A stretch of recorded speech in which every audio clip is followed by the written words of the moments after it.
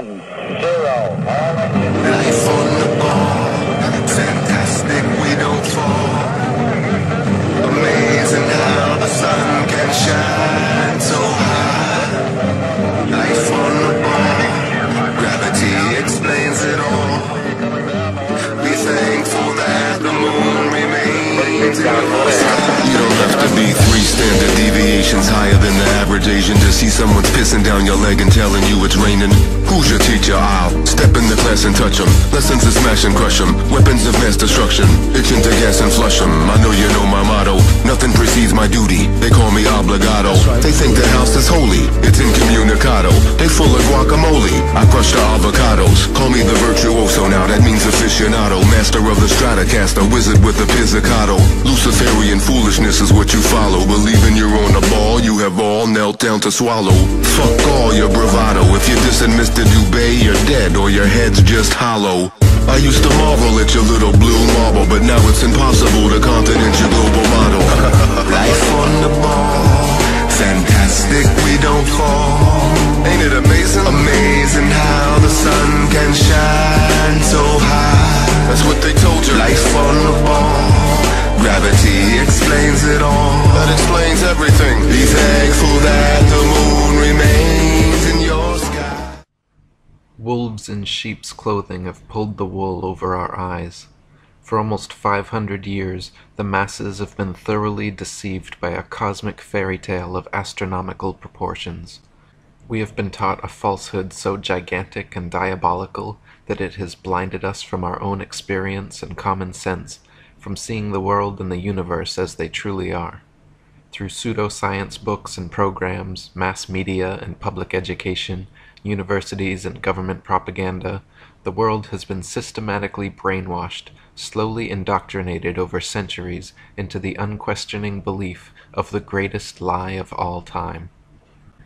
David Wardlaw Scott said, "Children are taught in their geography books, when too young to apprehend aright the meaning of such things, that the world is a great globe revolving around the sun, and the story is repeated continuously year by year till they reach maturity, at which time they generally become so absorbed in other matters as to be indifferent as to whether the teaching be true or not, and, as they hear of nobody contradicting it, they presume that it must be the correct thing, if not to believe, at least to receive it as a fact. They thus tacitly give their assent to a theory which, if it had first been presented to them at what are called years of discretion, they would at once have rejected. The consequences of evil teaching, whether in religion or in science, are far more disastrous than is generally supposed, especially in a luxurious, laissez-faire age like our own. The intellect becomes weakened, and the conscience seared. For 500 years, an elite cabal of sun-worshippers has propagated this nihilistic, atheistic cosmology and cosmogony, unquestioningly believed by the vast majority of the world. We have been taught, contrary to all common sense and experience, that the seemingly motionless, flat earth beneath our feet is actually a massive, moving ball spinning through space at over 1,000 miles per hour, wobbling and tilted 23.5 degrees on its vertical axis, while orbiting the sun at a blinding 67,000 miles per hour, in concert with the entire solar system, spiraling 500,000 miles per hour around the Milky Way, and careening across the expanding universe away from the Big Bang at an incredible 670 million miles per hour, but that you can feel and experience none of it. We have been taught that a mysterious force called gravity, a magical magnetism responsible for keeping everything from falling or flying off the spinning ball Earth, is just strong enough to hold people, oceans, and the atmosphere tightly to the surface, but just weak enough to allow bugs, birds, and planes to take off with ease." David Wardlaw Scott wrote, "I remember being taught when a boy that the earth was a great ball revolving at a very rapid rate around the sun, and when I expressed to my teacher my fears that the waters of the oceans would tumble off, I was told that they were prevented from doing so by Newton's great law of gravitation, which kept everything in its proper place. I presume that my countenance must have shown some signs of incredulity, for my teacher immediately added, "I can show you a direct proof of this.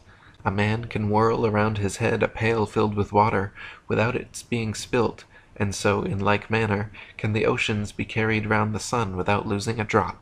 As this illustration was evidently intended to settle the matter, I then said no more upon the subject. Had such been proposed to me afterwards as a man, I would have answered somewhat as follows: "Sir, I beg to say that the illustration you have given of a man whirling a pail of water round his head, and the oceans revolving round the sun, does not in any degree confirm your argument, because the water in the two cases is placed under entirely different circumstances, but, to be of any value, the conditions in each case must be the same, which here they are not. The pail is a hollow vessel which holds the water inside it, whereas, according to your teaching, the earth is a ball, with a continuous curvature outside, which, in agreement with the laws of nature, could not retain any water. We have been taught that the ball earth spins at a constant velocity, perfectly dragging the atmosphere along so we cannot feel the slightest bit of motion, perturbation, wind, or air resistance. They say we cannot feel any of this motion because the magical velcro of gravity pulls the atmosphere precisely along, and we cannot measure any of this motion because the stars are so incredibly far away that over 100 million miles of supposed annual orbit around the sun amounts to not a single inch of relative parallax change. How convenient. We have been taught that the apparent orbit of the sun, planets, and stars, but not the moon, around the earth are all optical illusions, that it is, in fact, the earth beneath our feet which moves, and our eyes that deceive us. Special exception is made for the moon, however, which is said to revolve around the earth just as it appears. Since we only ever see one side of the moon, we have been taught this is because the moon's supposed 10.3 mile per hour west to east rotation, combined with its 2,288 mile per hour orbit of Earth, just happens to be the exact motion and speed necessary to perfectly cancel out the Earth's supposed 1,000 mile per hour east to west rotation and 67,000 mile per hour orbit of the Sun, thereby creating the perpetual dark side of the moon illusion. Oh, really? Though the Sun and Moon appear to be relatively small, equal-sized bodies revolving around a stationary Earth, we have been taught that this too is an optical illusion, and they are in fact thousands of miles divergent in diameter. They say the Sun is actually a whopping 865,374 miles across, 109 times wider than the Earth, and, contrary to all experience, experiments, and common sense, that we revolve around it. They say the Moon is 2,159 miles across, a quarter the size of the Earth, and why they appear the same size is because the Moon is only 238,000 miles away, while the Sun is an unfathomable 93 million miles away from the Earth, and these just happen to be the exact diameters and distances necessary for a viewer from Earth to falsely perceive them as being the same size. You don't say. Lactantius, in his On the False Wisdom of the Philosophers, wrote, "A sphere where people on the other side live with their feet above their heads, where rain, snow, and hail fall upwards, where trees and crops grow upside down, and the sky is lower than the ground. The ancient wonder of the hanging gardens of Babylon dwindle into nothing in comparison to the fields, seas, towns, and mountains that pagan philosophers believe to be hanging from the earth without support." David Wardlaw Scott wrote, "I confess that I cannot imagine how any human being, in his proper senses, can believe that the sun is stationary when, with his own eyes, he sees it revolving around the heavens, nor how he can believe that the earth on which he stands is whirling with the speed of lightning around the sun when he feels not the slightest motion." We have been taught that those tiny pinpricks of light in the night sky known as planets or wandering stars are actually physical, globular, Earth-like habitations millions of miles away. We have even been shown supposed video footage of the one called Mars. We have been taught that the tiny pinpricks of light in the sky known as the fixed stars are actually distant suns trillions of miles away, each complete with their own solar systems, orbiting moons, and Earth-like planets which potentially harbor alien life. We have been taught that the moon has no light of its own, but is merely a reflector of the sun's light, that some masons from NASA actually walked on the moon, that some other masons from NASA sent rovers to Mars, that satellites and space stations are incessantly spinning in suspended animation above the Earth, that Hubble telescopes are taking snapshots of distant planets, galaxies, stars, quasars, black holes, wormholes, and other fantastic celestial phenomena. We have been taught that our ignorant ancient ancestors for millennia falsely believed the Earth to be the flat, immovable center of the universe, but thanks to modern science and its Masonic prophets like Copernicus, Newton, Galileo, Collins, Aldrin, and Armstrong, we now believe the world to be a giant whirling sea-Earth globe careening through infinite space. Thomas Winship wrote, "Modern astronomical teaching affirms that the world we live on is a globe which rotates, revolves, and spins away in space at brain-reeling rates of speed, that the sun is 1.5 million times the volume of the Earth globe and nearly 100 million miles distant from it, that the moon is about 1/4 the size of the Earth, that it receives all its light from the sun, and is thus only a reflector and not a giver of light, that it attracts the body of the Earth and thus causes the tides, that the stars are worlds and suns, some of them equal in importance to our own sun himself, and others vastly his superior, that these worlds inhabited by sentient beings are without numbers and occupy space boundless in extent and illimitable in duration, the whole of these interlaced bodies being subject to and supported by universal gravitation, the foundation and father of the whole fabric. To fanciful minds and theoretical speculators, the so-called science of modern astronomy furnishes a field unsurpassed in any science for the unrestrained license of the imagination, and the building up of a complicated conjuration of absurdities, such as to overawe the simpleton and make him gape with wonder, to deceive even those who truly believe their assumptions to be facts. We have been taught that science books like Newton's Principia Mathematica, which propound the spherical heliocentric myth, are the bearers of truth, while backwater religious books like the Bible, which propound a flat geocentric Earth, are merely outdated myths. We have been taught that the universe was unintelligently designed and randomly created in a cosmic coincidence of nothing inexplicably becoming everything. We have been taught that through millions upon millions of years of accidental evolution and happenstance, the Big Bang universe began manifesting suns, moons, planets, then water, then somehow out of dead, inert elements, single-celled conscious organisms came to life, grew and multiplied and mutated into larger, different organisms, which continued to grow, multiply, and mutate, gaining diversity and complexity, and losing credibility, to the point where amphibians crawled up on land, replaced gills with lungs, started breathing air, maturated into mammals, became bipedal, grew opposable thumbs, evolved into monkeys. Then in one final fluke adaptation, a hybrid monkey man was made, and the rest is human history.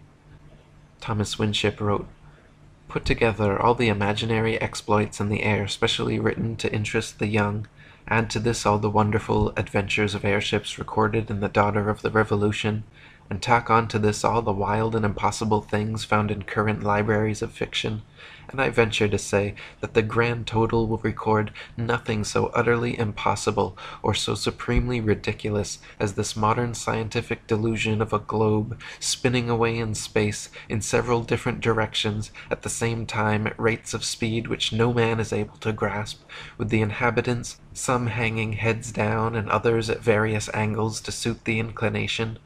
Write down all the swindles that ever were perpetrated, name all the hoaxes you ever heard or read about, include all of the impostures and bubbles ever exposed, make a list of all the snares that popular credulity could ever be exposed to, and you will fail in getting within sight, or hearing of an imposture so gross, a hoax so ingenious, or a bubble of such gigantic proportions as has been perpetrated and forced upon unthinking multitudes in the name of science, and as proved incontrovertible fact by the expounders of modern astronomy. Again and again have their theories been combated and exposed, but as often have the majority, who did not think for themselves, accepted the popular thing. We have been taught that the height of stupidity and naivety was when our ignorant ancestors believed the earth to be flat, and that if any man somehow still thinks the earth to be the immovable center of the universe, that they must be the most primitive kind of ignoramus. Nowadays the label flat earther has become literally synonymous with moron, and is a common cliché derogatory term for insulting someone's intelligence. Upon seeing a book titled The Flat Earth Conspiracy, your ingrained instinct was likely to laugh, mock the messenger, and deny the very possibility. Marshall Hall said, "What strikes you as being some thoughts that people would have if, in the short space of a few weeks, the universally held conviction that the earth rotates on an axis daily and orbits the sun annually were exposed as an unscientific deception? Keep in mind that a rotating, orbiting earth is not counted as a mere hypothesis or even a theory anywhere in the world today. Oh no, rather, this concept is an unquestioned truth, an established fact in all books and other media everywhere, church media included. Copernicanism, in short, is a concept that is protected in a bunker under a 50-foot thick ceiling of solid scientific concrete. It is meant to be impregnable. It is a concept that has become ensconced in men's minds as the indestructible cornerstone of enlightened modern man's knowledge. Virtually all people everywhere have been taught to believe, and do believe, that this concept is based on objective science and dispassionate secular reasoning." B. Chasbro wrote, 99 people out of 100 would give the same answer to the interrogation, and that same answer would be to the effect that the earth is a globe which revolves around the sun. The 99 who makes this reply would do it because they know it to be the case. How do they know it? Let this question be put to them, and they will bestow upon you a withering smile of pity at what they conceive to be an imbecility of mind on your part, and answer you in something like the following style. "It has always been so. We learnt it at school. Clever men say so, and look how astronomers can foretell eclipses," and then lose their temper at the very idea of the globular theory being incorrect, and a haughty "there can be no doubt about it" will close all they have to say on the subject. Now if the ears of these 99 could only be gained, they would be shown, in an irresistible manner, that the philosophy which would speak of a round and revolving world is a false philosophy. Ancient civilizations the world over believed Earth to be the flat, immovable center of the universe, around which the heavens revolved daily cycles in perfect circles. This stable geocentric universe, proven true by experience and experiments, which reigned undisputed for thousands of years, adequately explaining all earthly and celestial phenomena, was violently uprooted, spun around, and sent flying through infinite space by a cabal of sun-worshipping theoretical astronomers. Early Masonic magicians like Copernicus, Kepler, Galileo, and Newton, along with their modern Masonic astronaut counterparts like Armstrong, Aldrin, and Collins, hand in hand with NASA and world Freemasonry, have pulled off the greatest hoax, propagated the most phenomenal lie, and perpetuated the most complete indoctrination in history. Over the course of 500 years, using everything from books, magazines, and television to computer-generated imaging, a multi-generational conspiracy has succeeded, in the minds of the masses, to pick up the fixed earth, shape it into a ball, spin it in circles, and throw it around the sun. In schools where every professor's desk is adorned with a spinning earth globe, we are lectured on the heliocentric theory of the universe, shown images of ball planets, and videos of men suspended in space. The illusion created, connivingly convincing, has entranced the world's population into blindly believing a maleficent myth. The greatest cover-up of all time, NASA and Freemasonry's biggest secret, is that we are living on a plane, not a planet, that Earth is the flat, stationary center of the universe.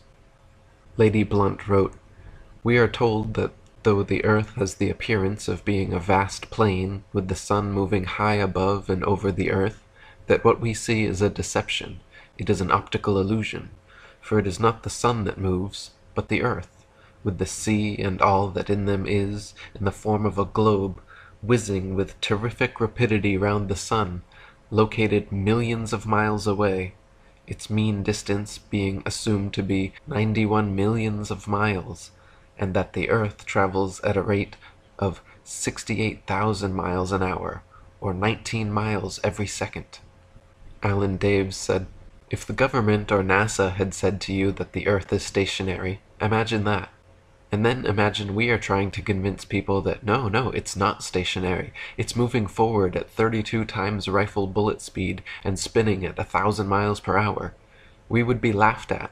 We would have so many people telling us, 'You are crazy. The Earth's not moving.' We would be ridiculed for having no scientific backing for this convoluted moving Earth theory. And not only that, but then people would say, 'Oh, then how do you explain a fixed calm atmosphere and the sun's observable movement? How do you explain that?' Imagine saying to people, 'No, the atmosphere is moving also, but is somehow magically velcroed to the moving Earth. The reason is not simply because the Earth is stationary.' So, what we are actually doing is what makes sense. We are saying that the moving Earth theory is nonsense. The stationary Earth theory makes sense, and we are being ridiculed. You've got to picture it being the other way around to realize just how ridiculous this situation is. This theory from the government and NASA that the Earth is rotating and orbiting and leaning over and wobbling is absolute nonsense, and yet people are clinging to it tightly, like a teddy bear. They just can't bring themselves to face the possibility that the Earth is stationary, though all the evidence shows it. We feel no movement. The atmosphere hasn't been blown away. We see the sun move from east to west. Everything can be explained by a motionless Earth without bringing in all these assumptions to cover up previous assumptions gone bad. If the Earth were truly a spinning ball orbiting the sun, there are several tests and experiments which could be and have been conducted to prove or disprove the veracity of such a claim. For example, Danish astronomer Tycho Brahe famously argued against the heliocentric theory in his time, positing that if the Earth revolved in an orbit around the Sun, the change in relative position of the stars after 6 months of orbital motion could not fail to be seen. He argued that the stars should seem to separate as we approach and come together as we recede. In actual fact, however, almost 200 million miles of supposed orbit around the Sun, and not a single inch of parallax can be detected in the stars. Thomas Winship wrote, "If the Earth is at a given point in space on, say, January 1st, and according to present-day science at a distance of 190 million miles from that point 6 months afterwards, it follows that the relative position and directions of the stars will have greatly changed, however small the angle of parallax may be. That this great change is nowhere apparent and has never been observed incontestably proves that the Earth is at rest, that it does not move in an orbit round the sun." Samuel Rowbotham wrote, "Take 2 carefully bored metallic tubes, not less than 6 feet in length, and place them 1 yard asunder on the opposite sides of a wooden frame or a solid block of wood or stone. So adjust them that their centers of axes of vision shall be perfectly parallel to each other. Now direct them to the plane of some notable fixed star a few seconds previous to its meridian time. Let an observer be stationed at each tube, and the moment the star appears in the first tube, let a loud knock or other signal be given, to be repeated by the observer at the second tube when he first sees the same star. A distinct period of time will elapse between the signals given. The signals will follow each other in very rapid succession, but still the time between is sufficient to show that the same star is not visible at the same moment by 2 parallel lines of sight when only 1 yard asunder.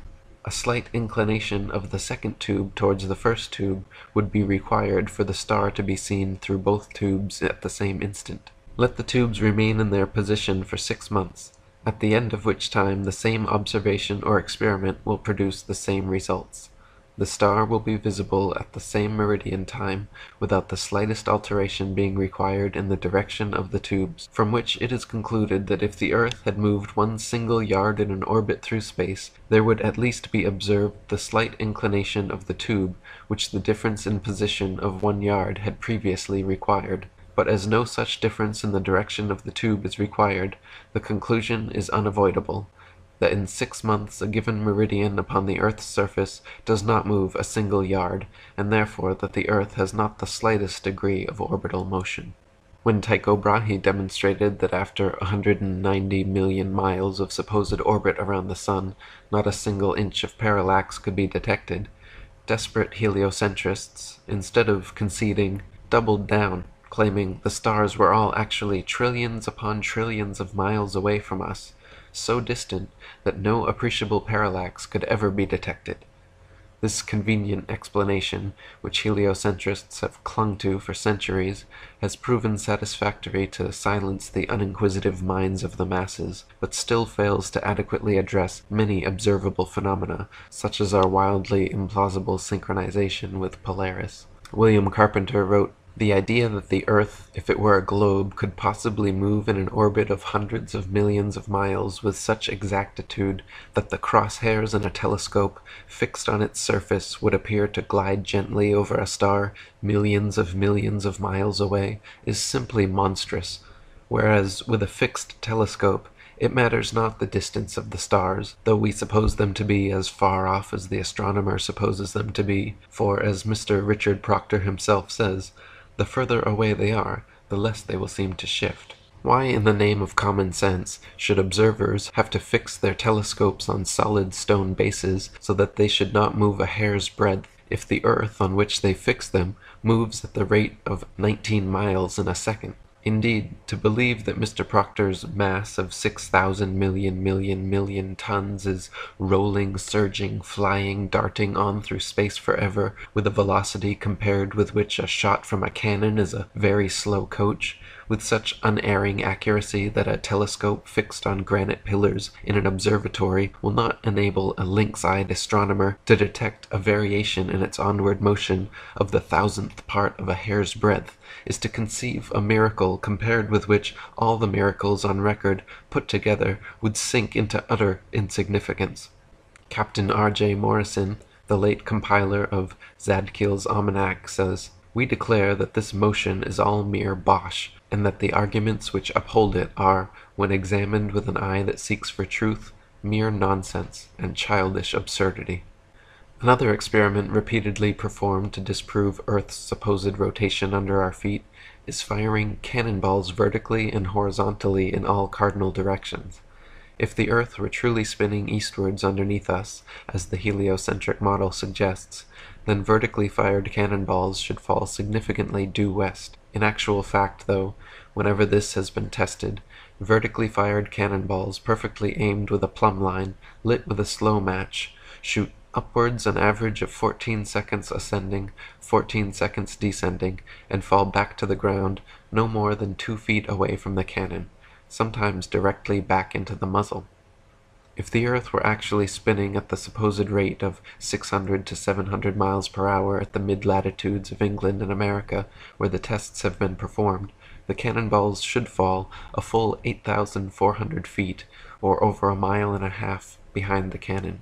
Again, at this point, instead of conceding, desperate heliocentrists triple down, claiming the reason cannonballs fall straight back is because the magical properties of gravity allow Earth to somehow drag the entire lower atmosphere in perfect synchronization with its axial spin, rendering even such breakneck speeds completely unnoticeable to the observer and unmeasurable by experimentation.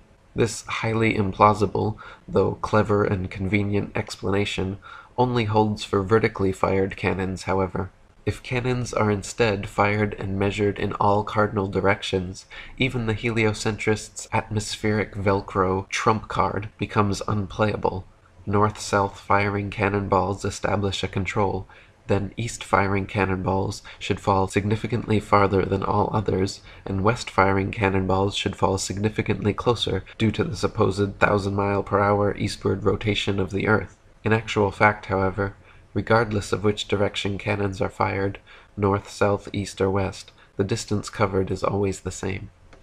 Dr. Samuel Rowbotham wrote, "When sitting in a rapidly moving railway carriage, let a spring gun be fired forward, or in the direction in which the train is moving. Again let the same gun be fired, but in the opposite direction, and it will be found that the ball or other projectile will always go farther in the first case than in the latter. If a person leaps backward from a horse in full gallop, he cannot jump so great a distance as he can by jumping forward. Leaping from a moving sledge, coach, or other object backwards or forwards, the same results are experienced. Many other practical cases could be cited to show that any body projected from another body in motion does not exhibit the same behavior as it does when projected from a body at rest. Nor are the results the same when projected in the same direction as that in which the body moves, as when projected in the opposite direction, because, in the former case, the projected body receives its momentum from the projectile force plus that given to it by the moving body, and in the latter case, this momentum minus that of the moving body. Hence it would be found that if the Earth is moving rapidly from west to east, a cannon fired in due easterly direction would send a ball to a greater distance than it would if fired in a due westerly direction. But the most experienced artillerymen, many of whom have had great practice both at home and abroad, in almost every latitude, have declared that no difference whatsoever is observable, that in charging and pointing their guns, no difference in the working is ever required. Gunners in warships have noticed a considerable difference in the results of their firing from guns at the bow when sailing rapidly toward the object fired at, and when firing from guns placed at the stern while sailing away from the object, and in both cases the results are different to those observed when firing from a ship at perfect rest. These details of practical experience are utterly incompatible with the supposition of a revolving Earth." William Carpenter wrote, "It is in evidence that if a projectile be fired from a rapidly moving body in an opposite direction to that in which the body is going, it will fall short of the distance at which it would reach the ground if fired in the direction of motion. Now since the Earth is said to move at the rate of 19 miles in a second of time from east to west, it would make all the difference imaginable if the gun were fired in an opposite direction. But as, in practice, there is not the slightest difference whichever way the thing may be done, we have a forcible overthrow of all the fancies relative to the motion of the Earth." During the Crimean War, the subject of artillery fire in connection with the Earth's rotation became a hotly discussed topic among military men, scientists, philosophers, and statesmen. Around this time, on December 20th, 1857, British Prime Minister Lord Palmerston wrote to the Secretary of War, Lord Panmure, stating, "There is an investigation which it would be important, and at the same time easy to make, and that is, whether the rotation of the Earth on its axis has any effect on the curve of a cannonball in its flight. One should suppose that it has, and that while the cannonball is flying in the air, impelled by the gunpowder, in a straight line from the cannon's mouth, the ball would not follow the rotation of the Earth in the same manner which it would if lying at rest on the Earth's surface. If this be so, a ball fired in the meridional direction, that is to say, due south or due north, ought to deviate to the west of the object at which it was aimed, because during the time of flight that object will have gone to the east somewhat faster than the cannonball will have done. The trial might be easily made in any place in which a free circle of a mile or more radius could be obtained, and a cannon placed in the center of that circle, and fired alternately north, south, east, and west, with equal charges, would afford the means of ascertaining whether each shot flew the same distance or not. Several such experiments have since been performed and shown that projectiles fired in various directions on Earth's surface always cover comparable distances with no appreciable difference whatsoever. These results are entirely against the theory of a rotating, revolving world, and serve as direct empirical evidence for the stationary Earth. More evidence, similar to the cannonball experiment, is found in helicopters and airplanes. If the Earth were spinning several hundred miles per hour beneath our feet, helicopter pilots and hot air balloonists should be able to simply ascend straight up, hover, and wait for their lateral destinations to reach them. Since such a thing has never happened in the history of aeronautics, however, haughty heliocentrists must once again rely on Newton's magical atmospheric Velcro, claiming the lower atmosphere, up to an undetermined height, somewhere above the reach of helicopters, hot air balloons, and anything not built by NASA, is pulled perfectly along with the rotating Earth, rendering such experiments moot. Granting heliocentrists their atmospheric glue supposition helps them dismiss the results of vertically fired cannonball experiments, but does not and cannot help them explain away the results of horizontal cardinally fired cannonballs. Similarly, granting them their magic Velcro helps dismiss the results of hovering helicopter and hot air balloon experiments, but does not and cannot explain away the results of airplanes flying in cardinal directions. For instance, if both the Earth and its lower atmosphere are supposedly rotating together eastwards 1,038 miles per hour at the equator, then airplane pilots would need to make an extra 1,038 mile per hour compensation acceleration when flying westwards. North and southbound pilots would by necessity have to set diagonal courses to compensate. Since no such compensations are ever necessary, except in the imaginations of astronomers, it follows that the Earth does not move. Gabrielle Henriette wrote, "If flying had been invented at the time of Copernicus, there is no doubt that he would have soon realized that his contention regarding the rotation of the Earth was wrong, on account of the relation existing between the speed of an aircraft and that of the Earth's rotation. The distance covered by an aircraft would be reduced or increased by the speed of the rotation according to whether such aircraft traveled in the same direction or against it. Thus, if the Earth rotates, as it is said, at 1,000 miles an hour, and a plane flies in the same direction at only 500 miles, it is obvious that its place of destination will be farther removed every minute. On the other hand, if flying took place in the direction opposite to that of the rotation, a distance of 1,500 miles would be covered in 1 hour, instead of 500, since the speed of the rotation is to be added to that of the plane. It could also be pointed out that such a flying speed of 1,000 miles an hour, which is supposed to be that of the Earth's rotation, has recently been achieved, so that an aircraft flying at this rate in the same direction as that of the rotation could not cover any ground at all. It would remain suspended in mid-air over the spot from which it took off.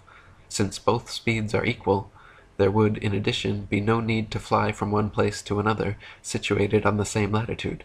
The aircraft could just rise and wait for the desired country to arrive in the ordinary course of the rotation, and then land. The heliocentric theory, literally flying in the face of direct observation, experimental evidence, and common sense, maintains that the ball Earth is spinning around its axis at 1,000 miles per hour, revolving around the Sun at 67,000 miles per hour, while the entire solar system rotates around the Milky Way galaxy at 500,000 miles per hour, and the Milky Way speeds through the ever-expanding universe at over 670 million miles per hour, yet no one in history has ever felt a thing. We can feel the slightest breeze on a summer's day, but never one iota of air displacement from these incredible speeds.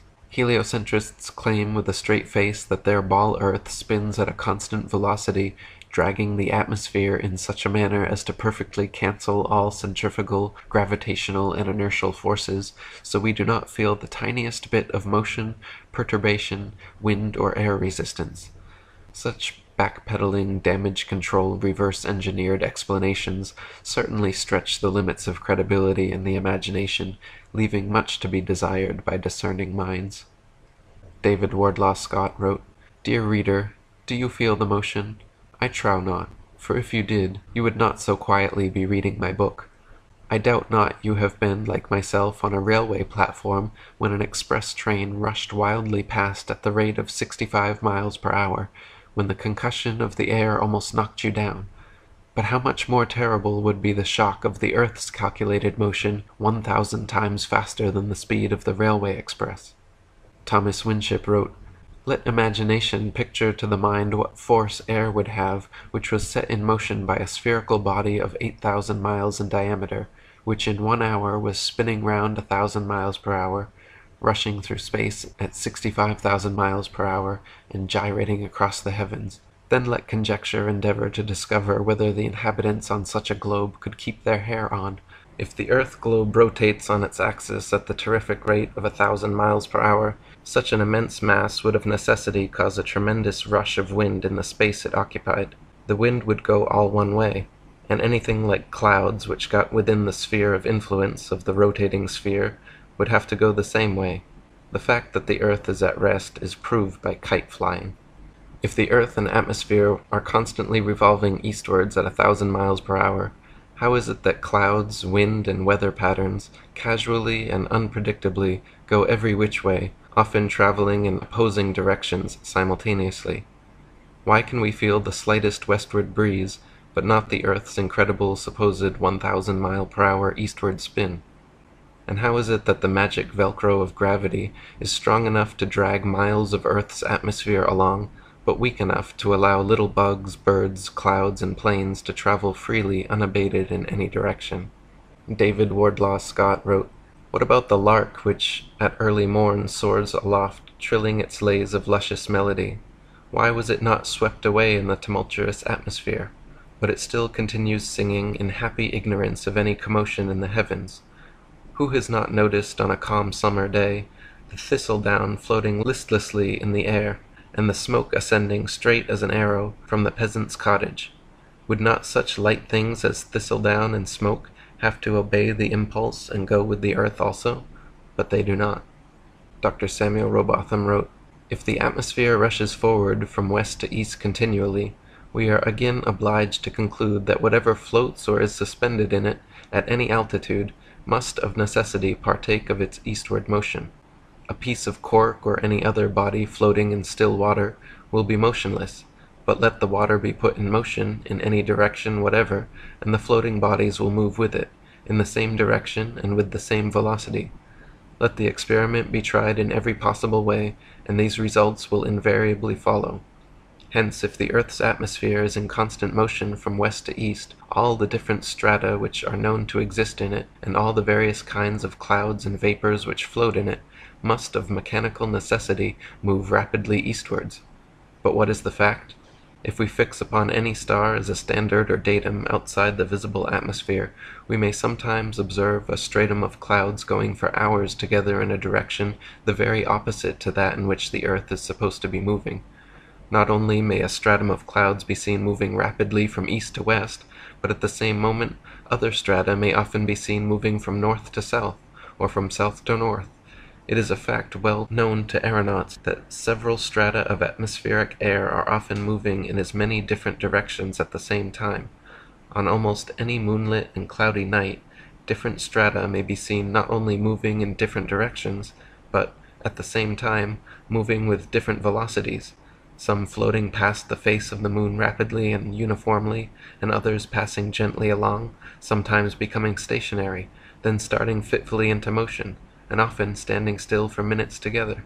In his book South Sea Voyages, Arctic and Antarctic explorer Sir James Clark Ross described his experience on the night of November 27, 1839, and his conclusion that the earth must be motionless. The sky being very clear, the planet Venus was seen near the zenith. Notwithstanding the brightness of the meridian sun, it enabled us to observe the higher stratum of clouds to be moving in an exactly opposite direction to that of the wind, a circumstance which is frequently recorded in our meteorological journal, both in the northeast and southeast trades, and has also been observed by former voyagers. Captain Basil Hall witnessed it from the summit of the Peak of Teneriffe, and Count Strzelecki, on ascending the volcanic mountain of Kyrenia, in Oahe, reached at 4,000 feet, an elevation above that of the trade wind, and experienced the influence of an opposite current of air of a different hygrometric and thermometric condition. Count Strzelecki further informed me of the following seemingly anomalous circumstance: that at the height of 6,000 feet he found the current of air blowing at right angles to both the lower strata, also of a different hydrometric and thermometric condition, but warmer than the inner stratum. Such a state of the atmosphere is compatible only with the fact which other evidence has demonstrated, that the earth is at rest. William Carpenter wrote, "It is a well-known fact that clouds are continually seen moving in all manner of direction. Yes, and frequently in different directions at the same time, from west to east being as frequent a direction as any other. Now if the earth were a globe revolving through space west to east at a rate of 19 miles in a second, the clouds appearing to us to move towards the east would have to move quicker than 19 miles in a second to be thus seen, whilst those which appear to be moving in the opposite direction would have no necessity to be moving at all, since the motion of the earth would be more than sufficient to cause that appearance. But it only takes a little common sense to show us that it is the clouds that move, just as they appear to do, and that therefore the earth is motionless."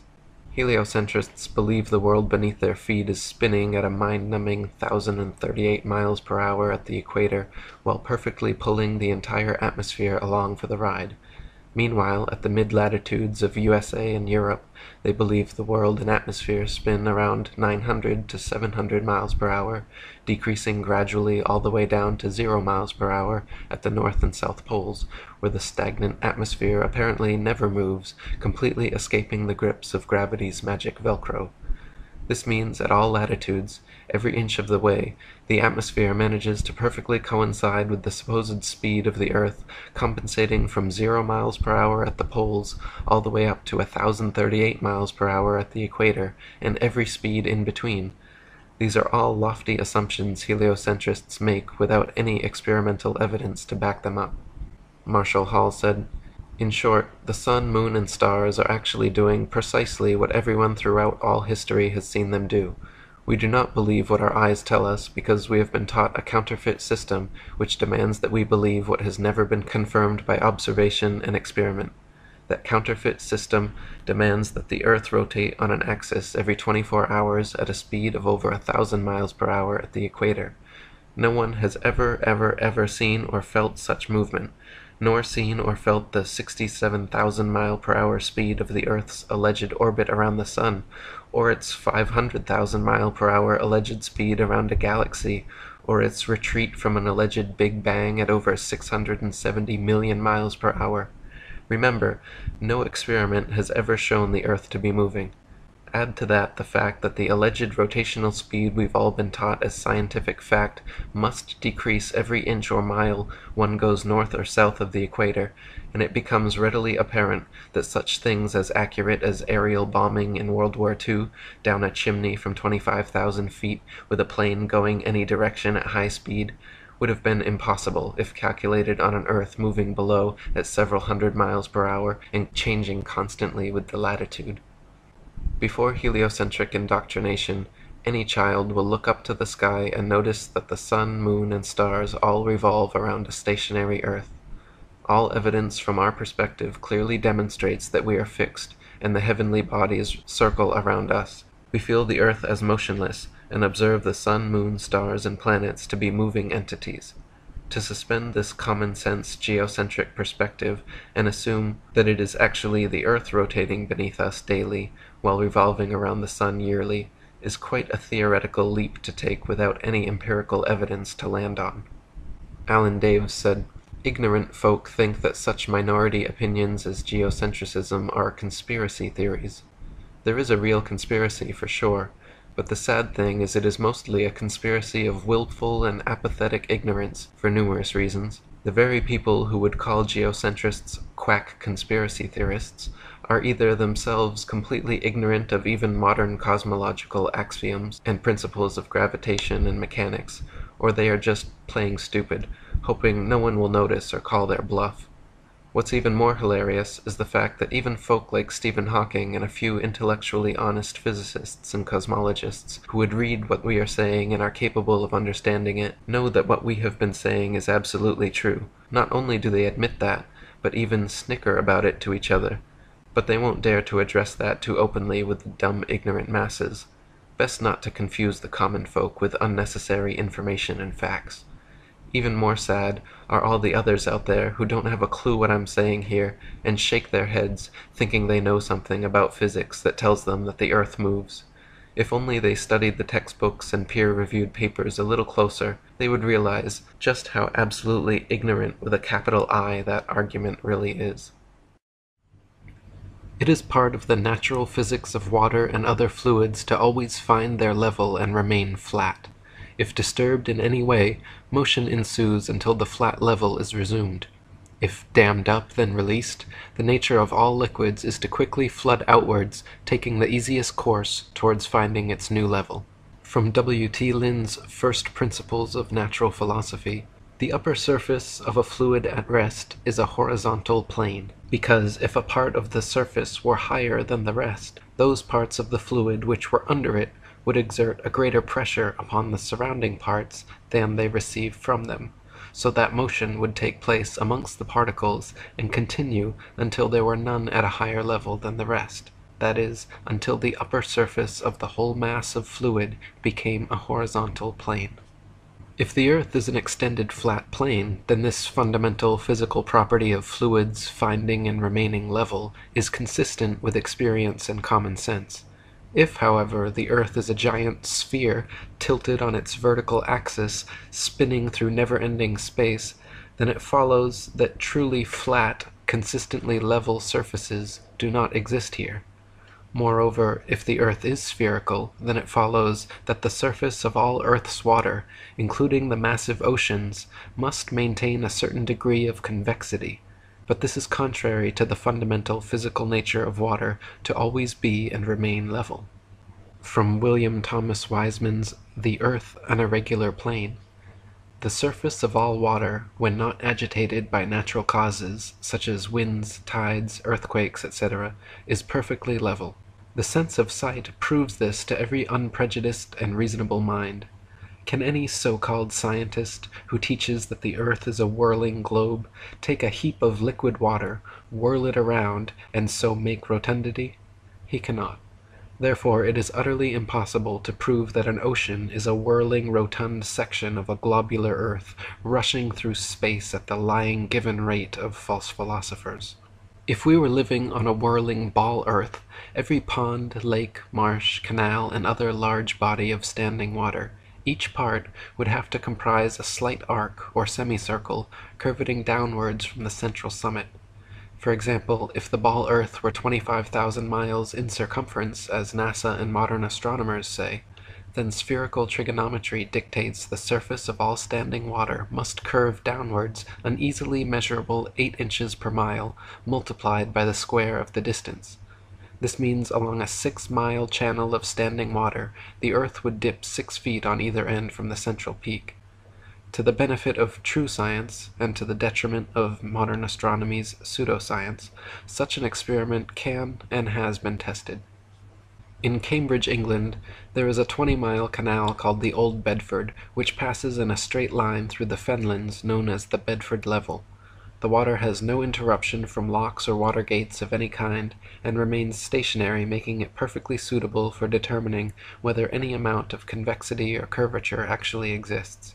In the latter part of the 19th century, Dr. Samuel Rowbotham, a famous flat-earther and author of the fine book Earth Not a Globe, an experimental inquiry into the true figure of the Earth, proving it a plane without axial or orbital motion and the only material world in the universe, traveled to the Bedford Level and performed a series of experiments to determine whether the surface of standing water is flat or convex.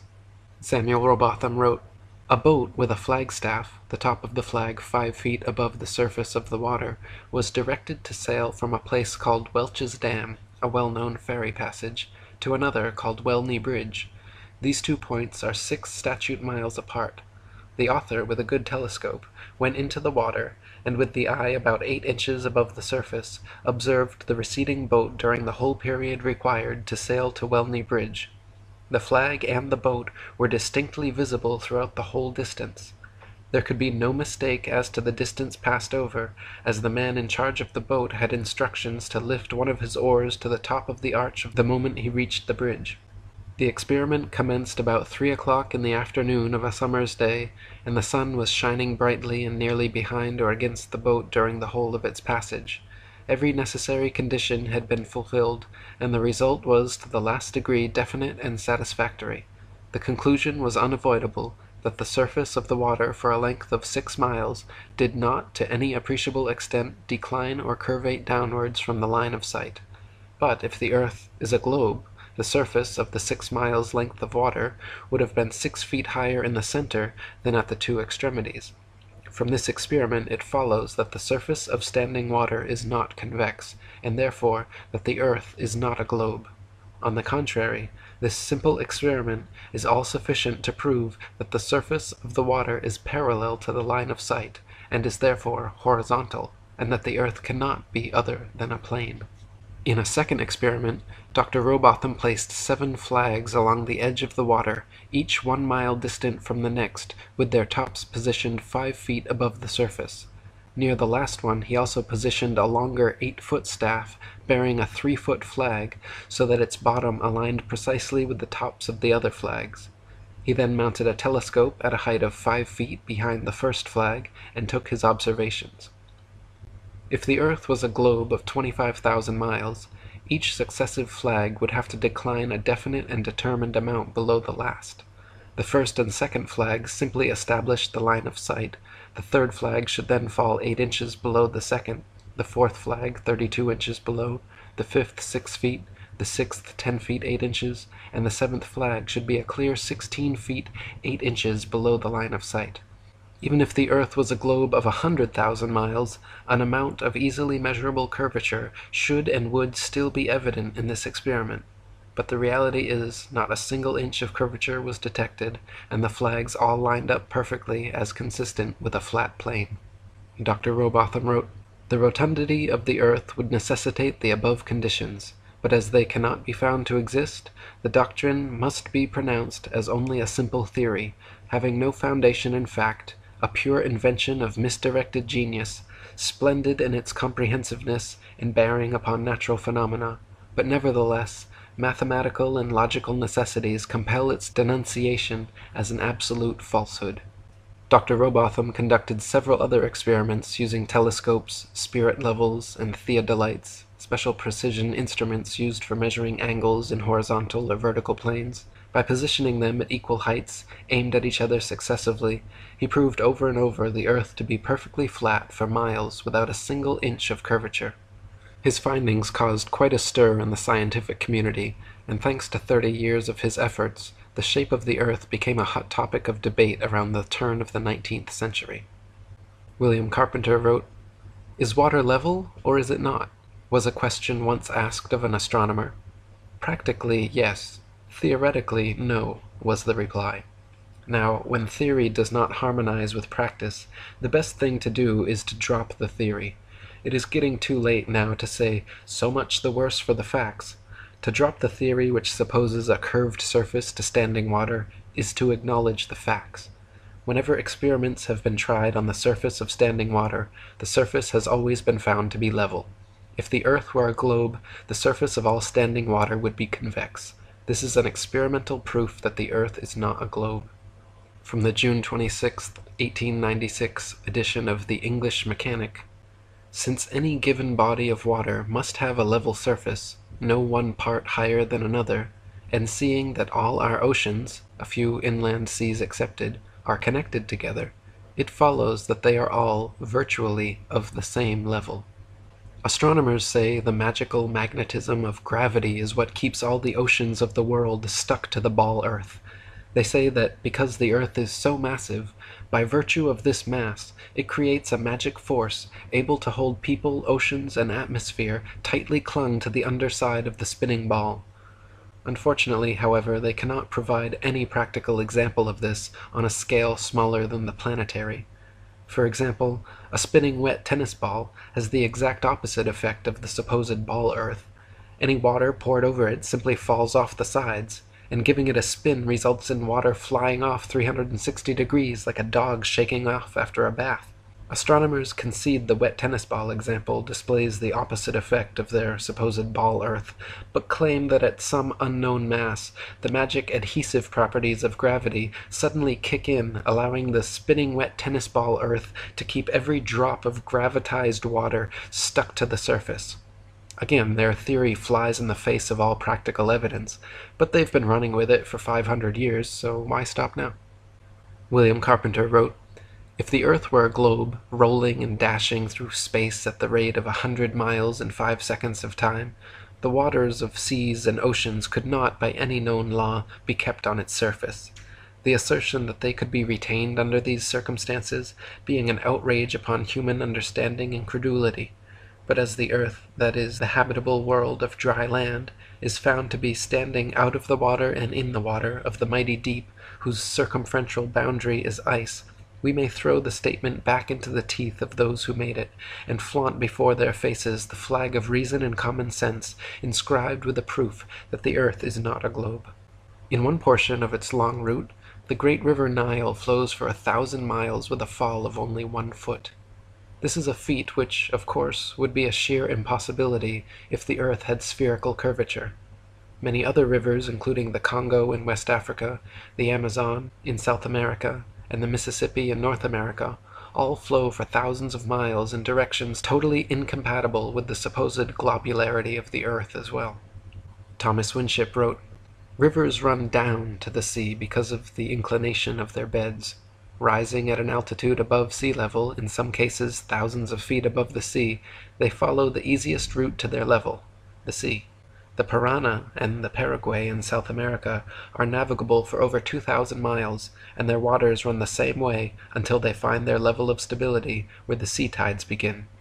But if the world be a globe, the Amazon in South America, that flows always in an easterly direction, would sometimes be running uphill and sometimes down, according to the movement of the globe. Then the Congo in West Africa, that always pursues a westerly course to the sea, would in the same manner be running alternately up and down. When that point of the globe exactly between them was up, they would both be running up, although in opposite directions, and when the globe took half a turn, they would both be running down.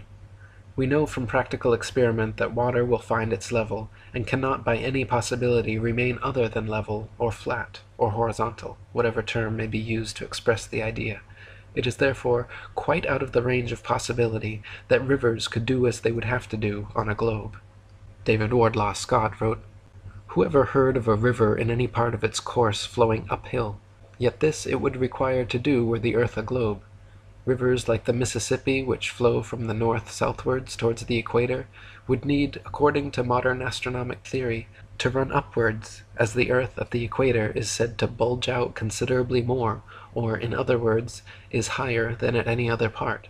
Thus the Mississippi, in its immense course of over 3,000 miles, would have to ascend 11 miles before it reached the Gulf of Mexico." And William Carpenter wrote, "There are rivers which flow east, west, north, and south. That is, rivers are flowing in all directions over the earth's surface, and at the same time. Now if the earth were a globe, some of these rivers would be flowing uphill and others down, taking it for a fact that there really is an up and down in nature, whatever form she assumes. But since rivers do not flow uphill, and the globular theory requires that they should, it is a proof that the earth is not a globe."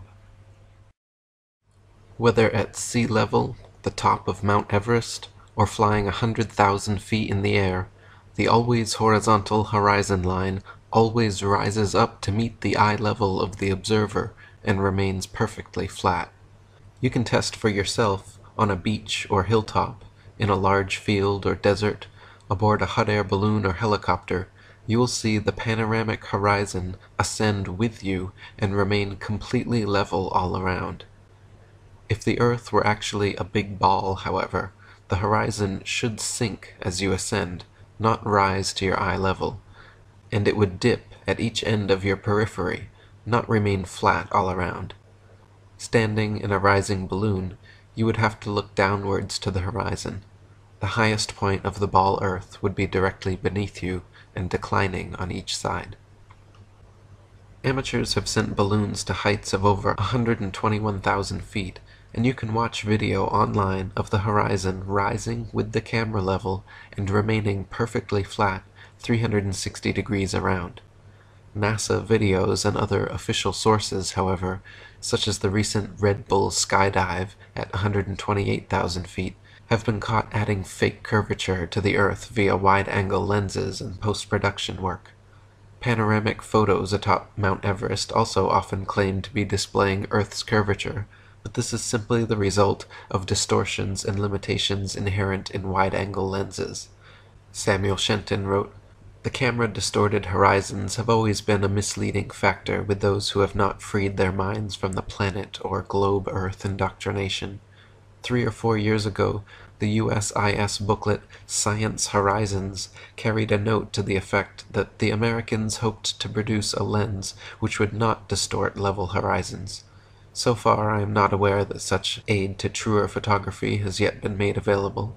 Flat earthers, however, can prove that due to the known laws of perspective, the horizon optically rises and remains level with the observer's or the camera's eye, no matter what height is achieved. In fact, the Earth immediately beneath balloon, airplane, rocket, or capsule presents a dish-shaped or concave-like appearance, the point of Earth immediately below the vehicle appearing the lowest. It is not the highest point of your globe Earth, with the dip or curvature of the ball sweeping away downward to a horizon far away below the eye level. If the Earth were actually a big ball 25,000 miles in circumference, the horizon would be noticeably curved even at sea level, and everything on or approaching the horizon would appear to tilt backwards slightly from your perspective. Distant buildings along the horizon would all look like leaning towers of Pisa falling away from the observer. A hot air balloon taking off, then drifting steadily away from you on a ball Earth, would slowly and constantly appear to lean back more and more the farther away it flew, the bottom of the basket coming gradually into view as the top of the balloon disappears from sight.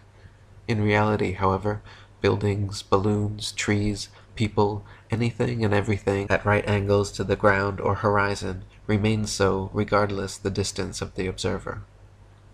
B. Chasbro wrote, "The marine horizon, from whatever position it is viewed, always appears to be, and is, in fact, a perfectly level line, and since this appearance is the same in all parts of the world, its surface must be level, and therefore the earth is a plane.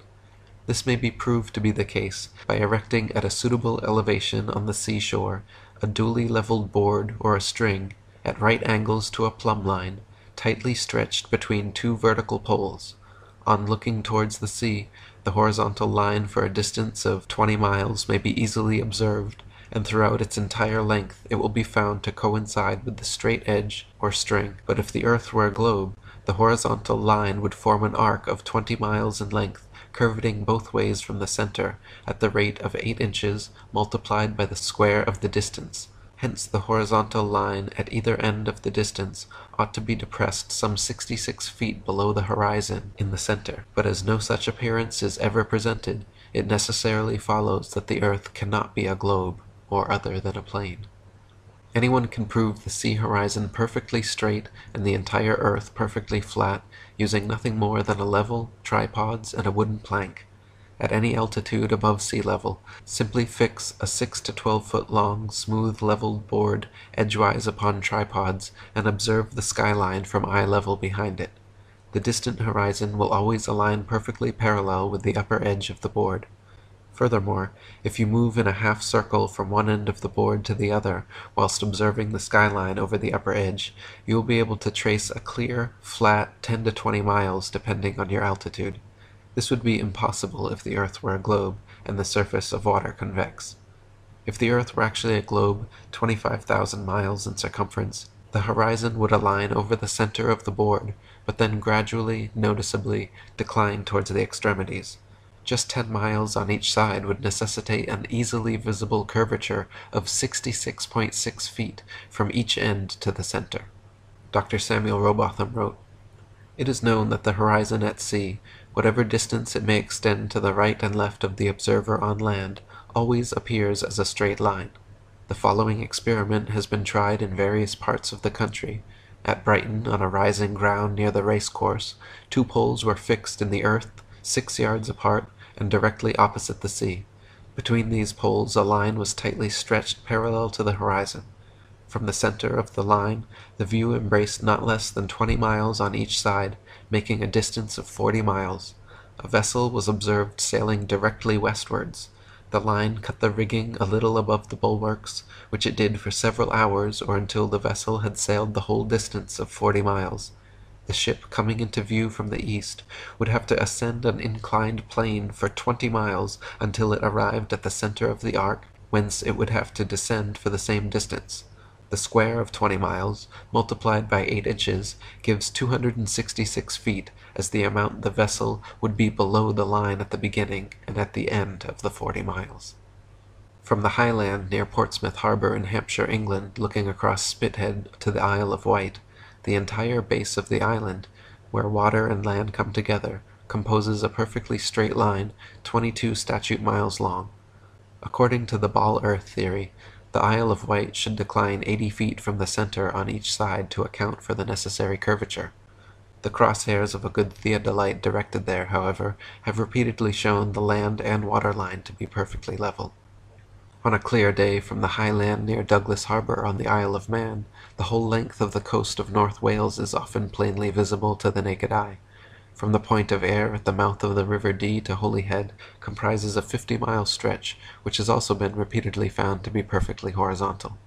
If the Earth actually had curvature of 8 inches per mile squared, as NASA and modern astronomy claim, the 50-mile length of Welsh coast, seen along the horizon in Liverpool Bay, would have to decline from the center point an easily detectable 416 feet on each side.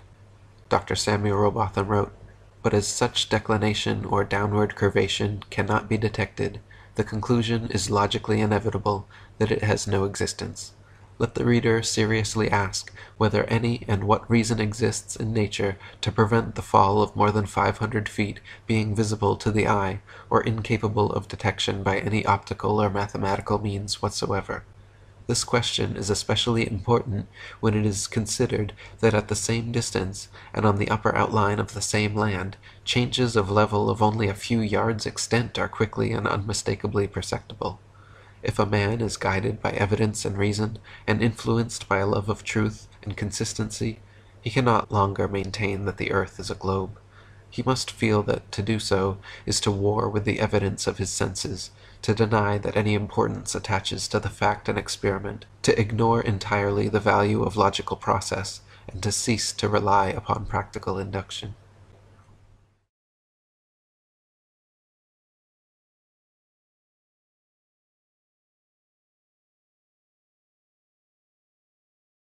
Surveyors, engineers, and architects are never required to factor the supposed curvature of the earth into their projects, providing another proof the world is a plane, not a planet. Canals and railways, for example, are always cut and laid horizontally, often over hundreds of miles, without any allowance for curvature. One surveyor, Mr. T. Westwood, wrote in the January 1896 Earth Review magazine, stating that, "In leveling, I work from ordnance marks, or canal levels, to get the height above sea level. The puzzle to me used to be that over several miles each level was and is treated throughout its whole length as the same level from end to end, not the least allowance being made for curvature. One of the civil engineers in this district, after some amount of argument on each side as to the reason why no allowance for curvature was made, said he did not believe anybody would know the shape of the earth in this life."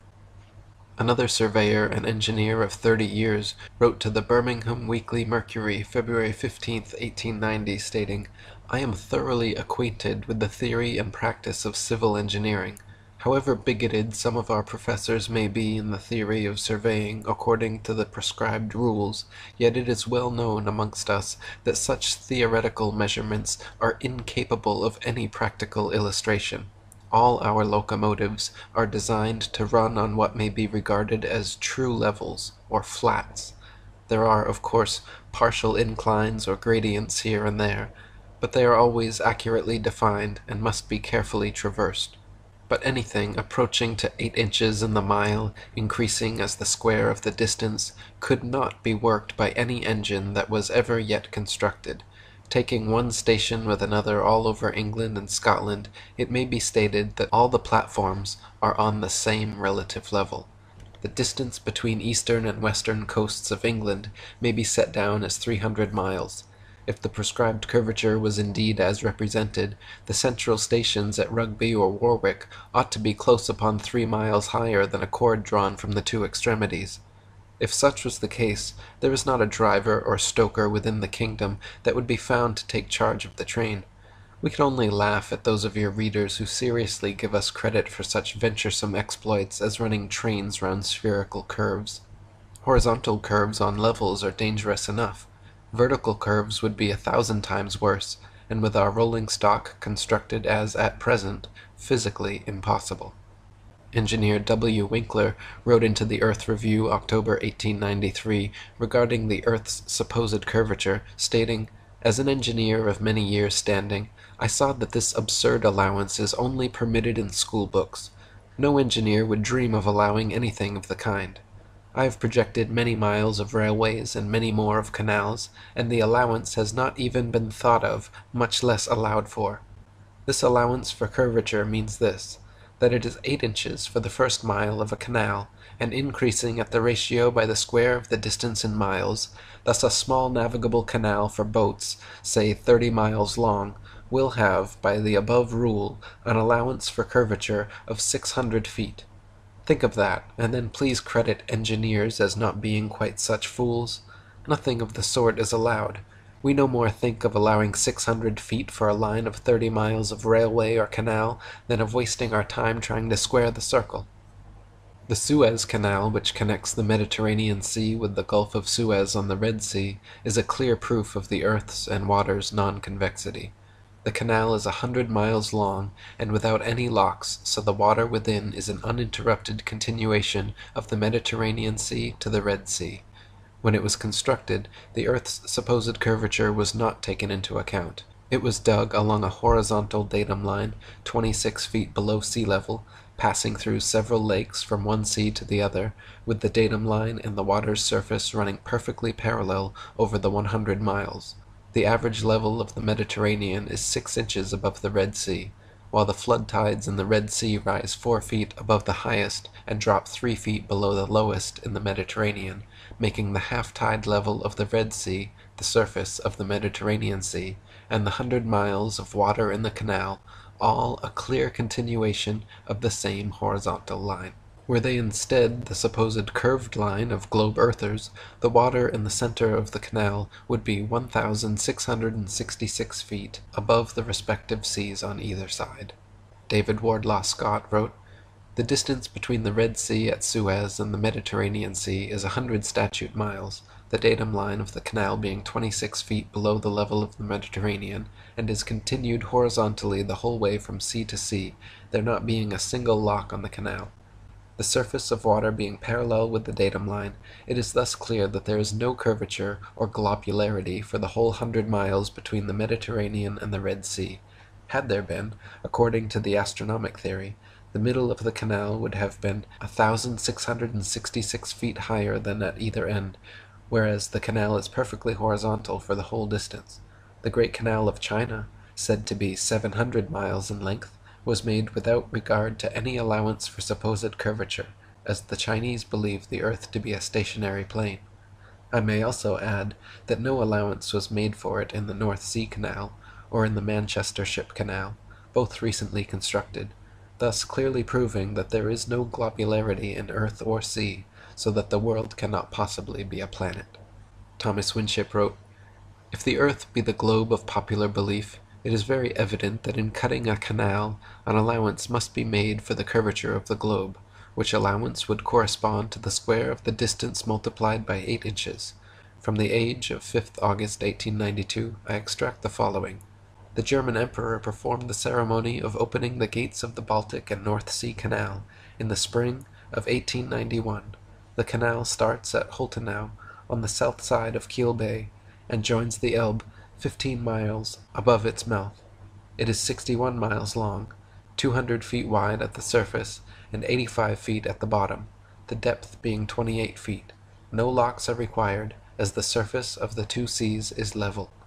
Let those who believe it is the practice for surveyors to make allowance for curvature ponder over the following from the Manchester Ship Canal Company, Earth Review, October 1893. It is customary in railway and canal constructions for all levels to be referred to a datum which is nominally horizontal and is so shown on all sections. It is not the practice in laying out public works to make allowances for the curvature of the earth. The London and North Western Railway forms a straight line 180 miles long between London and Liverpool. The railroad's highest point, midway at Birmingham Station, is only 240 feet above sea level. If the world were actually a globe, however, curveting 8 inches per mile squared, the 180-mile stretch of rail would form an arc, with the center point at Birmingham raising a full 5,400 feet above London and Liverpool. Adding the station's actual height, 240 feet, to its theoretical inclination, 5,400 feet, gives 5,640 feet as the rail's necessary height on a globe Earth, more than 1,000 feet taller than Ben Nevis, the tallest mountain in Great Britain.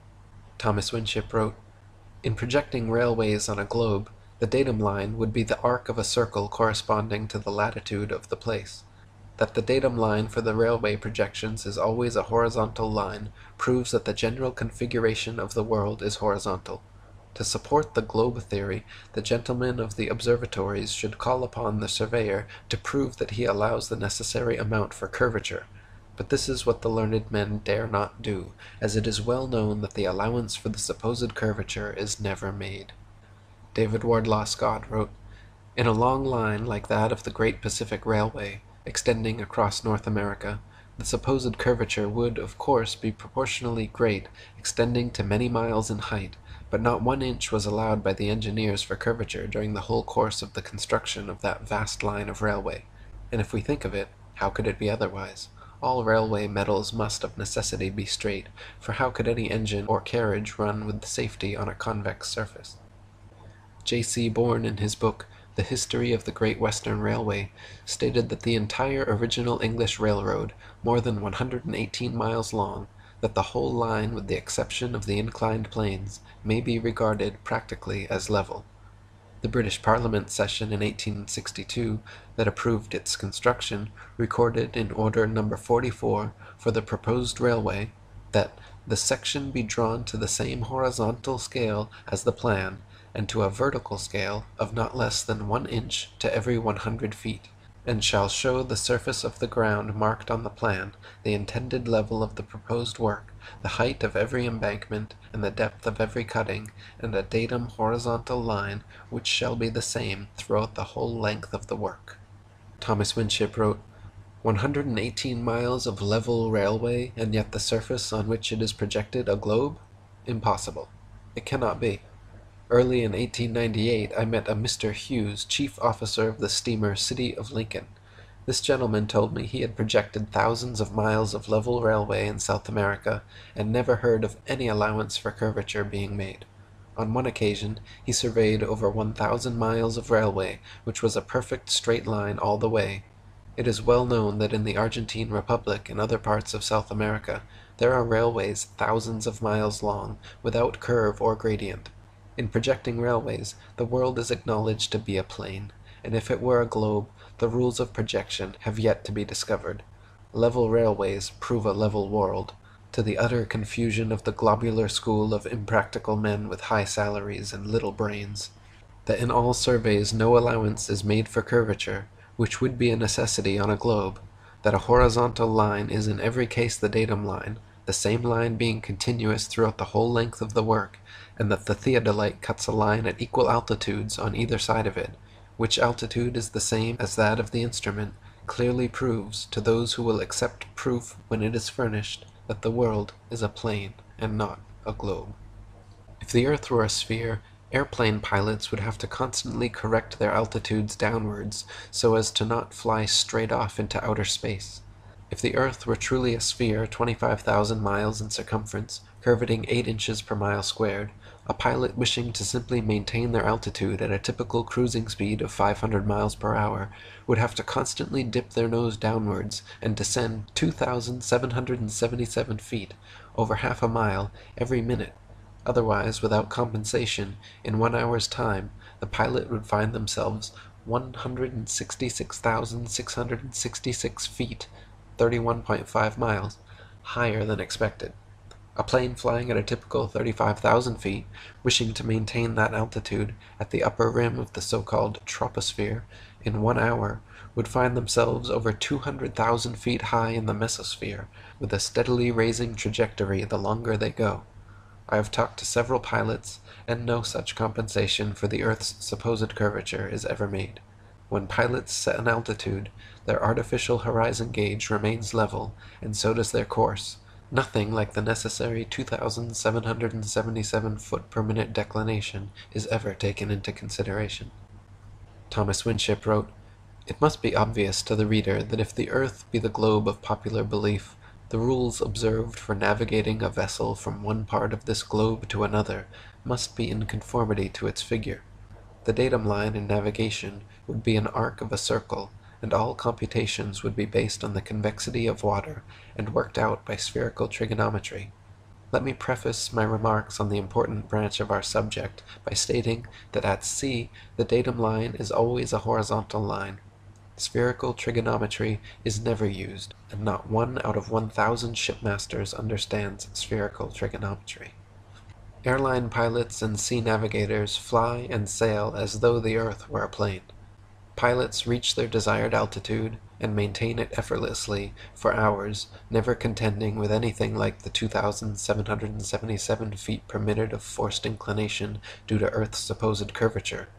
Similarly, ship captains in navigating great distances at sea never need to factor the supposed curvature of the Earth into their calculations. Both plain sailing and great circle sailing, the most popular navigation methods, use plane, not spherical trigonometry."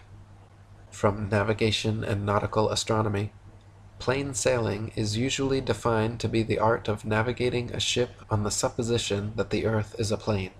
Even when longitude enters into consideration, it is still with the plane triangle only that we have to deal. But as the investigation here given in the text shows, the rules for plain sailing would equally hold good though the surface were a plane." Thomas Winship wrote, "It must be evident to everyone who understands what a triangle is, that the base of any such figure on a globe would be an arc of a circle, of which the center would be the center of the globe. Thus, instead of a plane triangle, the figure would contain 1 plane angle and 2 spherical angles. Hence, if the plane triangle is what we have to deal with, and such is the case, the base of the triangle would be a straight line, the ocean. That all triangulation used at sea is plane proves that the sea is a plane. The foregoing quotation states that a plane triangle is used for a spherical surface, but the rules for plane sailing would equally hold good though the surface were a plane. What fine reasoning! It is like saying that the rules for describing a circle are those used for drawing a square, but they would equally hold good though the figure were a square. Plain sailing is navigating a ship making all mathematical calculations on the assumption that the earth is perfectly flat. If the earth were, in fact, a sphere, such an errant assumption would lead to constant glaring inaccuracies, and the necessity for using spherical trigonometry would become obvious. Plain sailing has worked perfectly fine in both theory and practice for thousands of years, however, and plane trigonometry has time and again proven more accurate than spherical trigonometry in determining distances across the oceans. It is so commonly used at sea. Navigation in Theory and Practice states that, in practice, scarcely any other rules are used but those derived from plain sailing. The great and serious objection to plain sailing is that longitude cannot be found by it accurately, although in practice it is more frequently found by it than any other method. So both latitude and longitude are found most often and most accurately by assuming the earth to be flat, more accurately even than assuming the earth to be spherical. Thomas Winship wrote, "Plain sailing proves that the surface of water is a plane or horizontal surface, and in practice it is shown that this plane extends for many thousands of miles. Whether the voyage is outwards or homewards makes no difference, thus showing that a short voyage to the Cape and back to England can be accomplished by plain sailing. The fact that water is flat like a sheet of paper, when undisturbed by wind and tide, is my working anchor. and the powerful ground tackle of all those who reject the delusions of modern theoretical astronomy. Prove water to be convex, and we will at once and forever recant and grant you anything you like to demand. William Carpenter wrote, "If the earth were a globe, a small model globe would be the very best, because the truest thing for the navigator to take to sea with him. But such a thing as that is not known. With such a toy as a guide, the mariner would wreck his ship of a certainty. This is a proof that the earth is not a globe. As the mariner's compass points north and south at one and the same time, and a meridian is a north and south line, it follows that meridians can be no other than straight lines. But since all meridians on a globe are semicircles, it is an incontrovertible proof that the earth is not a globe." And David Wardlaw Scott wrote, "The needle of this most important instrument is straight, its two ends pointing north and south at the same time. Consequently, the meridians must also be straight lines, whereas on a globe they are semicircles. Even at the equator, the needle points straight, which would be impossible, were that the midway of a vast convex globe, as in such case the one end would dip towards the north, and the other be pointed towards the sky.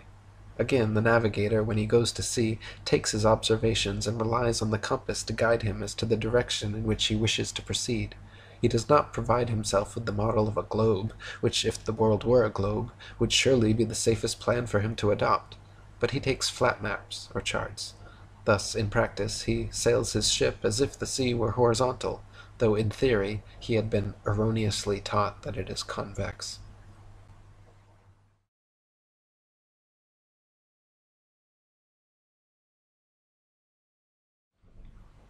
In the flat Earth model of the cosmos, the North Pole is the immovable center of the world and the entire universe. Polaris, the North Star, sits straight over the North Pole, at the highest point in the heavens, and like a slowly rotating planetarium dome, all the celestial bodies revolve around Polaris and over the Earth once per day. The Sun circles over and around the circumference of Earth every 24 hours, steadily traveling each day from the equator during the March vernal equinox up to the Tropic of Cancer at the June summer solstice, back down to the equator for the September autumnal equinox, and all the way down to the Tropic of Capricorn on the December winter solstice. In the flat Earth model, the South Pole does not exist at all, and Antarctica is instead a gigantic ice wall extending the circumference of Earth, holding in the oceans like a giant bowl or a world cup. As strange as this concept may sound at first, it is a fact that if you set a bearing due south from anywhere on Earth, inevitably at or before 78 degrees southern latitude, you will find yourself face to face with an enormous ice wall towering 100 to 200 feet in the air, extending to the east and west the entire circumference of the world.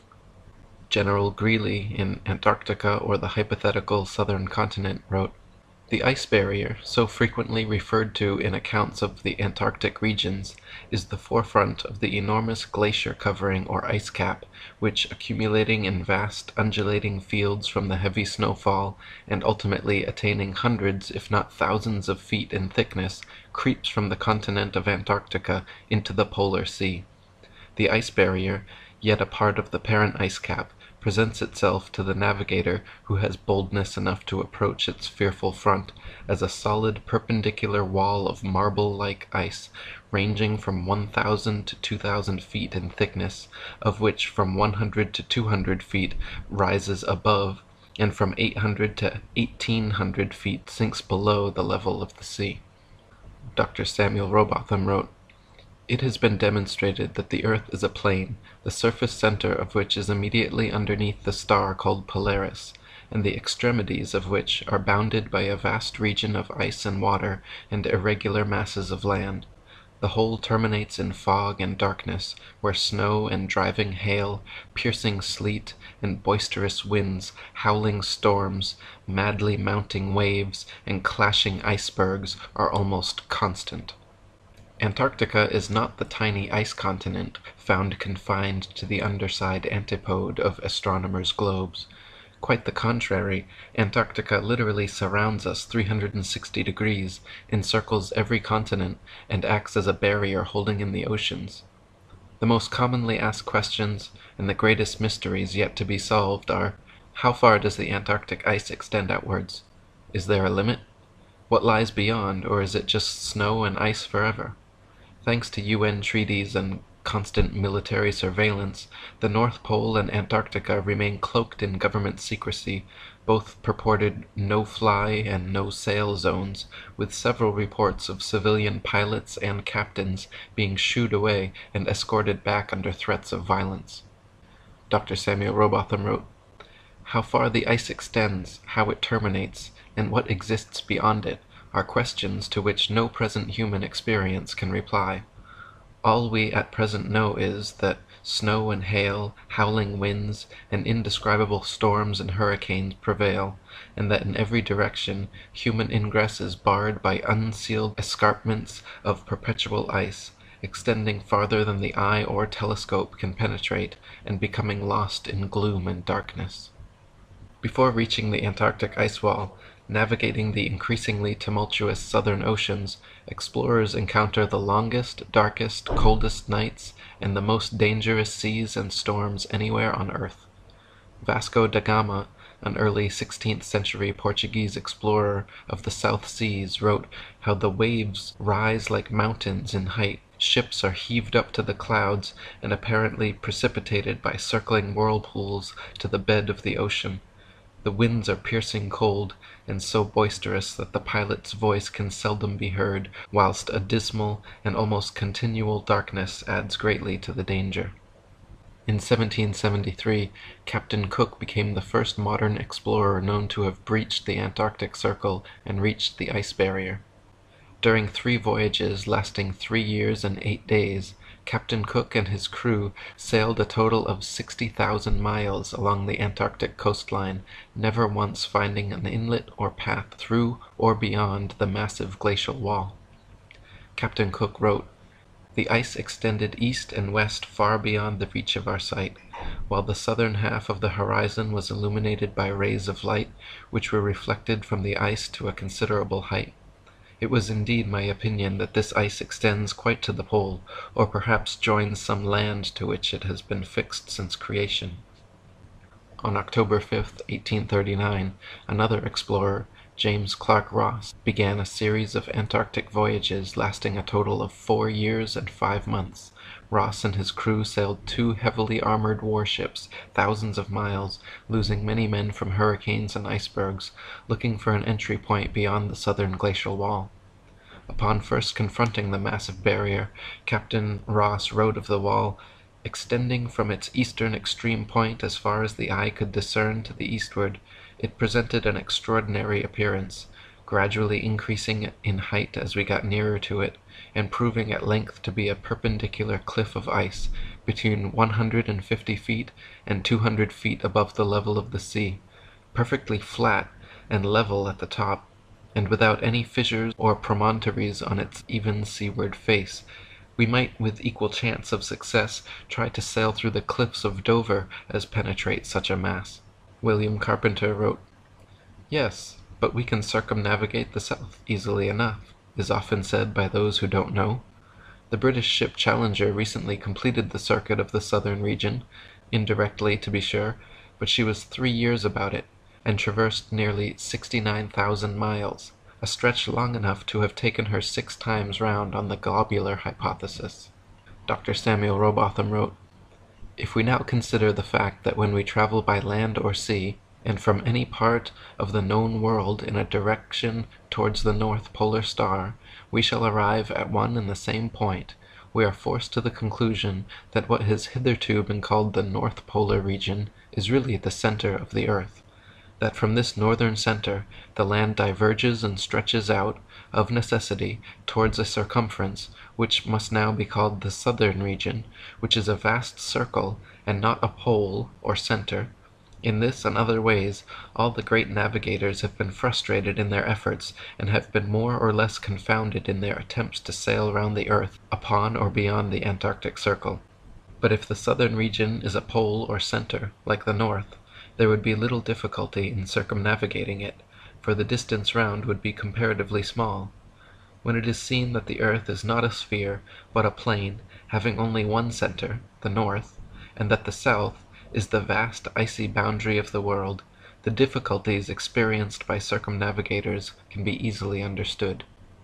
If the earth were truly a globe, then every line of latitude south of the equator would have to measure a gradually smaller and smaller circumference the farther south traveled. In other words, the circumference at 10 degrees south latitude would comprise a smaller circle than at the equator, 20 degrees south latitude would comprise a circle smaller than 10, and so on. If, however, the earth is an extended plane, then every line of latitude south of the equator should measure a gradually larger and larger circumference the farther south traveled. 10 degrees south latitude will comprise a larger circle than the equator, 20 degrees south latitude will comprise a circle larger than 10, and so on. Likewise, if the earth were a globe, lines of longitude would bubble out at the equator while converging at the poles, whereas if earth is an extended plane, lines of longitude should simply expand straight outwards from the North Pole. So which is actually the case?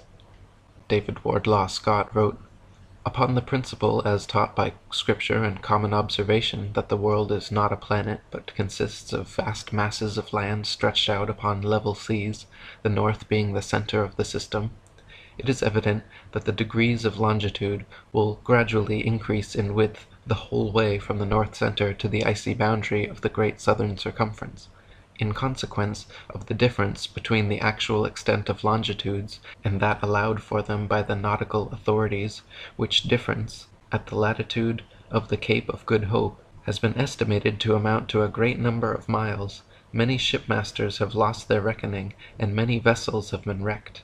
Ship captains, who have been educated in the globular theory, know not how to account for their getting so much out of their course in southern latitudes, and generally put it down to currents. But this reason is futile, for although currents may exist, they do not usually run in opposite directions, and vessels are frequently wrecked whether sailing east or west." During Captain James Clark Ross's voyages around the Antarctic circumference, he often wrote in his journal, perplexed at how they routinely found themselves out of accordance with their charts, stating that they found themselves an average of 12 to 16 miles outside their reckoning every day, some days as much as 29 miles. Lieutenant Charles Wilkes commanded a United States Navy exploration expedition to the Antarctic from August 18, 1838 to June 10, 1842. Almost 4 years spent exploring and surveying the Southern Ocean. In his journals, Lieutenant Wilkes also mentioned being consistently east of his reckoning, sometimes over 20 miles in less than 18 hours.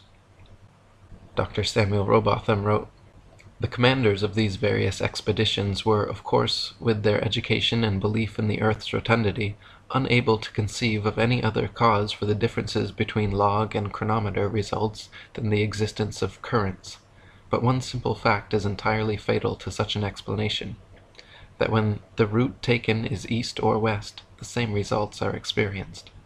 The water of the southern region cannot be running in two opposite directions at the same time, and hence, although various local and variable currents have been noticed, they cannot be shown to be the cause of the discrepancies so generally observed in high southern latitudes between time and log results.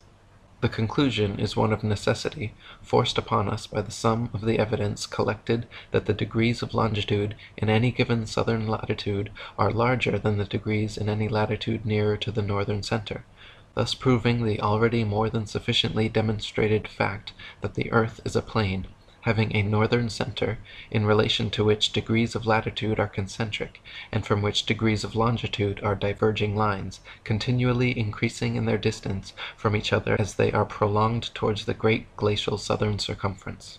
Reverend Thomas Milner wrote, "In the southern hemisphere, navigators to India have often fancied themselves east of the Cape when still west, and have been driven ashore on the African coast, which, according to their reckoning, lay behind them. This misfortune happened to a fine frigate, the Challenger, in 1845. How came Her Majesty's ship Conqueror to be lost? How have so many other noble vessels, perfectly sound, perfectly manned, perfectly navigated, been wrecked in calm weather, not only in dark night or in a fog, but in broad daylight and sunshine, in the former case upon the coasts, in the latter upon sunken rocks, from being out of reckoning?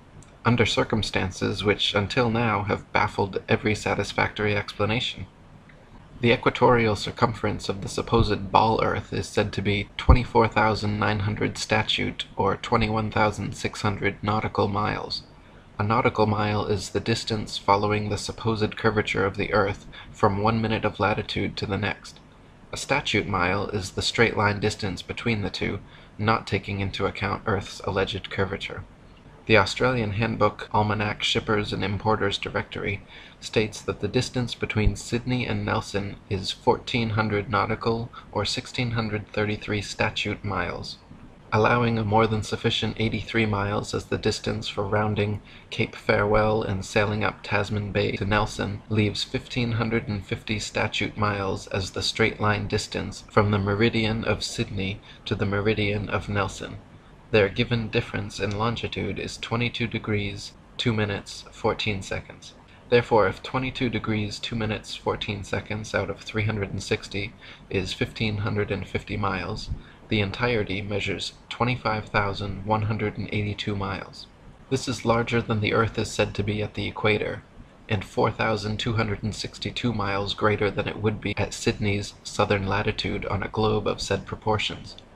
1/360th part of 25,182 gives 70 miles as the distance between each degree of longitude at Sydney's 34° southern latitude. On a globe 25,000 miles in equatorial circumference, however, degrees of longitude at 34° latitude would be only 58 miles, a full 12 miles per degree less than reality. This perfectly explains why Ross and other navigators in the deep south experienced 12+ mile daily discrepancies between their reckoning and reality. The farther south traveled, the farther the divide. Dr. Samuel Robotham wrote, "From near Cape Horn, Chile, to Port Phillip in Melbourne, Australia, the distance is 9,000 miles. These two places are 143 degrees of longitude from each other. Therefore the whole extent of the Earth's circumference is a mere arithmetical question. If 143 degrees make 9,000 miles, what will be the distance made by the whole 360 degrees into which the surface is divided? The answer is 22,657 miles, or 8,357 miles more than the theory of rotundity would permit. It must be borne in mind, however, that the above distances are nautical measure, which, reduced to statute miles, gives the actual distance round the southern region at a given latitude as 26,433 statute miles, or nearly 1,500 miles more than the largest circumference ever assigned to the Earth at the equator. Similar calculations made from the Cape of Good Hope, South Africa, to Melbourne, Australia, at an average latitude of 35.5 degrees south, have given an approximate figure of over 25,000 miles, which is again equal to or greater than the Earth's supposed greatest circumference at the equator.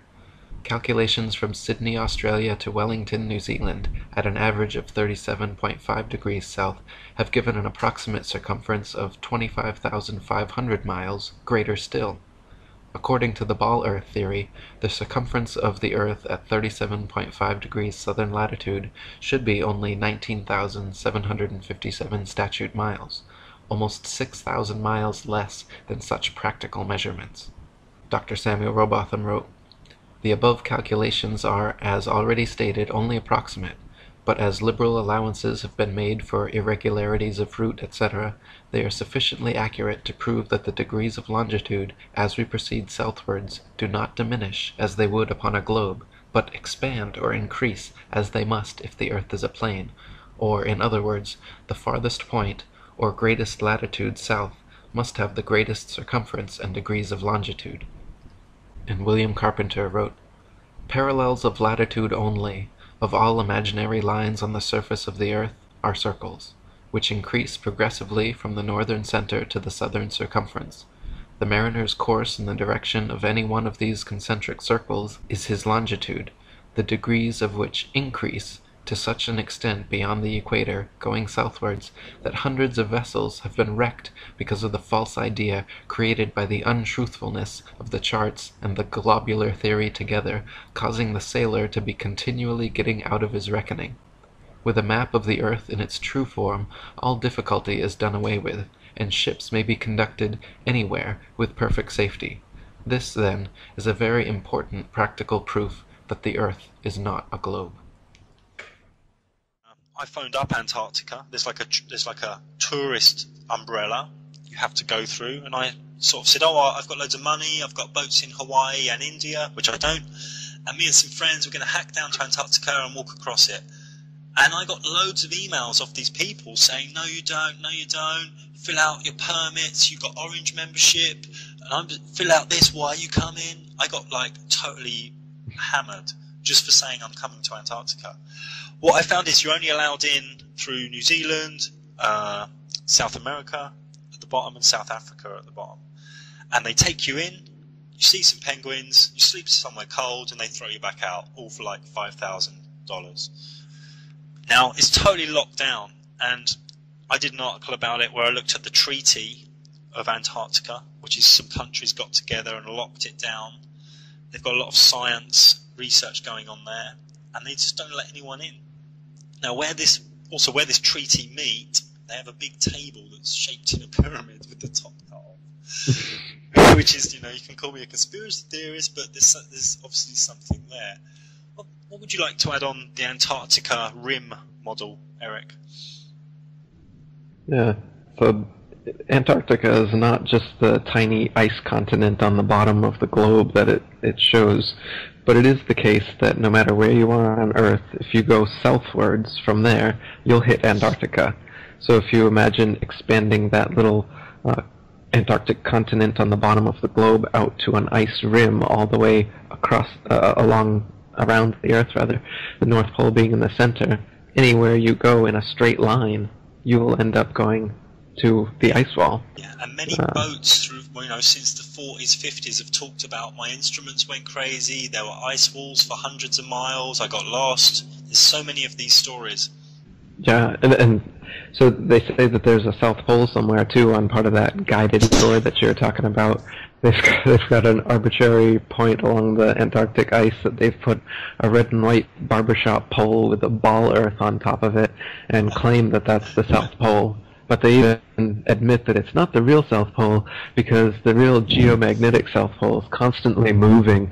So since it's constantly moving, you're never really going to be able to see it. But the reality is they can't have people going down there with a compass and checking to see if it really is the South Pole. Last year, Prince Harry was down there, and he basically just made some filming. He was with Rupert and Tarquin and a few of his friends, and the story was, it was on all the mainstream news, Prince Harry in Antarctica. Oh, we had to go back, it was just too cold, my foot got blisters and frostbite. What the message to the subconscious is, it doesn't matter how rich you are, don't go there, it's too cold. They know that Prince Harry and a team of injured servicemen and women have been walking to the South Pole. Well, they've got there, they've completed the 200-mile Walking with the Wounded South Pole Challenge, that's its proper name. They've spent more than 3 weeks trekking through Antarctica, and this was what it sounded like at the moment when they arrived at the bottom of the world. Let's go!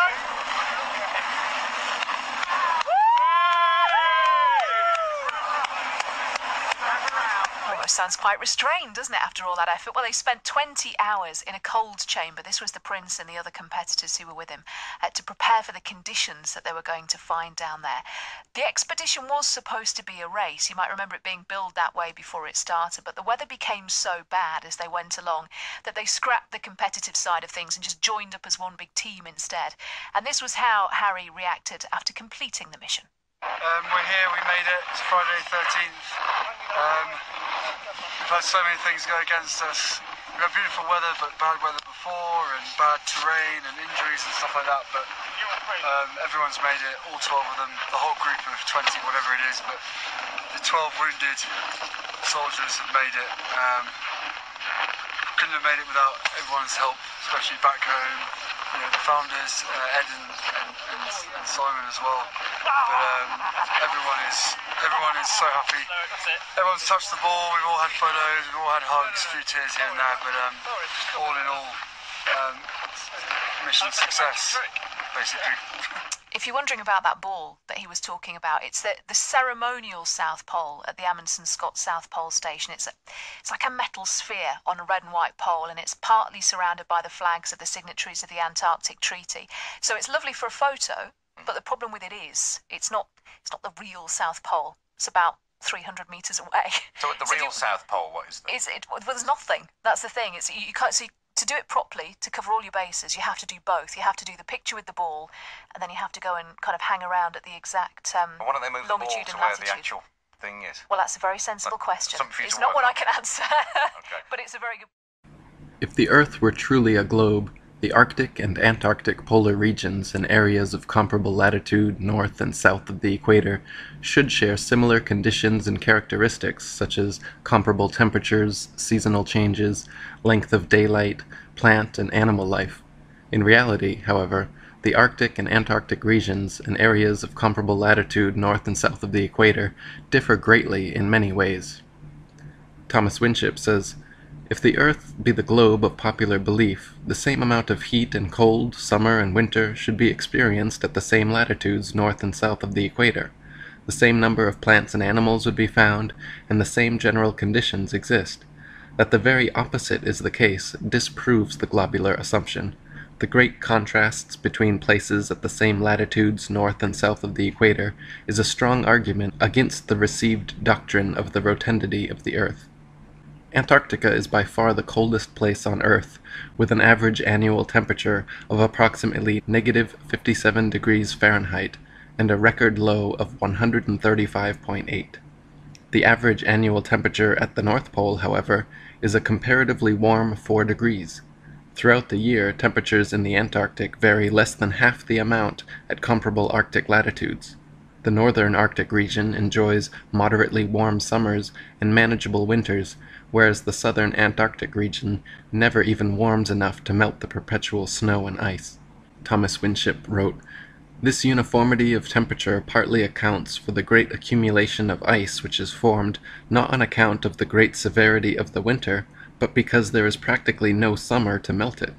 In the Antarctic there is eternal winter, and snow never melts. As far north as a man has traveled, he has found reindeer and hare basking in the sun, and country brilliant with rich flora. Within the Antarctic Circle, no plant is to be found. The island of Kerguelen at 49 degrees southern latitude has only 18 species of native plants that can survive its hostile climate. Compare this with the island of Iceland at 65 degrees northern latitude, 16 degrees further north of the equator than Kerguelen is south, yet Iceland is home to 870 species of native plants. On the Isle of Georgia, just 54 degrees southern latitude, the same latitude as Canada or England in the north, where dense forests of various tall trees abound, the infamous Captain Cook wrote that he was unable to find a single shrub large enough to make a toothpick. Cook wrote, "Not a tree was to be seen. The lands which lie to the south are doomed by nature to perpetual frigidness, never to feel the warmth of the sun's rays, whose horrible and savage aspect I have not words to describe. Even marine life is sparse in certain tracts of vast extent, and the sea-bird is seldom observed flying over such lonely wastes. The contrasts between the limits of organic life in Arctic and Antarctic zones is very remarkable and significant. Vegetables and land animals are found at nearly 80 degrees in the north, while from the parallel of 58 degrees in the south, the lichen and such-like plants only clothe the rocks, and seabirds and the cetaceous tribes alone are seen upon the desolate beaches. In the Arctic there are 4 clearly distinguished seasons, warm summers, and an abundance of plant and animal life, none of which can be said of the Antarctic. The Eskimo live as far north as the 79th parallel, whereas in the south no native man is found higher than the 56th. Admiral Ferdinand von Wrangel, the 19th century Russian Arctic explorer, wrote how in the north countless herds of reindeer, elks, black bears, foxes, sable, and gray squirrels fill the upland forests. Stone foxes and wolves roam over the low ground. Enormous flights of swans, geese, and ducks arrive in spring, and seek deserts where they may molt and build their nests in safety. Eagles, gulls, and owls pursue their prey along the sea coast. Ptarmigan run in troops among the bushes.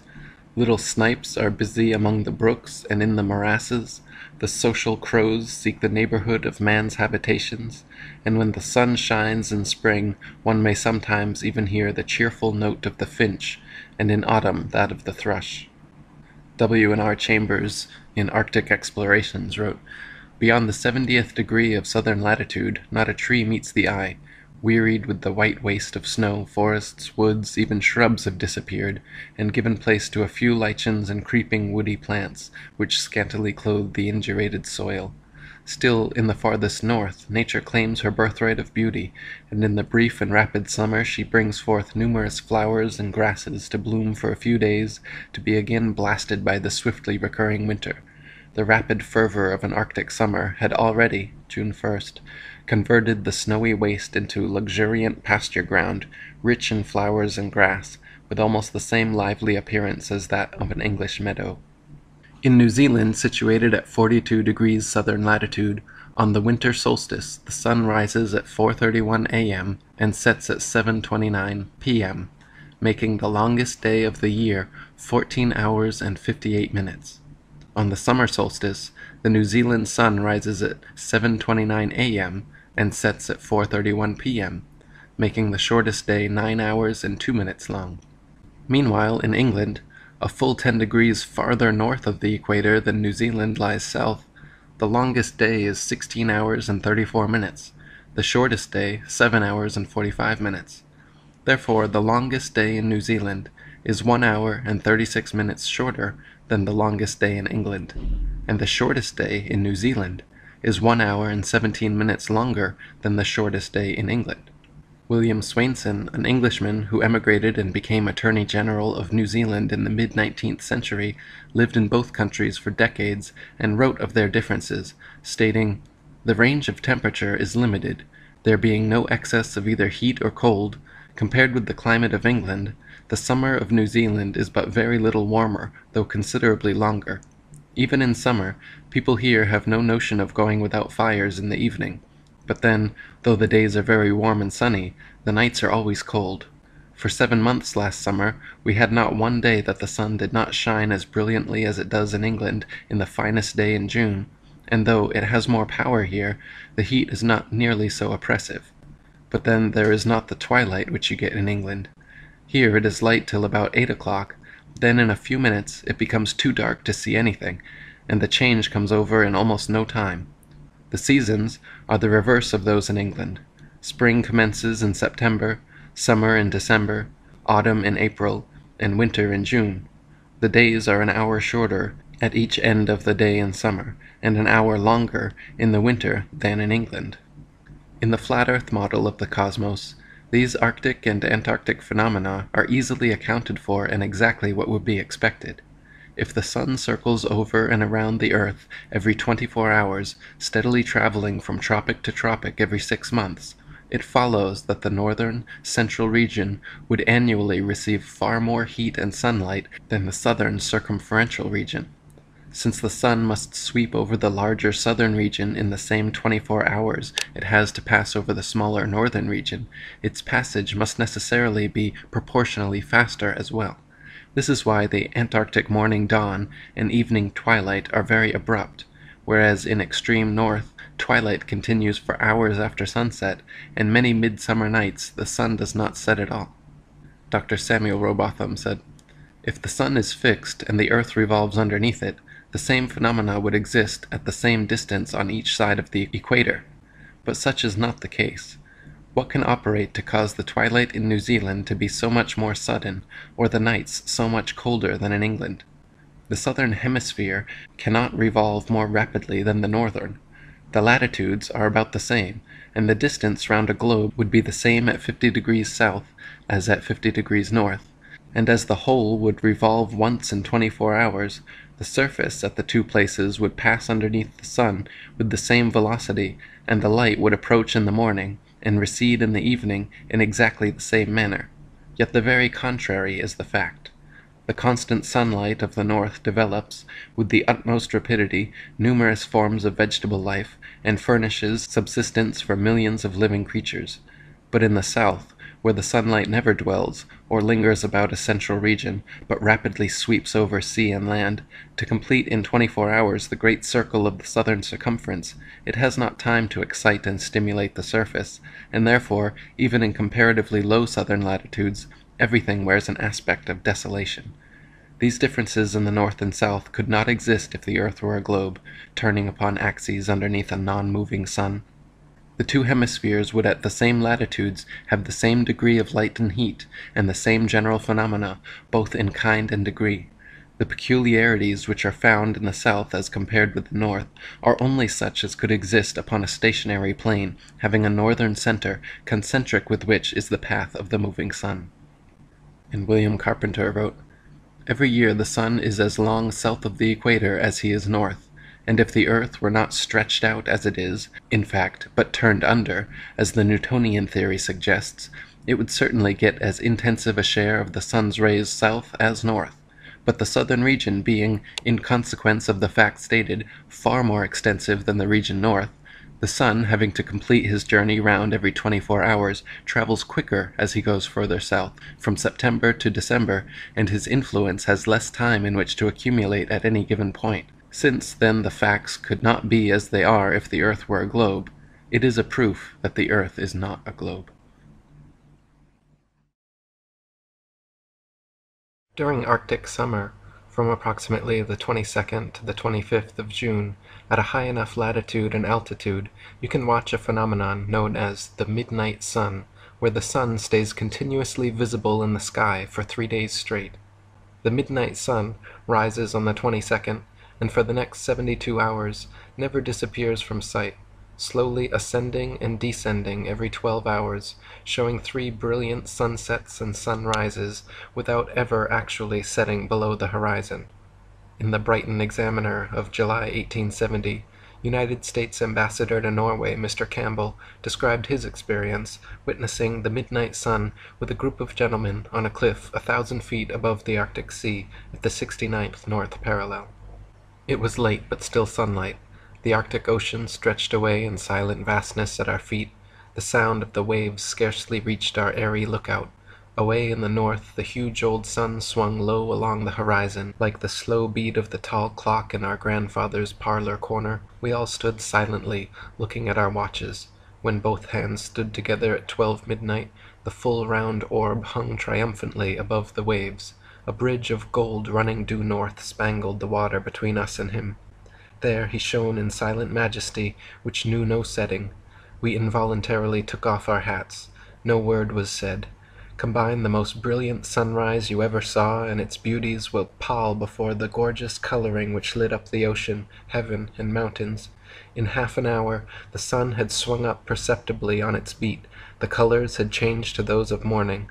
A fresh breeze had rippled over the florid sea. One songster after another piped out of the ground behind us. We had slid into another day. From the land of the midnight sun.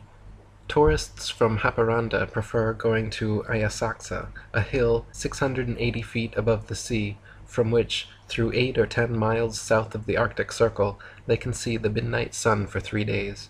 As the voyage drew to a close, and we approached the upper end of the Gulf of Bothnia, the twilight had disappeared, and between the setting and rising of the sun hardly 1 hour elapsed. Haparanda is in 65 degrees 31 minutes north latitude and 41 miles south of the Arctic Circle. It is 1 degree 18 minutes farther north than Archangel and in the same latitude as the most northern part of Iceland. The sun rises on the 21st of June at 12:01 a.m. and sets at 11:37 p.m. From the 22nd to the 25th of June, the traveler may enjoy the sight of the midnight sun from Avasaksa, a hill 680 feet high and about 45 miles distant. If the earth were actually a spinning globe revolving around the sun, the only place such a phenomena as the midnight sun could be observed would be at the poles. Any other vantage point from 89 degrees latitude downwards could never, regardless of any tilt or inclination, see the sun for 24 hours straight. To see the sun for an entire revolution on a spinning globe at a point other than the poles, you would have to be looking through miles and miles of land and sea for part of the revolution. Anyone below the 89th parallel could never witness the sun for 72 hours, 3 whole revolutions straight, because to do so would be to assume you are somehow seeing through the globe and to the sun on the other side. Since such an assumption is ridiculous, and yet the midnight sun can clearly be seen as low as the 65th parallel, this is another absolute proof that the Earth is the flat, stationary center of the universe. Thomas Winship wrote, "If the Earth be a globe, at midnight the eye would have to penetrate thousands of miles of land and water, even at 65 degrees north latitude, in order to see the sun at midnight. That the sun can be seen for days together in the far north during the northern summer proves that there is something very seriously wrong with the globular hypothesis. Besides this, how is it that the midnight sun is never seen in the south during the southern summer? Cook penetrated as far south as 71 degrees, Weddell in 1893 reached as far as 74 degrees, and Sir James C. Ross in 1841 and 1842 reached the 78th parallel. But I am not aware that any of these navigators have left it on record that the sun was seen at midnight in the south." Heliocentrists also cannot explain why the midnight sun phenomena is not experienced anywhere in the southern hemisphere at any time of year. Quite to the contrary, it has been recorded by the Royal Belgian Geographical Society in Expedition Antarctique Belge that during the most severe part of the Antarctic winter, from 71 degrees south latitude onwards, the sun sets on May 17th and is not seen above the horizon again until July 21st. This is completely at odds with the ball Earth theory, but easily explained by the flat Earth model.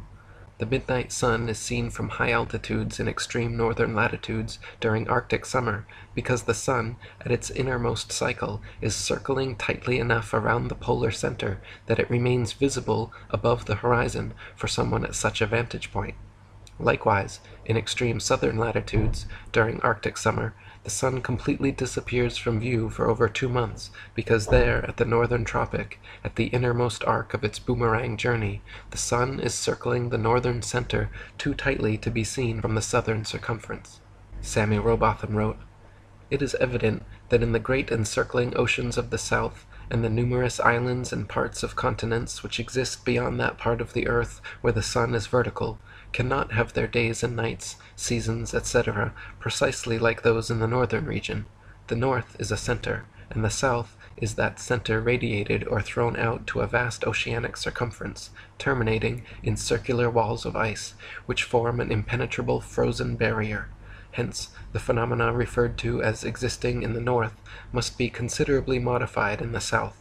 For instance, the north being central, the light of the sun advancing and receding gives long periods of alternate light and darkness at the actual center, but in the far south, the sun, even when moving in its outer path, can only throw its light to a certain distance, beyond which there must be perpetual darkness. No evidence exists of there being long periods of light and darkness regularly alternating as in the north. In the north, in summertime, when the sun is moving in its inner path, the light shines continually for months together over the central region and rapidly develops numerous forms of animal and vegetable life." In typical reverse-engineered damage control fashion, trying to explain away the midnight sun, problematic Arctic and Antarctic phenomena, and the fact that Polaris can be seen to 23.5 degrees south of the equator, desperate heliocentrists in the late 19th century again modified their theory to say the ball Earth actually tilts back 25.5 degrees on its vertical axis, thus explaining away many problems in one swoop. If it simply tilted the same direction constantly, however, this would still not explain the phenomena, because after 6 months of supposed orbital motion around the sun, any amount of tilt would be perfectly opposite, thus negating their alleged explanation for Arctic and Antarctic irregularities. To account for this, heliocentrists then added that the Earth also wobbles in a complex combination of patterns known as planetary nutation, the Chandler wobble, and axial precession, which, in their vivid imaginations, somehow explains away common sense. Common sense, however, says that if the heat of the sun travels 93 million miles to reach us, a small axial tilt and wobble, the difference of a few thousand miles, should be completely negligible. If the ball Earth actually spun around 93 million miles from the sun, regardless of any tilt or wobble, temperature and climate the whole world over should be almost completely uniform. If the heat of the sun truly traveled 93 million miles to reach the Earth's equator, the extra few thousand miles to the poles, regardless of any supposed tilt or wobble, no matter how extreme, would surely be negligible in negating such intense heat. E. Eschini wrote, "The supposition that the seasons are caused by the Earth's annual motion round the sun at a mean distance of 93 million miles is grotesque. According to Piazzi, the size of the sun is in proportion to the Earth as 329,360 to 1. The diameter exceeds that of the Earth 112 times. The Earth appears, as Biot says by this statement, a mere grain of sand as compared to the sun. This enormous expanse of light, focused on a rotating grain of sand, at the distance of 93 millions of miles, would cause the same season throughout it. The paltry few miles, in comparison, that separates London from Cape Town could never cause diverse seasons, neither would the distance from London to the Riviera justify the difference in the climate that characterizes the two places. Common sense also says if the Earth were actually a ball spinning daily with uniform speed around the sun, there should be exactly 12-hour days and 12-hour nights everywhere, all year round, regardless of any alleged tilt or inclination. Half the sphere would always be lit, and the other half not. The great variety and length of days and nights throughout the year all over Earth testifies to the fact we do not live on a spinning ball planet. There cannot exist phenomena such as this on a globe, nor the midnight sun, nor anything like Antarctic winter, where the sun is nowhere to be found for over 2 months per year. NASA and modern astronomy say the Earth is a giant globe spinning 1,000 miles per hour around its central axis, traveling 67,000 mile per hour circles around the sun, spiraling 500,000 miles per hour around the Milky Way, while the entire galaxy rockets a ridiculous 670 million miles per hour through the universe, with all of these motions originating from an alleged Big Bang cosmogenic explosion 14 billion years ago. That's a grand total of 670,568,000 miles per hour in several different directions we're all supposedly speeding along at simultaneously. No one has ever seen, felt, heard, measured, or proven such motion, yet the vast majority of people unquestioningly accept that the clearly motionless Earth beneath their feet is actually moving over 600 million miles per hour. NASA and modern astronomy say Polaris, the North Pole star, is somewhere between 323 and 434 light-years, or about 2 quadrillion miles away from us. Firstly, note that is between 1.9 quadrillion to 2.6 quadrillion miles, making a difference of over 600 trillion miles. If modern astronomy cannot even agree on the distance to stars within hundreds of trillions of miles, perhaps their science is flawed and their theory needs re-examining. However, even granting them their obscurely distant stars, heliocentric astronomers cannot adequately explain how Polaris manages to always remain perfectly aligned straight above the North Pole. If the globe Earth was really spinning west to east 1,000 miles per hour, orbiting the sun counterclockwise at 67,000 miles per hour, spiraling around the outer arms of the Milky Way at 500,000 miles per hour, while shooting through the universe at 670 million miles per hour, how is it even conceptually possible that Polaris, 2 quadrillion miles away, day after day, year after year, always maintains its alignment straight above the North Pole? That would mean from 2 quadrillion miles away, Polaris would have to be perfectly mirroring Earth's several simultaneous wobbling, spinning, spiraling, and shooting motions. Polaris would have to be shooting the same direction through the universe at exactly 670 million miles per hour. It would have to be following the same 500,000 mile per hour, 225 million year spiral around the Milky Way, and mirroring the same 67,000 mile per hour, 365-day orbit around our sun. Or, the Earth is stationary, as common sense and everyday experience testifies. William Carpenter wrote, It is supposed in the regular course of the Newtonian theory that the Earth is in June about 190 million miles away from its position in December. Now, since we can in middle north latitudes see the North Star on looking out of a window that faces it, and out of the very same corner of the very same pane of glass in the very same window all the year round, it is proof enough for any man in his senses that we have made no motion at all. Not only this, but viewed from a ball Earth, Polaris, situated almost straight over the North Pole, should not be visible anywhere in the southern hemisphere. For Polaris to be seen from the southern hemisphere of a globular Earth, the observer would have to be somehow looking through the globe, and miles of land and sea would have to be transparent. Polaris can be seen, however, up to approximately 23.5 degrees south latitude. Dr. Robotham wrote, "If the Earth is a sphere and the pole star hangs over the northern axis, it would be impossible to see it for a single degree beyond the equator, or 90 degrees from the pole. The line of sight would become a tangent to the sphere, and consequently several thousand miles of and divergent from the direction of the pole star. Many cases, however, are on record of the North Polar Star being visible far beyond the equator, as far even as the Tropic of Capricorn."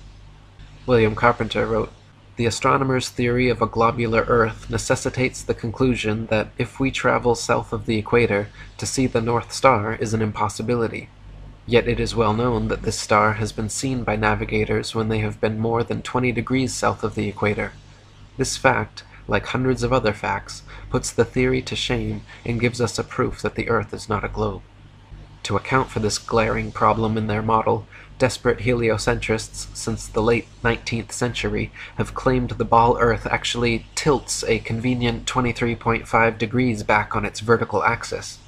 Even this brilliant revision to their theory cannot account for the visibility of many other constellations, though. For instance, Ursa Major, very close to Polaris, can be seen from 90 degrees north latitude, the North Pole, all the way down to 30 degrees south latitude.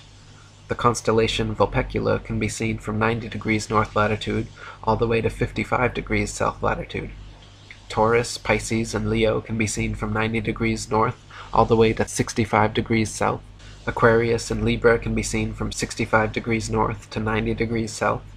The constellation Virgo is visible from 80 degrees north down to 80 degrees south, and Orion can be seen from 85 degrees north all the way to 75 degrees south latitude. An observer on a ball Earth, regardless of any tilt or inclination, would not logically be able to see this far.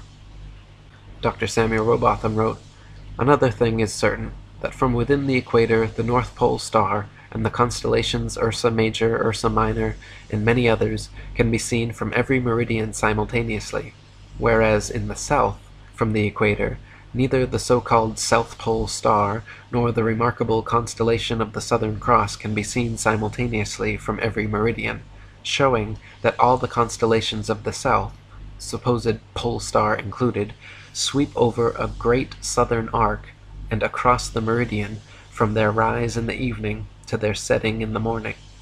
But if the Earth is a globe, Sigma Octantis, the South Pole Star, and the Southern Cross, a southern circumpolar constellation, they would all be visible at the same time from every longitude on the same latitude, as is the case with the Northern Pole Star and the northern circumpolar constellations.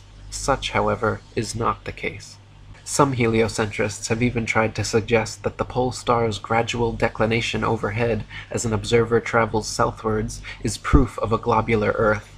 Far from it, the declination of the pole star or any other object is simply a result of the law of perspective. The law of perspective dictates that the angle and height at which an object is seen diminishes the farther one recedes from the object, until at a certain point the line of sight and the seemingly uprising surface of the Earth converges to a vanishing point, i.e. the horizon line, beyond which the object is invisible. Thomas Winship wrote, "If we select a flat street a mile long containing a row of lamps, it will be noticed that from where we stand the lamps gradually decline to the ground, the last one being apparently quite on the ground.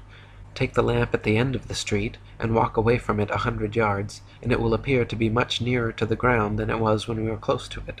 Keep on walking away from it, and it will appear to be gradually depressed until it is last seen on the ground and then disappears.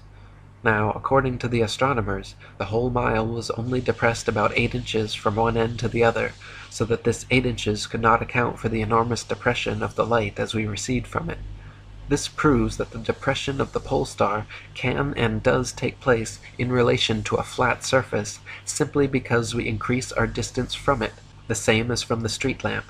In other words, the farther away we get from any object above us, as a star for example, the more it is depressed, and if we go far enough it will sink or appear to sink to the horizon and then disappear.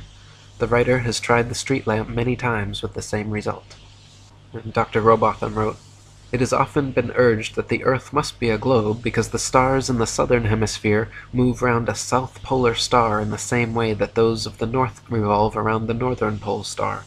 This is another instance of the sacrifice of truth and denial of the evidence of our senses for the purpose of supporting a theory which is in every sense false and unnatural. It is known to every observer that the North Pole star is the center of a number of constellations which move over the earth in a circular direction. Those nearest to it, as the Great Bear, etc., are always visible in England during their whole 24 hours revolution. Those farther away southwards rise north-northeast and set south-southwest. Still further south they rise east by north and set west by north. The farthest south visible from England, the rising is more to the east and southeast, and the setting to the west and southwest. But all the stars visible from London rise and set in a way which is not compatible with the doctrine of rotundity. For instance, if we stand with our backs to the north, on the high land known as Arthur's Seat near Edinburgh, and note the stars in the zenith of our position, and watch for several hours, the zenith stars will gradually recede to the northwest. If we do the same on Woodhouse Moor, near Leeds, or on any of the mountain tops in Yorkshire or Derbyshire, the same phenomenon is observed. The same thing may be seen from the top of Primrose Hill near Regent's Park, London, from Hampstead Heath or Shooter's Hill near Woolwich. If we remain all night, we shall observe the same stars rising toward our position from the northeast, showing that the path of all the stars between ourselves and the northern center move round the North Pole star as a common center of rotation, just as they must do over a plane such as the earth is proved to be. It is undeniable that upon a globe zenith stars would rise, pass overhead, and set in the plane of the observer's position. If now we carefully watch in the same way the zenith stars from the Rock of Gibraltar, the very same phenomenon is observed. The same is also the case from the Cape of Good Hope, Sydney, and Melbourne in Australia, in New Zealand, in Rio de Janeiro, Montevideo, Valparaiso, and other places in the south. If then the zenith stars of all the places on the earth where special observations have been made rise from the morning horizon to the zenith of an observer and descend to the evening horizon, not in a plane of the position of such observer, but in an arc of a circle concentric with the northern center, the earth is thereby proved to be a plane, and rotundity altogether disproved, shown indeed to be impossible."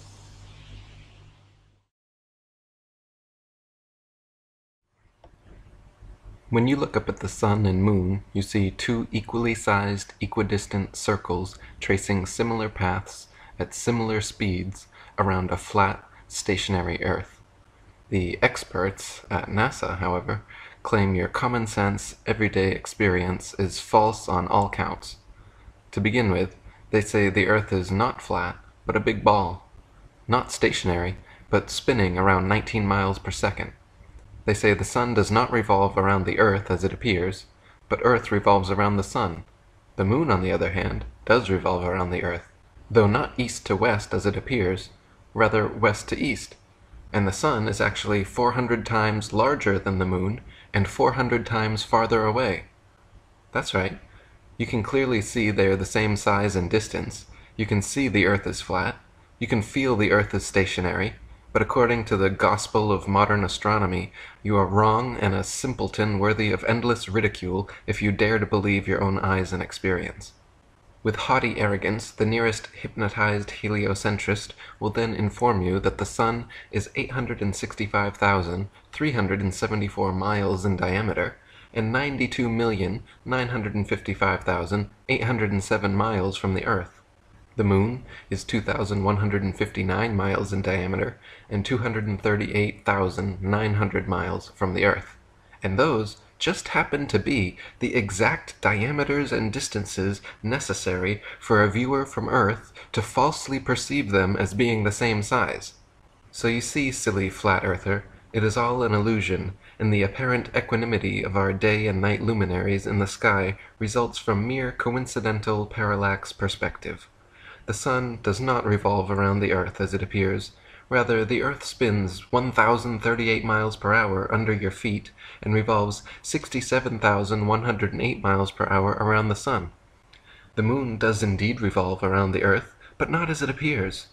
Though it seems to move east to west, just like the sun and everything else in the heavens, the Moon actually spins west to east at 10.3 miles per hour, while orbiting Earth at 2,288 miles per hour, which, combined with Earth's 1,038 mile per hour spin and 67,108 mile per hour orbit around the sun, coincidentally results in all motions perfectly canceling out, making the Moon seem to move across the heavens with similar path and similar speed as the sun, while always only showing us one side of its surface and perpetually hiding its dark side.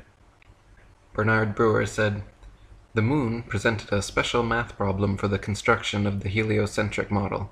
The only way to make the Moon fit in with the other assumptions was to reverse its direction from that of what everyone who has ever lived has seen it go. The math model couldn't just stop the Moon like it did the sun, that wouldn't work. And it couldn't let it continue to go east to west as we see it go either, at the same speed or at a different speed. The only option was to reverse its observed east to west direction and change its speed from about 64,000 miles an hour to about 2,200 miles an hour.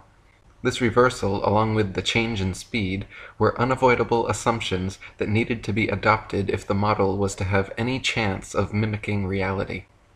And Marshall Hall said, "They want you to believe that the Moon's rotation is perfectly synchronized with its orbit, so that's why we only ever see one side of the Moon, rather than conclude the obvious, that the Moon is simply not rotating. Moreover, they had to slow down the Moon's speed by 58,870 miles per hour and reverse its direction to west to east to successfully sell their phony heliocentricity system to a gullible public. I don't think there is one person in many, many thousands, regardless of education, who knows that the Copernican model had to turn the Moon's observable direction around and give it a new speed to accommodate the phases and eclipses." William Carpenter said, "Astronomers tell us that the Moon goes round the Earth in about 28 days. Well, we may see her making her journey round every day if we make use of our eyes, and these are about the best things we have to use. The Moon falls behind in her daily motion as compared with that of the Sun, to the extent of 1 revolution in the time specified.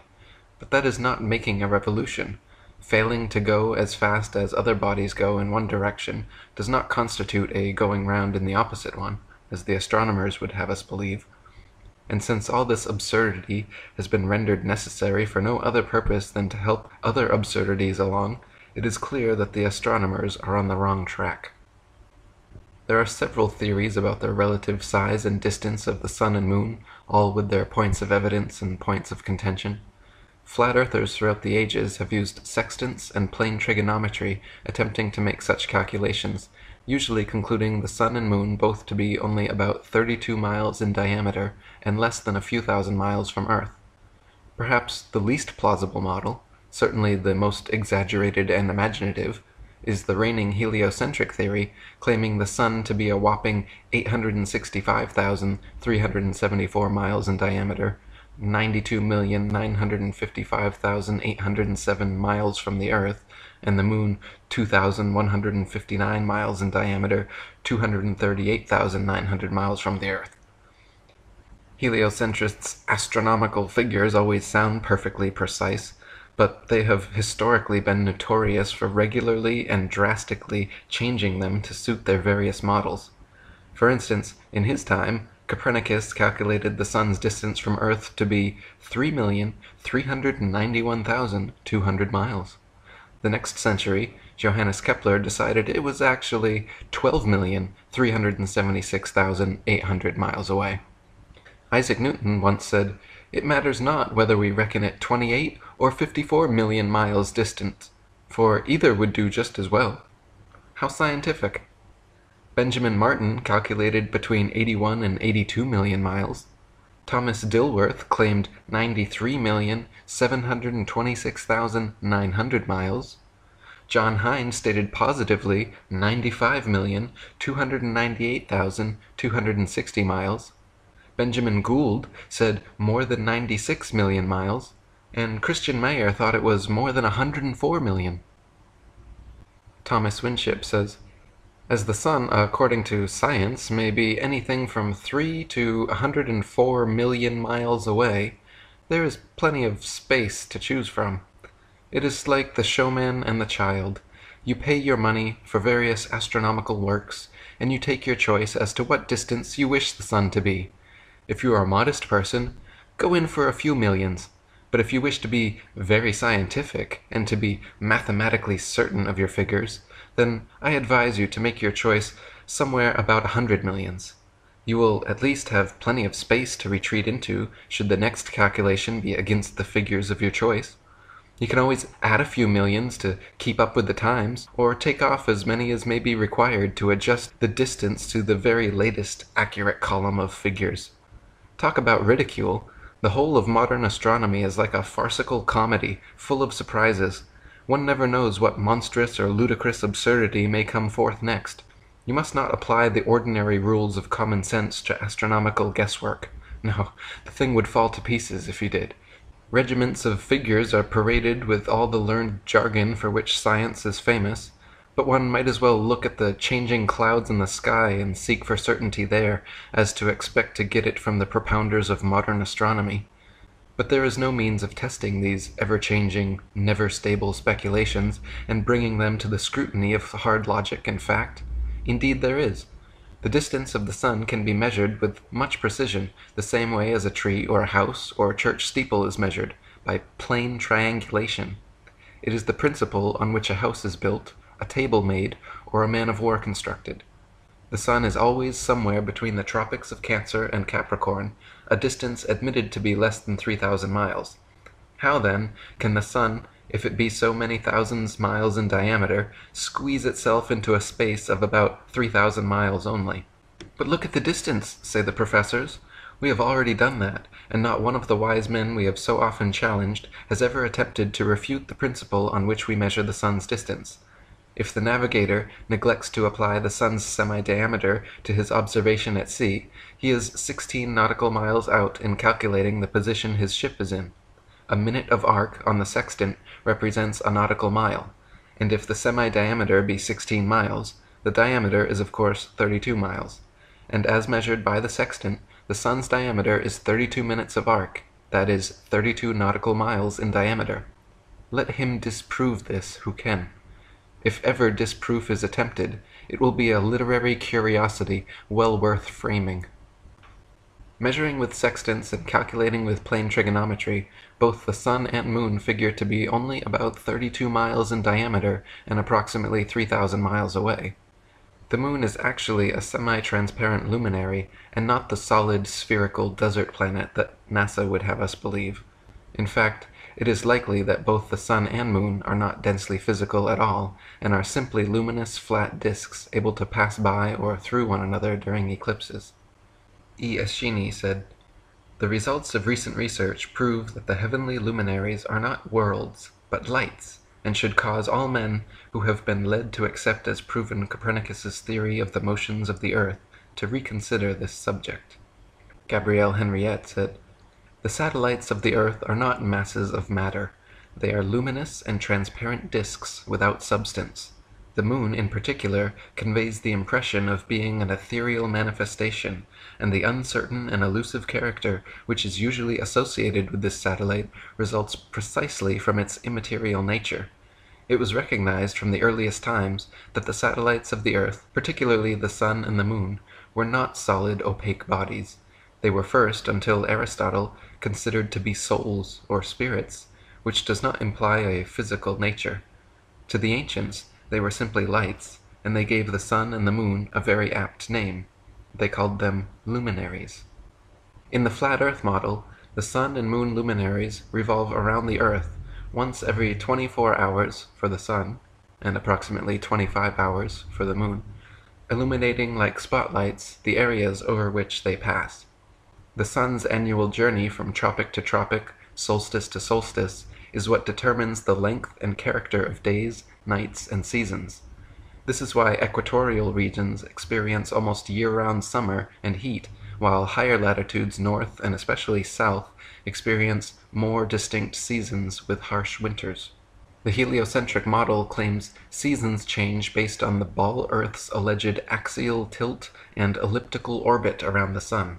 Their flawed current model even places us closest to the sun, 91,400,000 miles, in January, when it is actually winter, and farthest from the sun, 94,500,000 miles, in July, when it's actually summer throughout much of the Earth. They say due to the ball Earth's tilt, different places receive different amounts of direct sunlight, and that is what produces the seasonal and temperature changes. This makes little sense, however, because if the sun's heat travels over 90 million miles to reach the ball Earth, how could a slight tilt, a mere few thousand miles maximum, negate the sun's 90 million mile journey, giving us simultaneous tropical summers and Antarctic winters? Thomas Winship said, "The Earth is a stretched-out structure which diverges from the central north in all directions towards the south.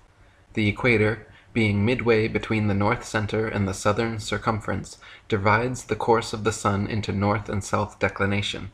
The longest circle around the world which the sun makes is when it has reached its greatest southern declination. Gradually going northwards, the circle is contracted. In about 3 months after the southern extremity of its path has been reached, the sun makes a circle round the equator. Still pursuing a northerly course as it goes round and above the world, in another 3 months the greatest northern declination is reached, when the sun again begins to go towards the south. In north latitudes, when the sun is going north, it rises earlier each day, is higher at noon, and sets later, while in southern latitudes at the same time, the sun as a matter of course rises later, reaches a lesser altitude at noon, and sets earlier. In northern latitudes, during the southern summer, say from September to December, the sun rises later each day, is lower at noon, and sets earlier, while in the south he rises earlier, reaches a higher altitude at noon, and sets later each day. This movement round the Earth daily is the cause of the alternations of day and night, while his northerly and southerly courses produce the seasons. When the sun is south of the equator, it is summer in the south and winter in the north, and vice versa. The fact of the alternation of the seasons flatly contradicts the Newtonian delusion that the Earth revolves in an orbit round the sun. It is said that summer is caused by the Earth being nearest the sun, and winter by its being farthest from the sun. But if the reader will follow the argument in any textbook, he will see that according to the theory, when the Earth is nearest the sun, there must be summer in both northern and southern latitudes, and in like manner, when it is farthest from the sun, it must be winter all over the Earth at the same time, because the whole of the globe Earth would then be farthest from the sun. In short, it is impossible to account for the recurrence of seasons on the assumption that the Earth is globular and that it revolves in an orbit around the sun." Gabrielle Henriette said, "The essential feature of the year is its division into 2 equal periods of 6 months, based first on the predominating length of the days over that of the nights, and vice versa, conditions which are governed by the varying hours of sunrise and sunset, and secondly, by the either high or low height reached by the sun in the heavens at midday. The first cycle, during which the days are longer than the nights, and the sun reaches its culminating point of the year, extends from the spring equinox to the autumn equinox, i.e. March 21st to September 22nd, and the second cycle, during which, inversely, the duration of the nights exceeds that of the days, and the sun descends to its lowest point of the year, extends from the autumn equinox to the spring equinox, i.e. September 23rd to March 20th. These two 6-month periods are also characterized by an opposition of temperature. During the first cycle, which corresponds to spring and summer, the heat gradually rises and falls, while during the second cycle, which comprises autumn and winter, it is the intensity of the cold which progressively increases and decreases. In the flat Earth model, the sun and moon spotlights are perpetually hovering over and parallel to the surface of the Earth. From our vantage point, due to the law of perspective, the day and night luminaries appear to rise up the eastern horizon, curve peaking high overhead, and then sink below the western horizon. They do not escape to the underside of the flat Earth, as one might imagine, but rather rotate concentric clockwise circles around the circumference from tropic to tropic. The appearance of rising, peaking, and setting is due to the common law of perspective, where tall objects appear high overhead when nearby, but at a distance gradually lower towards the vanishing point. Samuel Rowbotham said, "Although the sun is at all times above and parallel to the Earth's surface, he appears to ascend the firmament from morning until noon, and to descend and sink below the horizon at evening. This arises from a simple and everywhere visible law of perspective. A flock of birds, when passing over a flat or marshy country, always appears to descend as it recedes, and if the flock is extensive, the first bird appears lower or nearer to the horizon than the last. The farthest light in a row of lamps appears the lowest, although each one has the same altitude. Bearing these phenomena in mind, it will easily be seen how the sun, although always parallel to the surface of the Earth, must appear to ascend when approaching and descend after leaving the meridian or noonday position.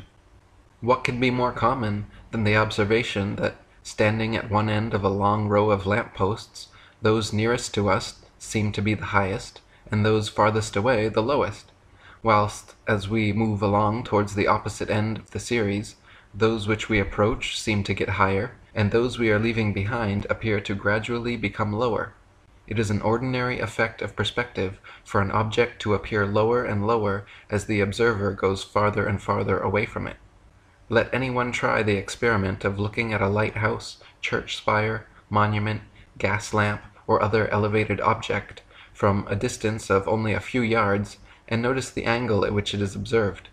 On going farther away, the angle under which it is seen will diminish, and the object will appear lower and lower as the distance of the observer increases, until, at a certain point, the line of sight to the object and the apparently uprising surface of the Earth upon or over which it stands will converge to the angle which constitutes the vanishing point, or the horizon, beyond which it will be invisible.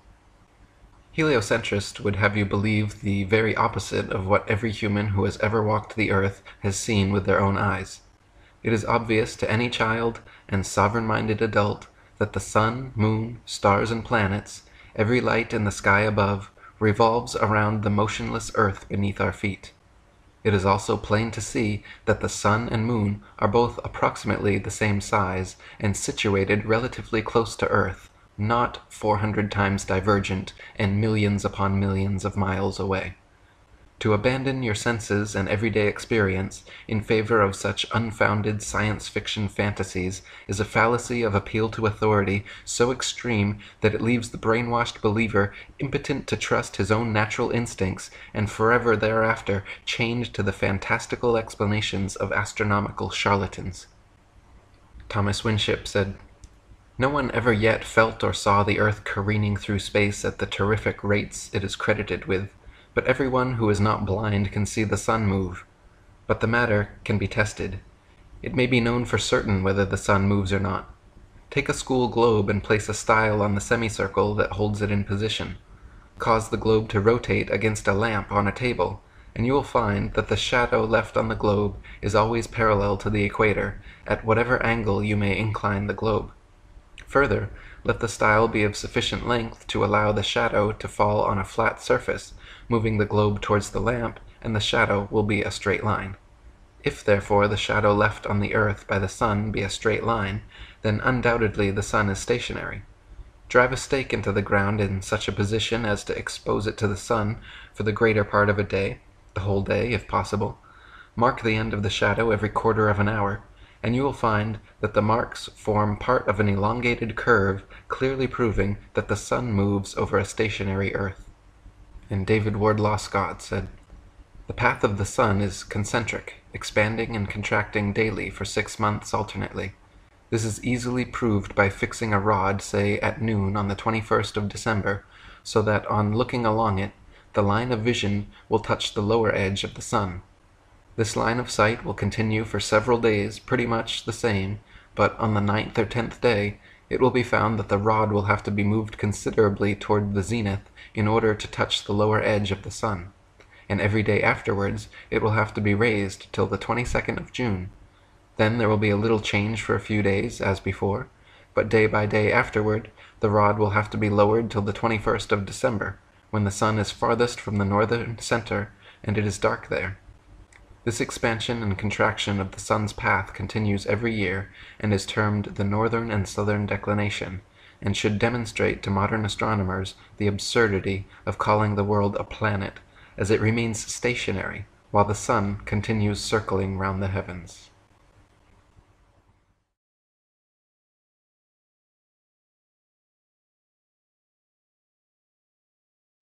In the heliocentric model, Earth is just one of 8 planets in our solar system, all of which are said to be huge spherical Earth-like habitations or globular gas giants millions of miles away.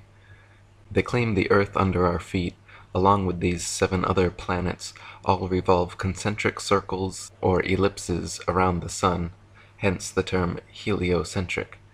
The previously prevailing geocentric model had placed Earth as the immovable center of the universe, with the sun, moon, stars, and planets all revolving around us, just as they appear. In the heliocentric model, however, which would be more appropriately titled the acentric model, the sun is only the center of our solar system, while itself, supposedly simultaneously, revolving 500,000 mile-per-hour spirals around the Milky Way galaxy, which itself is constantly shooting 670 million miles per hour away from an alleged Big Bang creationary explosion at the beginning of time. In the geocentric model, the 7 planets were known as wandering stars, with the multitude of other stars known as fixed stars. The wandering stars were so called because they can be seen meandering their own unique paths around the heavens, while all the other stars remain fixed in their steady group rotation around Polaris. The wandering stars also happen to be among the brightest in the night sky, and just as heliocentrists falsely claim the moon to be a mere reflector of the sun's light, they claim the bright starlight of these planets is merely them reflecting the sun's light back at us. This has already been shown to be geometrically impossible, however, as convex bodies do not and cannot reflect light in this way. In the heliocentric model, the wandering stars are all supposedly spherical Earth-like places several million miles away from us, while the fixed stars are all allegedly super-distant suns, similar to our own, but several trillion miles away, complete with their own solar systems and accompanying planets, perhaps even populated with sentient alien beings like ourselves. NASA's current official astronomical statistics state that there are upwards of 10 trillion such planets in our galaxy alone, and at least 200 billion galaxies in the universe. Therefore, they claim Earth is only one of 1 septillion planets in the universe. David Wardlaw Scott said, "Our modern astronomers imagine the stars to be immense worlds or suns, some of them many thousands of times larger than our own, and at an enormous distance. Sir Robert Ball, in his Cause of an Ice Age, says of Sirius that it is 1,000,000 times as distant from us as the sun, that it is 92 millions of miles from the earth. It is thought that stars are in a more or less advanced state of development, and that probably some of them may be already inhabited by beings suited to their spheres.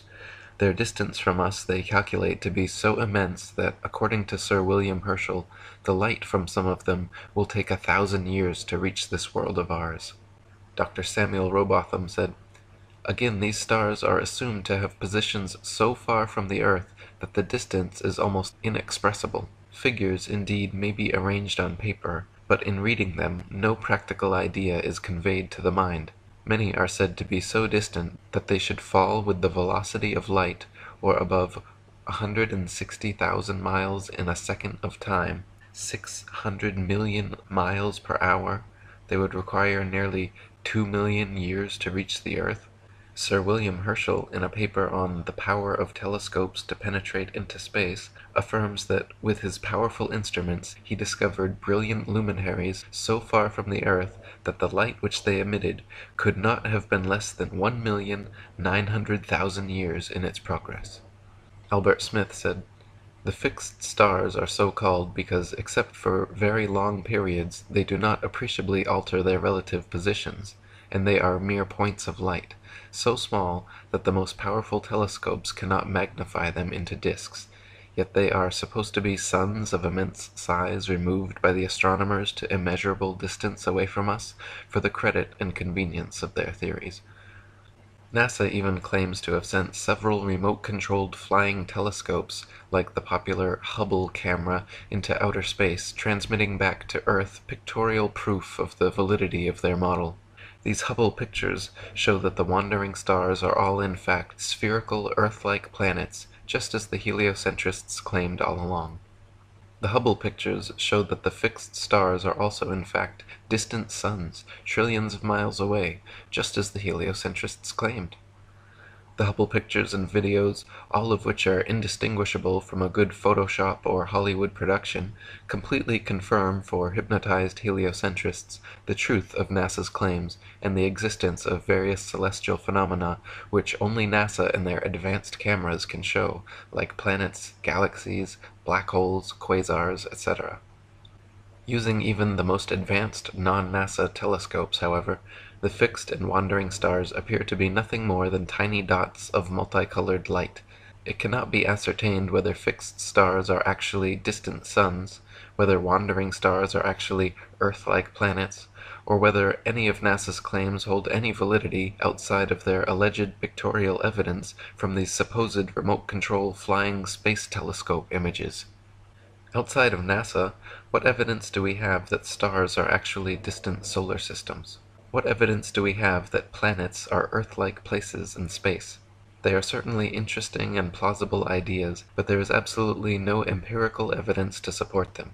In fact, if NASA hadn't implanted such ideas into their heads, very few people would ever look up at the night sky and assume those little pinpricks of light were all Earth-like objects millions of miles away, or suns trillions of miles away, complete with orbiting planets and moons just like ours. The only reason people believe wandering stars are Earth-like planets and fixed stars are distant suns is because of NASA propaganda.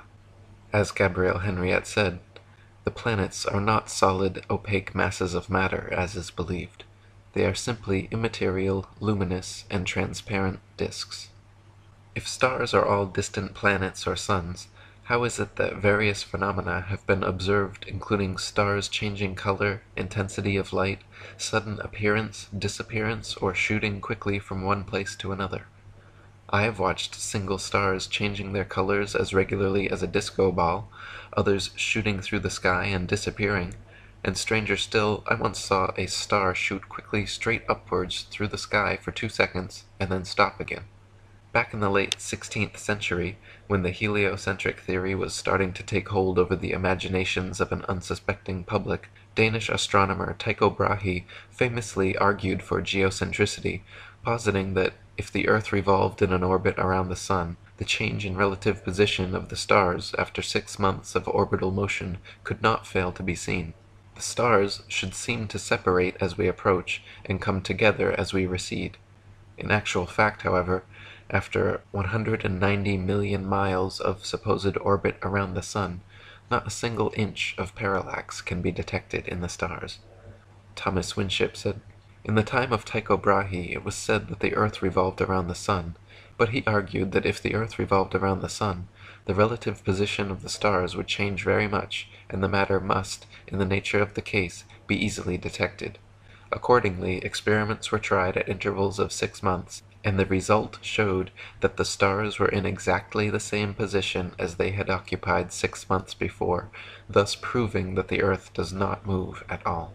If the Earth is at a given point in space on, say, January 1st, and according to its present-day science at a distance of 190 million miles from that point 6 months afterwards, it follows that the relative position and directions of the stars will have greatly changed, however small the angle of parallax may be.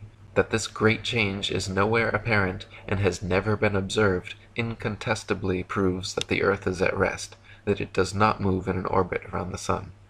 When Tycho Brahe demonstrated that after 190 million miles of supposed orbit around the Sun, not a single inch of parallax could be detected, heliocentrists, desperate to patch the glaring hole in their theory, pushed their hypothetical distances to the stars into the trillions of miles, claiming the closest one, Proxima Centauri, was a ludicrous 25 trillion miles away, and thereby making all the stars so conveniently far that no appreciable parallax could be detected.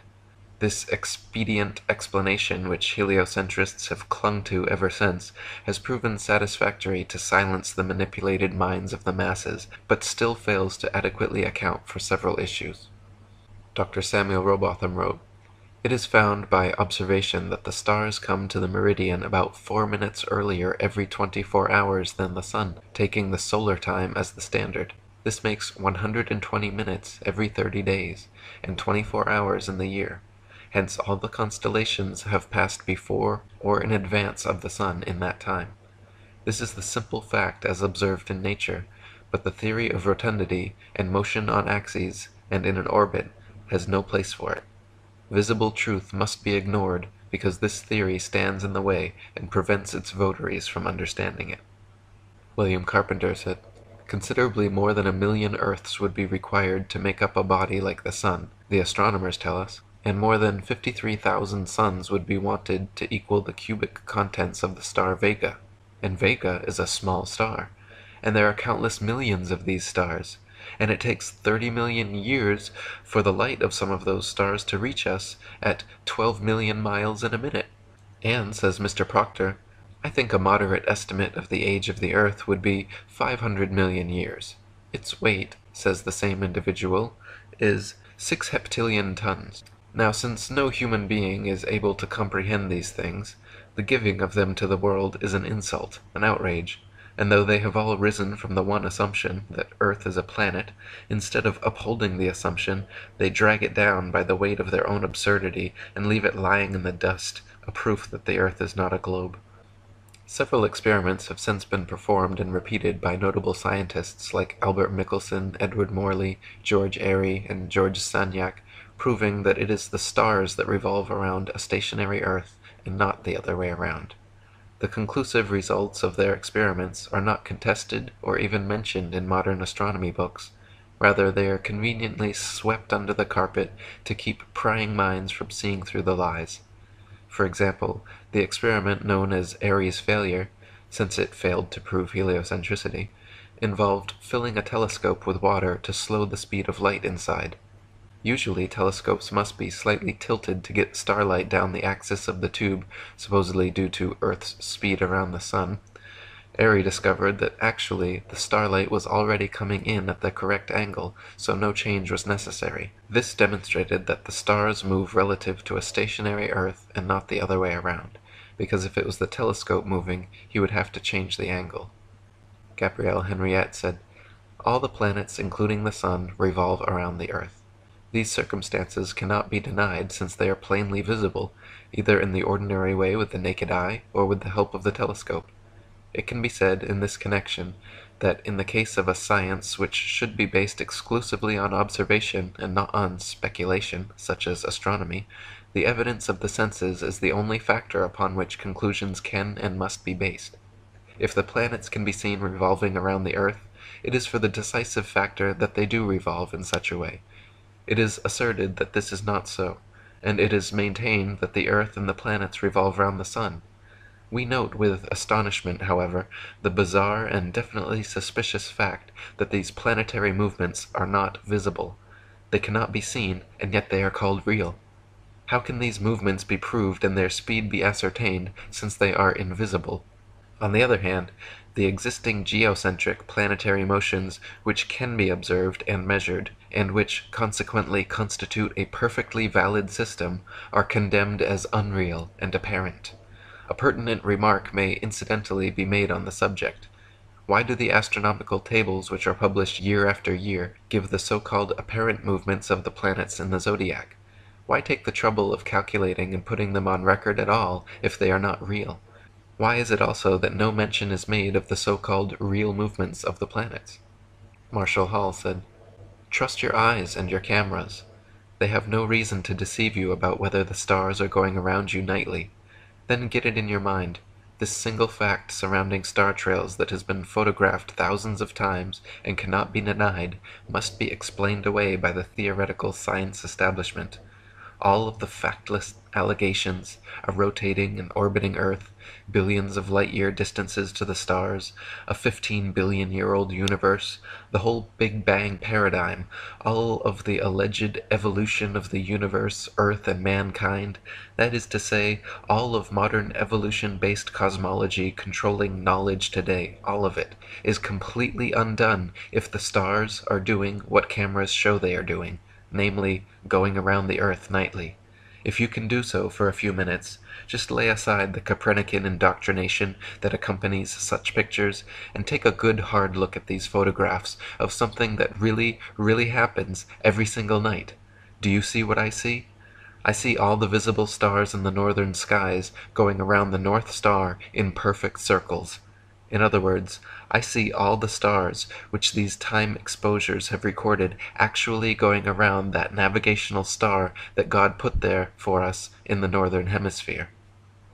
Thomas Winship said, "The plurality of worlds is based on assumptions so contrary to known possibilities that the grand idea must be thrown into the waste paper basket. The supposed great distance of the sun from the earth is the main cause of the delusions of the learned as to the so-called worlds above us being inhabited. This distance is based on a fictitious idea, that of the revolution of the earth round the sun, which I have already shown to be unconditionally false. The sun is a small body of light and near the earth, therefore all the star distances are wrong, their sizes and all other suppositions. The plurality of worlds is only the logical sequence of belief if the earth be a rapidly revolving globe, but this has been shown to be ridiculous in the extreme. Evidence, apart from any theory, has been presented which entirely nullifies such an assumption and renders it absurd, showing that such an unnatural idea has not a vestige of natural fact to support it. The grand doctrine of the plurality of worlds, therefore, like all of the other grand doctrines of modern astronomy, must be consigned to oblivion. When it can be shown that this world is a globe, and by what known principle the inhabitants can hang onto the swinging ball, like the housefly crawls along the ceiling, it will be quite time enough to talk about the plurality of worlds." In other words, the plurality of worlds, if there's supposed to be many, many ball planets spinning around in this infinite universe, that only makes sense in the heliocentric spinning ball cosmology. It's been shown that the Earth is flat and motionless, so the idea that there are many other Earth-like planets out there, or there are many other ball habitations spinning around in the sky, is ridiculous. You can see with a telescope that the things that they call planets look exactly like the things that they call stars, and before they started calling them planets, they were called stars. They were called wandering stars. If the planets are supposed to be masses like Earth, why is it that their starlight is often brighter than the other stars, which they claim are suns? Why would they have light at all? It's the same like with the moon. They claim to land on the moon, and they show this desert planet, but we look up at the moon and see a shining light coming from this disk. If the moon is so bright, shining with light like that, why weren't the astronauts constantly illuminated by this huge light that shines all the way 238,000 miles to the Earth? But then when they're on the moon, it's just dirt. When you look at these things through an actual telescope, they just look like disks of light. They don't look at all like suns or like ball planets. And when you take a good look at what NASA is feeding you, it's CGI. All the ball planets, every shot that NASA shows of Mercury, Venus, Earth, Mars, Jupiter, Saturn, Uranus, Neptune, Pluto, did I miss any? All these things, all their pictures of these planets are clearly made on a computer.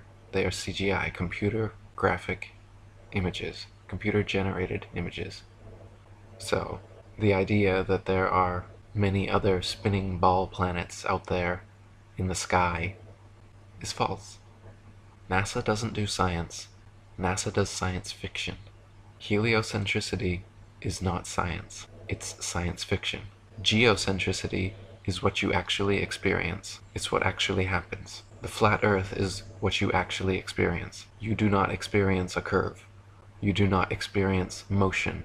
You don't feel yourself moving 1,000 miles an hour. The stars don't change their relative positions. They're fixed because they're revolving around us just as it appears. Think about it. If we were revolving around the sun, and the sun revolving around the galaxy, and the galaxy revolving around the universe, guess what? All the stars would change their position every single night. You wouldn't be able to catch the same star trails 2 consecutive nights, let alone for hundreds and hundreds of years, not changing positions. If you had those 4 different motions, everything spiraling around each other, you can't have the North Star fixed and all the other stars fixed in their constellations revolving perfect circles around it. Can't happen.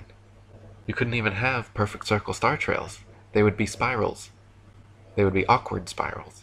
They would be like elliptical spirals. So, point is, Earth is not a planet. It's a plane. They just added a T to the end and fooled everyone. And then they started saying, there's 1 septillion other planets too, just like Earth. And then once they got people believing that, now they're saying, and there must be life on some of those. So there's aliens. And now they're preparing you for aliens. That's what's coming next. They want you to believe in aliens. They want you to believe that there's some off-world enemy or friend that's going to come here to save or destroy us, and they're going to use that as a false flag event to further their agenda. It's been in the works for a long time, so this is a big one. You could even say that this is the purpose of the Ball Earth deception. What's the purpose? To create a world religion. What do you think NASA is? What do you think the spinning ball Earth, universe, Big Bang, evolution bullshit is? It's a religion. People believe this shit and it doesn't exist. So, why did they lie about the flat Earth, Eric? Because they're making you believe in a bullshit science fiction religion. That's why. You don't even know that you're in a cult. You don't know that you've been brainwashed. And how deeply you've been brainwashed. You've been brainwashed so much that instead of thinking that you come from a intelligent consciousness, you think that you come from nothing. And monkeys. They brainwashed you to think that you and Earth aren't special or unique, but that there's just infinite Earths and worlds and beings, and humans are not the most intelligent of the intelligent designers' designs. They want you to believe that there's some aliens out there, more intelligent. They want you to believe that they're more intelligent than you, because only they have the Hubble Space Telescope, and only they have all the technology necessary to tell you that, oh, stars are really suns, and the wandering stars are planets. And, oh, we found water on Mars with our little probe rover thing. Check out these CGI images we sent back on our million-mile internet connection that we have, but you don't, and you've never seen anywhere. Think about how effective this religion is. It's worldwide. It is a world religion. They have successfully created a worldwide religion and made people the whole world over believe in it. They teach it to them in government schools, and they're so indoctrinated into this religion, they have no idea that it's a religion. That's the point. They call it science. They have no idea that they're in a cult being brainwashed by a bunch of CGI pictures and fairy tales. So why the flat earth deception? It's the most successful religious indoctrination in history. That's why. Around the turn of the 20th century, in order to save the dying heliocentric model from the conclusive experiments of Airy, Michelson, Morley, Gale, Sagnac, Cantor, Nordmeyer, and others, Albert Einstein created his special theory of relativity, a brilliant revision of heliocentrism which, in one philosophical swoop, banished the universal ether from scientific study, replacing it with a form of relativism which allowed for heliocentrism and geocentrism to hold equal merit. If there is no absolute etheric medium within which all things exist, then hypothetically one can postulate complete relativism with regard to the movement of two objects, such as the Earth and Sun. At the time, the Michelson-Morley and Michelson-Gale experiments had already long measured and proven the existence of the ether, but the Church of Heliocentrism was not to be deterred. Einstein never tried to refute the experiments scientifically, choosing instead to object philosophically with his notion of absolute relativity, claiming that all uniform motion is relative, and there exists no absolute state of rest anywhere in the universe. Nowadays, just like the theory of heliocentrism, Einstein's theory of relativity is accepted worldwide as gospel truth, even though he himself admitted geocentrism is equally justifiable. Albert Einstein said, "The struggle so violent in the early days of science between the views of Ptolemy and Copernicus would be quite meaningless. Either coordinate system could be used with equal justification. The two sentences, 'the sun is at rest and the earth moves,' or 'the sun moves and the earth is at rest,' would simply mean two different conventions concerning two different coordinate systems." George Ellis said, "People need to be aware that there is a range of models that could explain the observations. For instance, I can construct you a spherically symmetrical universe with Earth at its center, and you cannot disprove it based on observations. You can only exclude it on philosophical grounds. In my view, there is absolutely nothing wrong in that.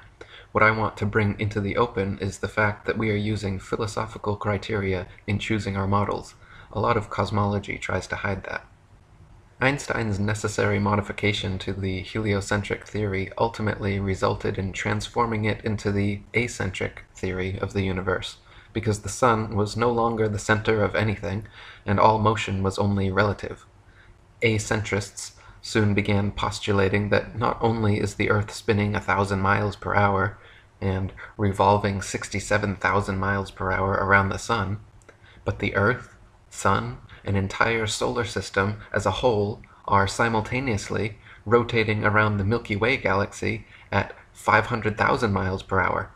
Furthermore, the entire galaxy, with the Earth, Sun, and entire solar system, are also simultaneously shooting 670 million miles per hour through the universe away from a Big Bang explosion at the beginning of time. E. Eschini said, "The theory of the three, now four, motions of the Earth and subsequent relativity is the result of trying to cover up one lie by another. They say that as we whirl in London at the rate of nearly 11 miles a minute, we are shooting into space around the sun at nearly 20 miles a second, and the sun itself moves around a point in space at the immense speed of 150 million miles in a year, pulling our poor Earth with him at the added speed, the distance that separates us from the sun, and in this maddening whirlwind of motions, they try to apply Euclid's spherical trigonometry to locate distances, which data was intended by Euclid to determine fixed points only, with the result that they have brought out wild calculations which have been fostered dogmatically on a gullible world, but are about as infallible as the utterances of Borgia." When Einstein first introduced his theory of relativity to the world, he often used the analogy of a wagon rolling along the street as an illustration. "What we mean by relative motion," he stated in a Princeton University lecture, "in a general sense, is perfectly plain to everyone. If we think of a wagon moving along a street, we know that it is possible to speak of the wagon at rest and the street in motion, just as well as it is to speak of the wagon in motion and the street at rest. That, however, is a very special part of the ideas involved in the principle of relativity. Gerard Hickson says, "That would be amusing if we read it in a comic paper, but when Professor Einstein says it in a lecture at Princeton University, we are expected not to laugh. That is the only difference. It is silly, but I may not dismiss the matter with that remark, and so I will answer quite seriously that it is only possible for me to speak of the street moving while the wagon remains still, and to believe it, when I cast away all the experience of a lifetime and am no longer able to understand the evidence of my senses, which is insanity. Such self-deception as this is not reasoning, it is the negation of reason, which is the faculty of forming correct conclusions from things observed, judged by the light of experience. It is unworthy of our intelligence and a waste of our greatest gift, but that introduction serves very well to illustrate the kind of illusion that lies at the root of relativity. When he suggested that the street might be moving, while the wagon with its wheels revolving was standing still, he was asking us to imagine that in a similar manner the earth we stand upon might be moving, while the stars that pass in the night stand still. It is a case of appeal, where Einstein appeals in the name of a convicted Copernican astronomy against the judgment of Michelson, Morley, Nordemeyer, physics, fact, experience, observation, and reason. On the surface, relativity may seem plausible enough, especially when presented by a charismatic character of Einstein's caliber, but is it really so simple and straightforward?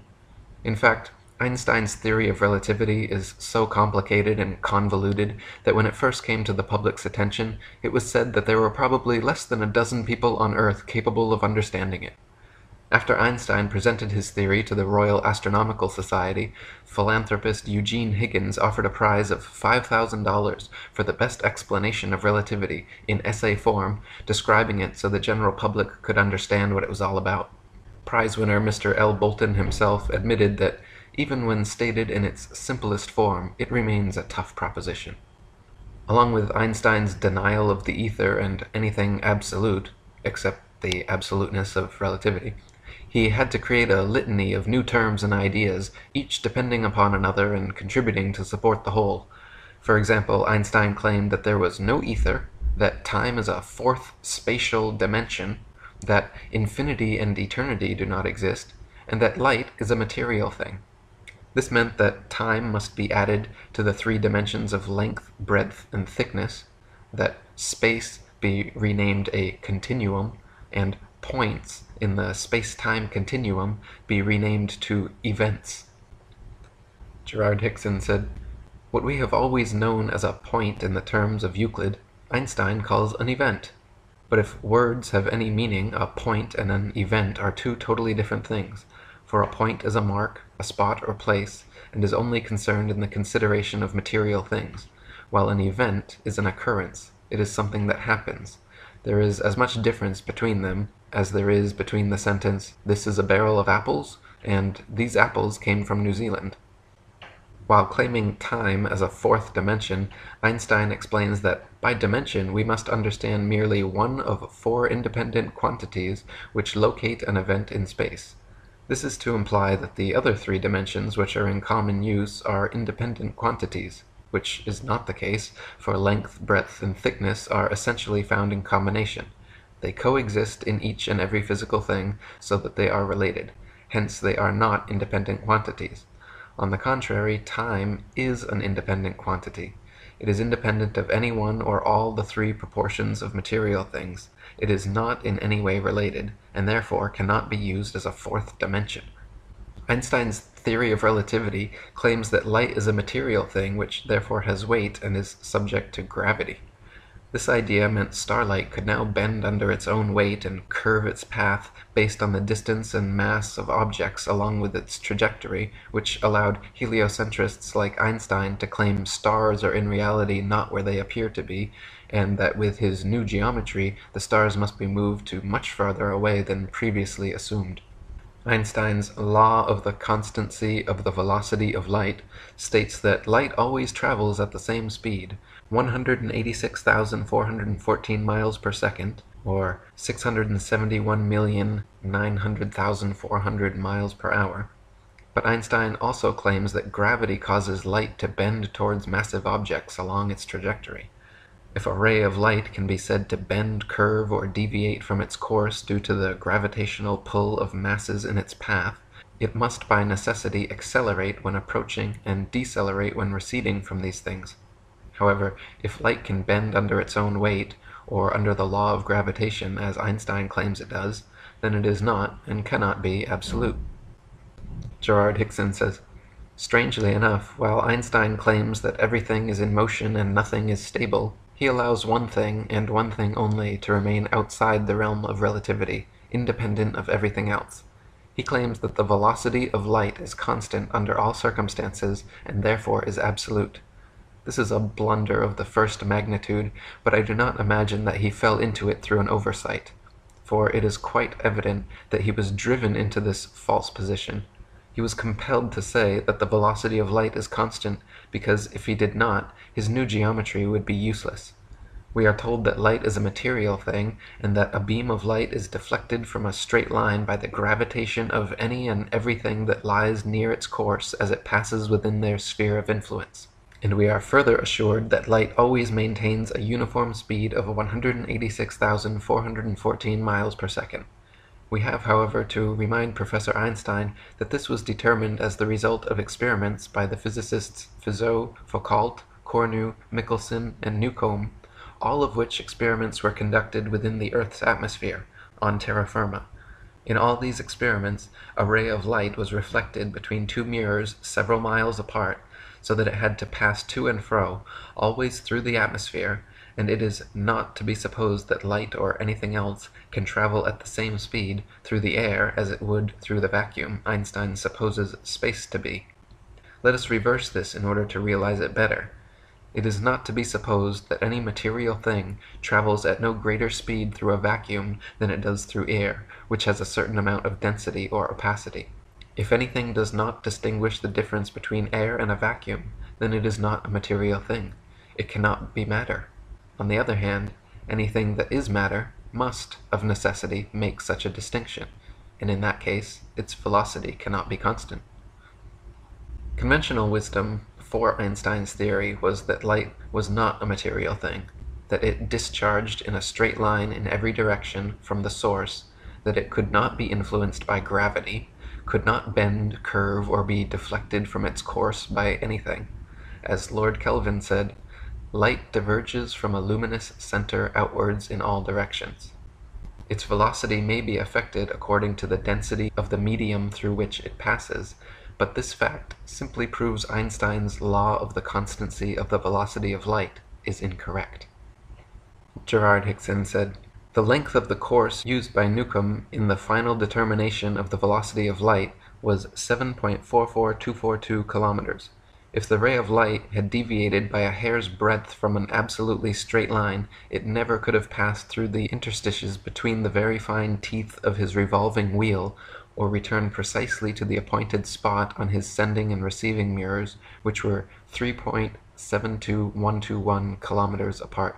The fact that the ray of light did pass from mirror to mirror, and through the wheel, proves that it maintained a straight line. Hence it is certain that it was not deflected from its course by the gravitation of the earth between the two mirrors, wherefore it is obvious that it was not affected by gravitation. So we find that the very experiments by which the accepted 186,414 miles per second as the velocity of light was measured, experiments which were carried out with the utmost painstaking and minute attention to detail, prove that a ray of light is not influenced by the gravitation of the earth in the slightest degree. Therefore, if those experiments were good enough to warrant all the world in accepting the velocity of light, they may be equally well adduced as proof that a ray of light does not bend by its own weight, and that light is not affected by gravitation.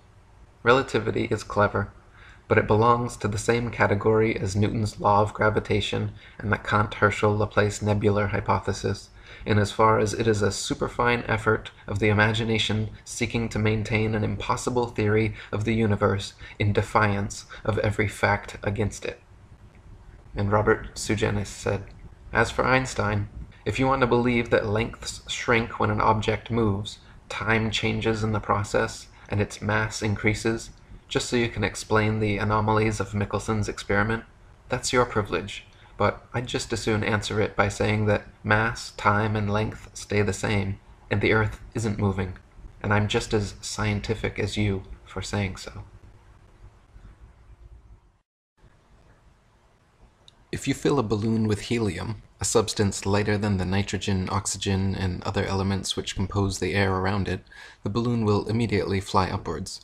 If you fill a balloon with hydrogen, a substance even lighter than helium, the balloon will fly upwards even faster. If you blow a dandelion seed out of your hands, a substance just barely heavier than the air, it will float away and slowly but eventually fall to the ground. And if you drop an anvil from your hands, something much heavier than the air, it will quickly and directly fall straight to the ground. Now this has absolutely nothing to do with gravity. The fact that light things rise up and heavy things fall down is simply a natural property of weight and density. That is very different from gravity. Gravity is a hypothetical magnetic-like force possessed by large masses which Isaac Newton needed to help explain the heliocentric theory of the universe. Lady Blunt says, most people in England have either read or heard that Sir Isaac Newton's theory of gravitation was originated by his seeing an apple fall to the earth from a tree in his garden. Persons gifted with ordinary common sense would say that the apple fell down to earth because, bulk for bulk, it was heavier than the surrounding air. But if, instead of the apple, a fluffy feather had been detached from the tree, a breeze would probably have sent the feather floating away, and the feather would not reach the earth until the surrounding air became so still that, by virtue of its own density, the feather would fall to the ground. Wilbur Voliva, a famous flat-earther in the early 20th century, gave lectures all over America against Newtonian astronomy. He would begin by walking on stage with a book, a balloon, a feather, and a brick, and ask the audience, "How is it that a law of gravitation can pull up a toy balloon and cannot put up a brick? I throw up this book. Why doesn't it go on up? That book went up as far as the force behind it forced it, and it fell because it was heavier than the air, and that is the only reason. I cut the string of a toy balloon. It rises, gets to a certain height, and then it begins to settle. I take this brick and a feather. I blow the feather. Yonder it goes. Finally, it begins to settle and comes down. This brick goes up as far as the force forces it, and then it comes down because it is heavier than the air. That is all." David Wardlaw Scott says, "Any object which is heavier than the air, and which is unsupported, has a natural tendency to fall by its own weight. Newton's famous apple at Woolsthorpe, or any other apple when ripe, loses hold of its stalk, and being heavier than the air, drops as a matter of necessity to the ground, totally irrespective of any attraction of the earth. For if such attraction existed, why does not the earth attract the rising smoke, which is not nearly so heavy as the apple? The answer is simple, because the smoke is lighter than the air, and therefore does not fall but ascends. Gravitation is only a subterfuge employed by Newton in his attempt to prove that the earth revolves around the sun, and the quicker it is relegated to the tomb of all the Capulets, the better will it be for all classes of society." Thomas Winship says, "The law of gravitation is said by the advocates of the Newtonian system of astronomy to be the greatest discovery of science, and the foundation of the whole of modern astronomy. If, therefore, it can be shown that gravitation is a pure assumption, and an imagination of the mind only, that it has no existence outside of the brains of its expounders and advocates, the whole of the hypothesis of this modern so-called science fall to the ground as flat as the surface of the ocean, and this most exact of all sciences, this wonderful feat of the intellect, becomes at once the most ridiculous superstition and the most gigantic imposture to which ignorance and credulity could ever be exposed." Einstein's theory of relativity and the entire heliocentric model of the universe hinge upon Newton's law of gravitation. Heliocentrists claim that the sun is the most massive object in the heavens, more massive even than the earth, and therefore the earth and other planets, by law, are caught up in the sun's gravity and forced to orbit perpetual circles and ellipses around it. They claim that gravity also somehow allows people, buildings, the oceans, and all of nature to exist on the underside of their ball earth without falling off. Now, even if gravity did exist, why would it cause both planets to orbit the sun and people to stick to the earth? Gravity should either cause people to float in suspended circular orbits around the Earth, or it should cause the Earth to be pulled and crashed into the sun. What sort of magic is gravity that it can glue people's feet to the ball Earth while causing Earth itself to revolve ellipses around the sun? The two effects are very different, yet the same cause is attributed to both. Furthermore, this magnetic-like attraction of massive objects gravity is purported to have can be found nowhere in the natural world. There is no example in nature of a massive sphere or any other shaped object which, by virtue of its mass alone, causes smaller objects to stick to or orbit around it. There is nothing on Earth massive enough that it can be shown to cause even a dust bunny to stick to or orbit around it. Try spinning a wet tennis ball or any other spherical object with smaller things placed on its surface, and you will find that everything falls or flies off and nothing sticks to or orbits around it. To claim the existence of a physical law without a single practical evidential example is hearsay, not science. Lady Blunt and Albert Smith wrote, "That bodies in some instances are seen to approach each other is a fact, but that their mutual approach is due to an attraction or pulling process on the part of these bodies is, after all, a mere theory. Hypotheses may sometimes be admissible, but when they are invented to support other hypotheses, they are not only to be doubted, but discredited and discarded.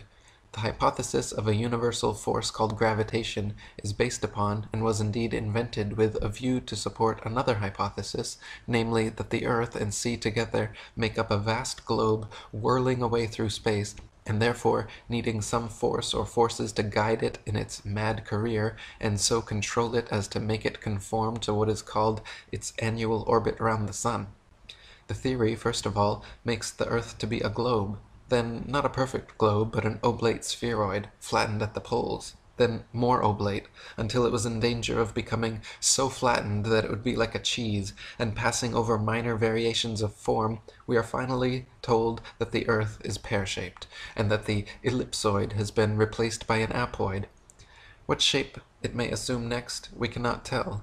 It will depend upon the whim or fancy of some astute and speculating scientist.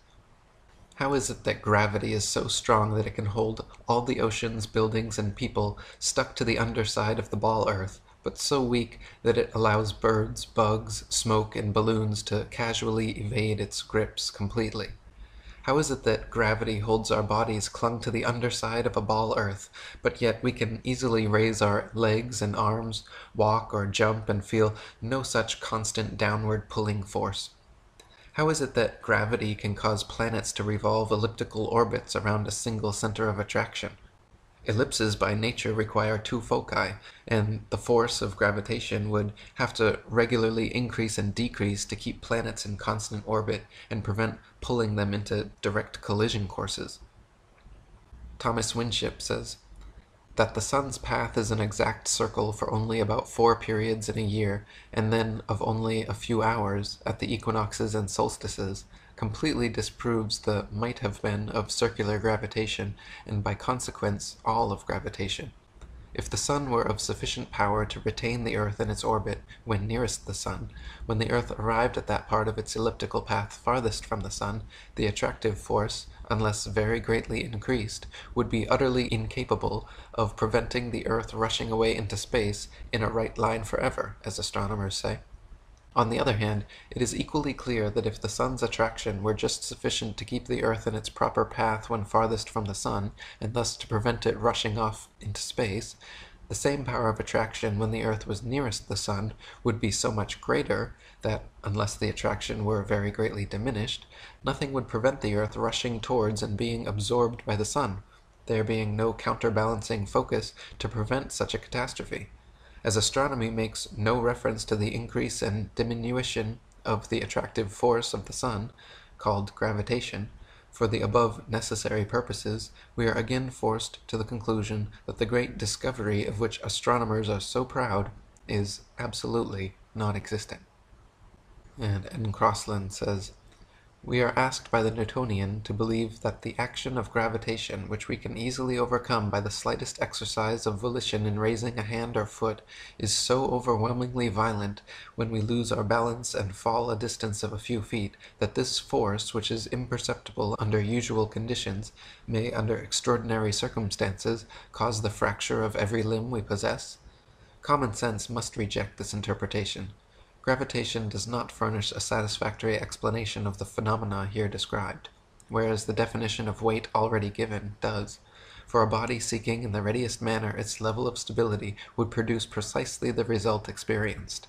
If the influence which kept us securely attached to this earth were identical with that which is powerful enough to disturb a distant planet in its orbit, we should be more immediately conscious of its masterful presence and potency, whereas this influence is so impotent in the very spot where it is supposed to be most dominant that we find an insurmountable difficulty in accepting the idea of its existence.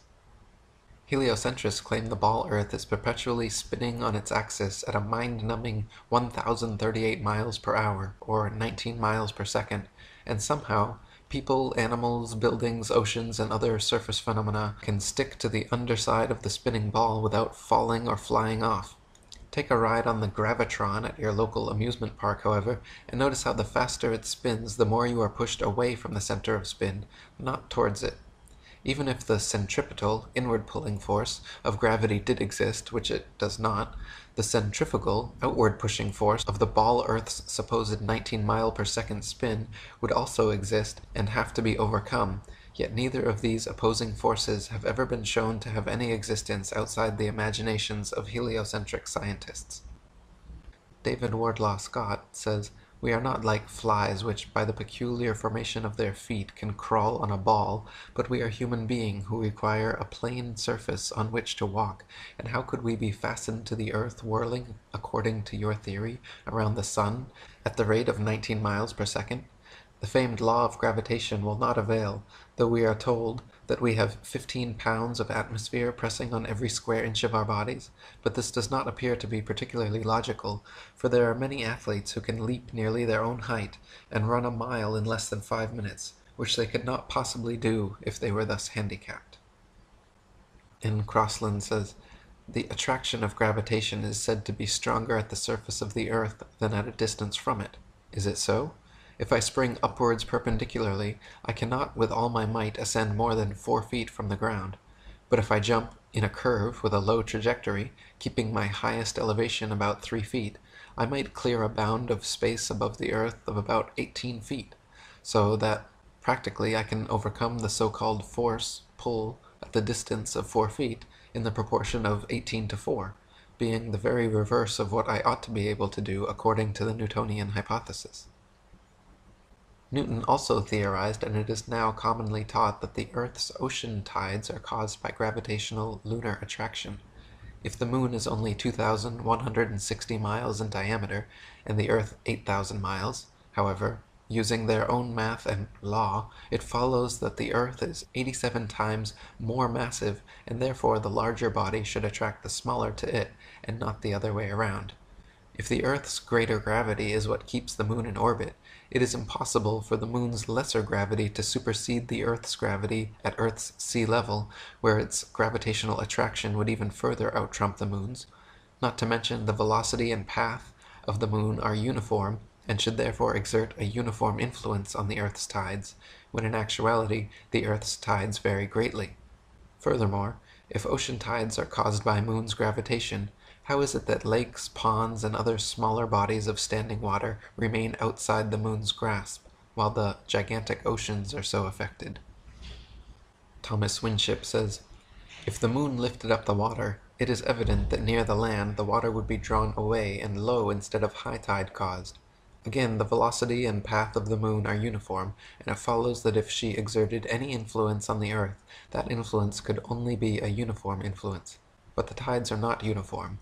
At Port Natal the rise and fall is about 6 feet, while at Beira, about 600 miles up the coast, the rise and fall is 26 feet. This effectually settles the matter that the moon has no influence on the tides. Tides are caused by the gentle and gradual rise and fall of the earth on the bosom of the mighty deep. In inland lakes there are no tides, which also proves that the moon cannot attract either the earth or water to cause tides, but the fact that the basin of the lake is on the earth, which rests on the waters of the deep, shows that no tides are possible, as the waters of the lakes together with the earth rise and fall, and thus the tides at the coast are caused, while there are no tides on waters unconnected with the sea. Samuel Rowbotham says, "It is affirmed that the intensity of attraction increases with proximity and vice versa. How then, when the waters are drawn up by the moon from their bed and away from the earth's attraction, which at that greater distance from the center is considerably diminished, while that of the moon is proportionally increased, how is it possible that all the waters acted on should be prevented leaving the earth and flying away to the moon? If the moon has power of attraction sufficient to lift the waters of earth at all, even a single inch from their deepest receptacles, where the earth's attraction is much greater, there is nothing in the theory of attraction of gravitation to prevent her taking to herself all the waters which came within her influence. Let the smaller body once overcome the power of the larger, and the power of the smaller becomes greater than when it first operated, because the matter acted on is nearer to it. Proximity is greater, and therefore power is greater. How then can the waters of the ocean immediately underneath the moon flow towards the shores, and so cause a flood tide? Water flows, it is said, through the law of gravity or attraction of the earth's center. Is it possible then for the moon, having once overcome the power of the earth, to let go her hold upon the waters through the influence of a power which she has conquered, and which therefore is less than her own? The above and other difficulties which exist in connection with the explanation of the tides afforded by the Newtonian system have led many, including Sir Isaac Newton himself, to admit that such explanation is the least satisfactory portion of the theory of gravitation. Thus we have been carried forward by the sheer force of evidence to the conclusion that the tides of the sea do not arise from the attraction of the moon, but simply from the rising and falling of the floating earth in the waters of the great deep.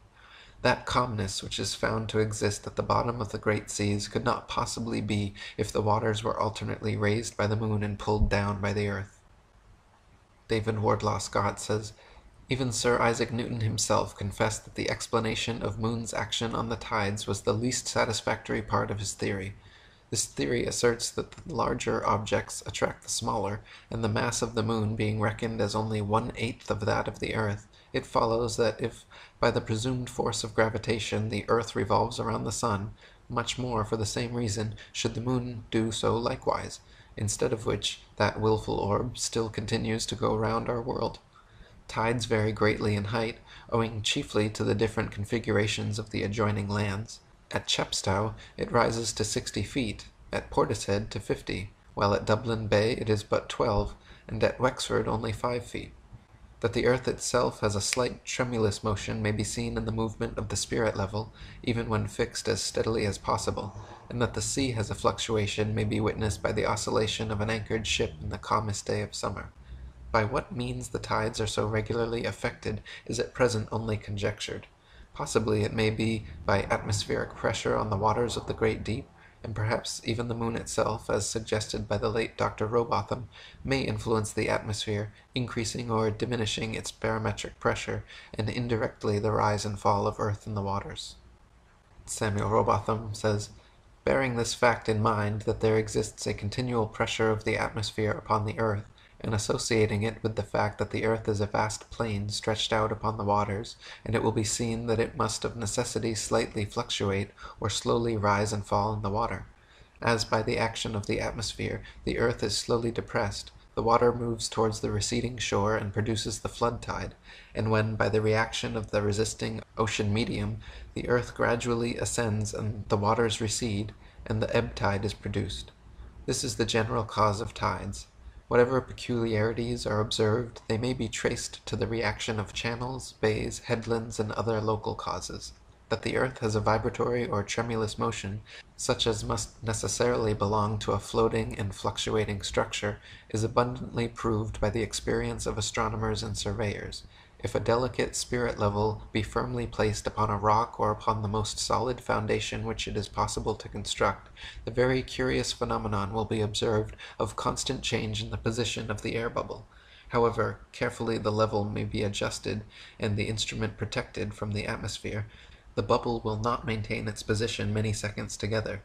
A somewhat similar influence has been noticed in astronomical observatories, where instruments of the best construction and placed in the most approved positions cannot always be relied upon without occasional readjustment.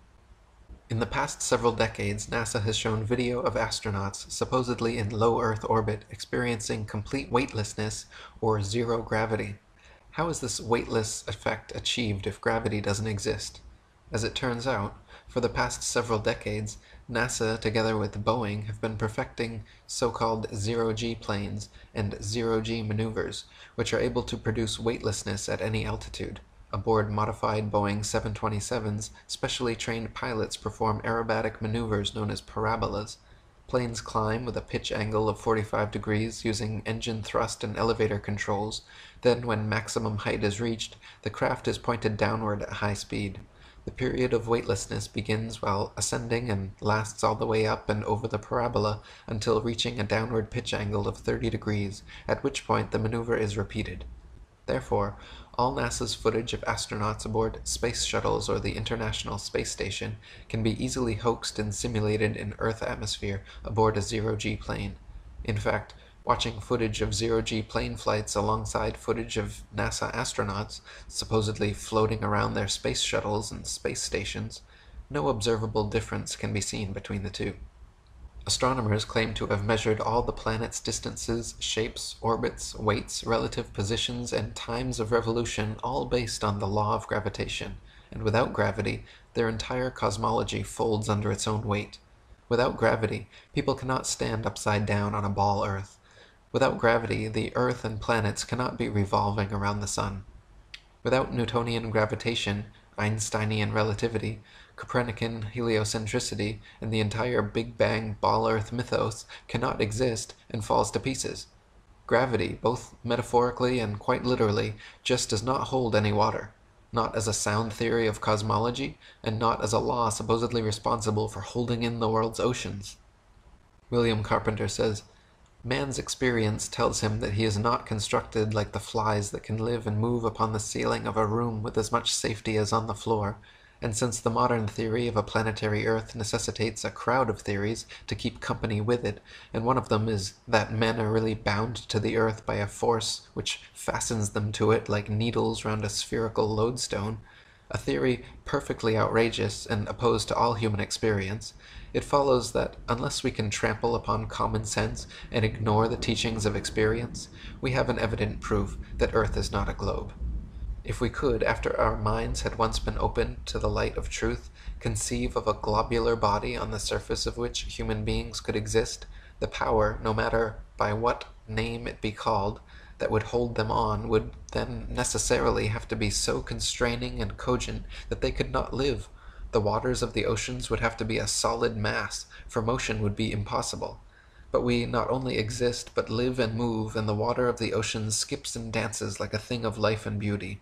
This is a proof that the Earth is not a globe."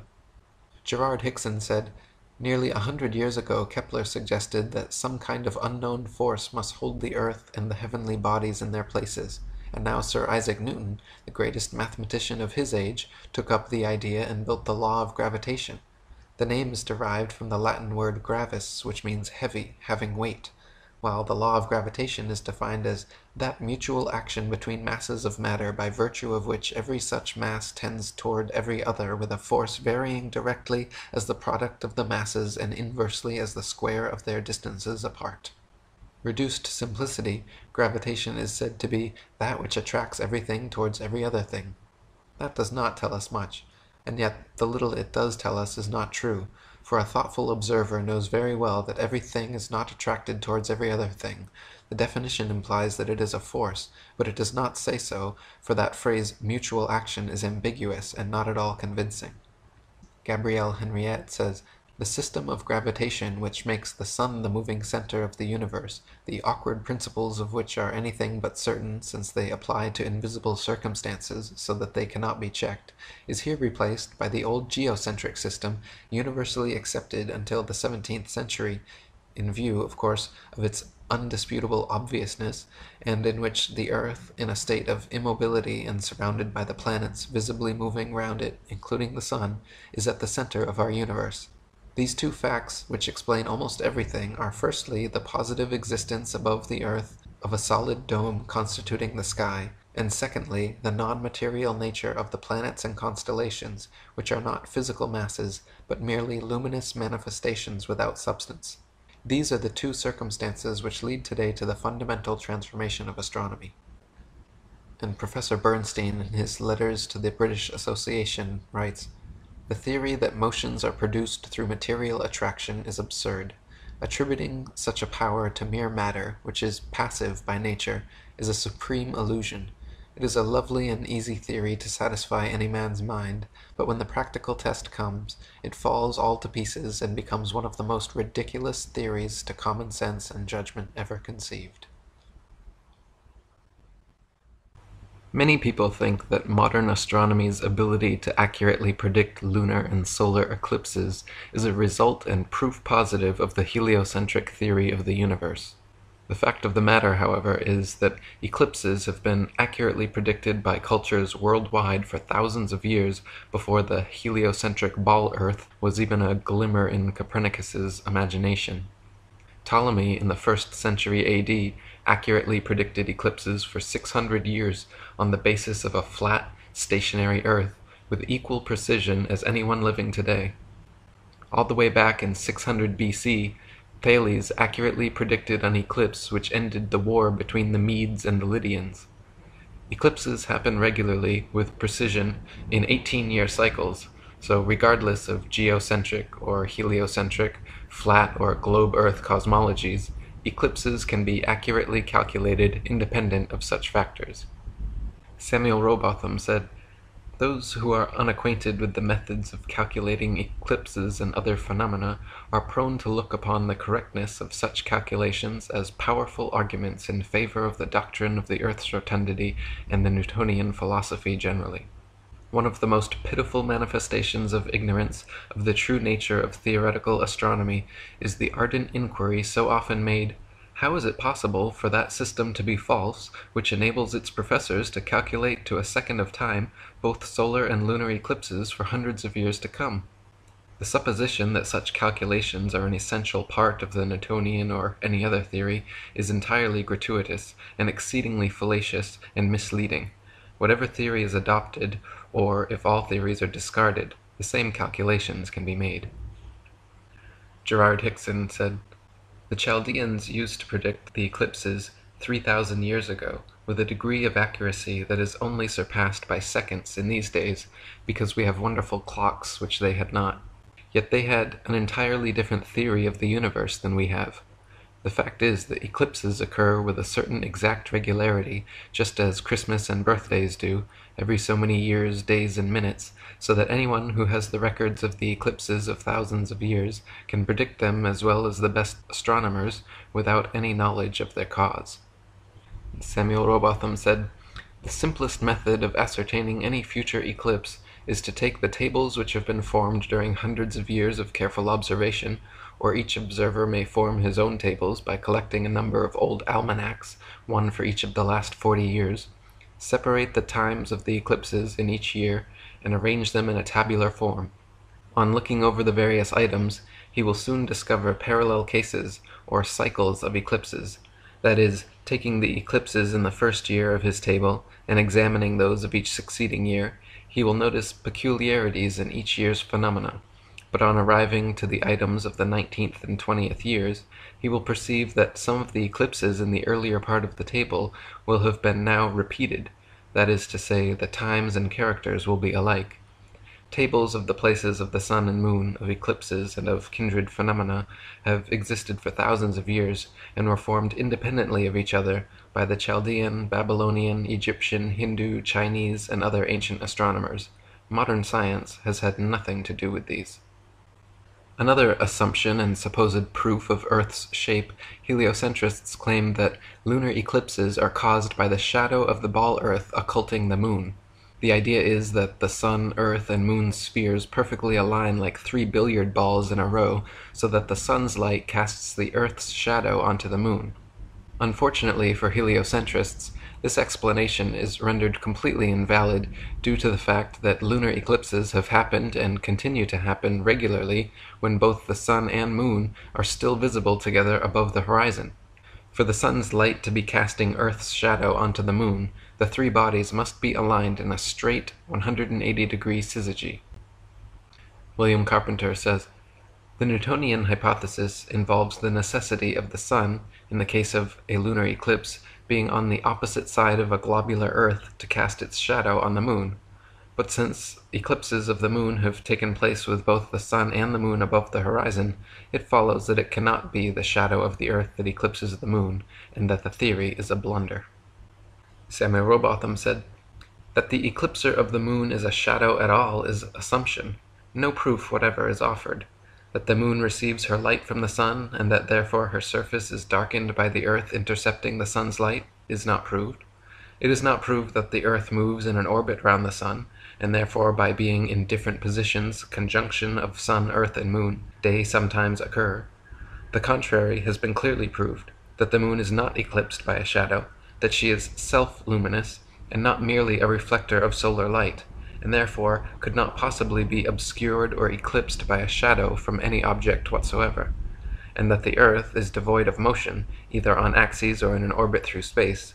Hence, to call that an argument for the Earth's rotundity, where every necessary proposition is only assumed, and in relation to which direct and practical evidence to the contrary is abundant, is to stultify the judgment and every other reasoning faculty."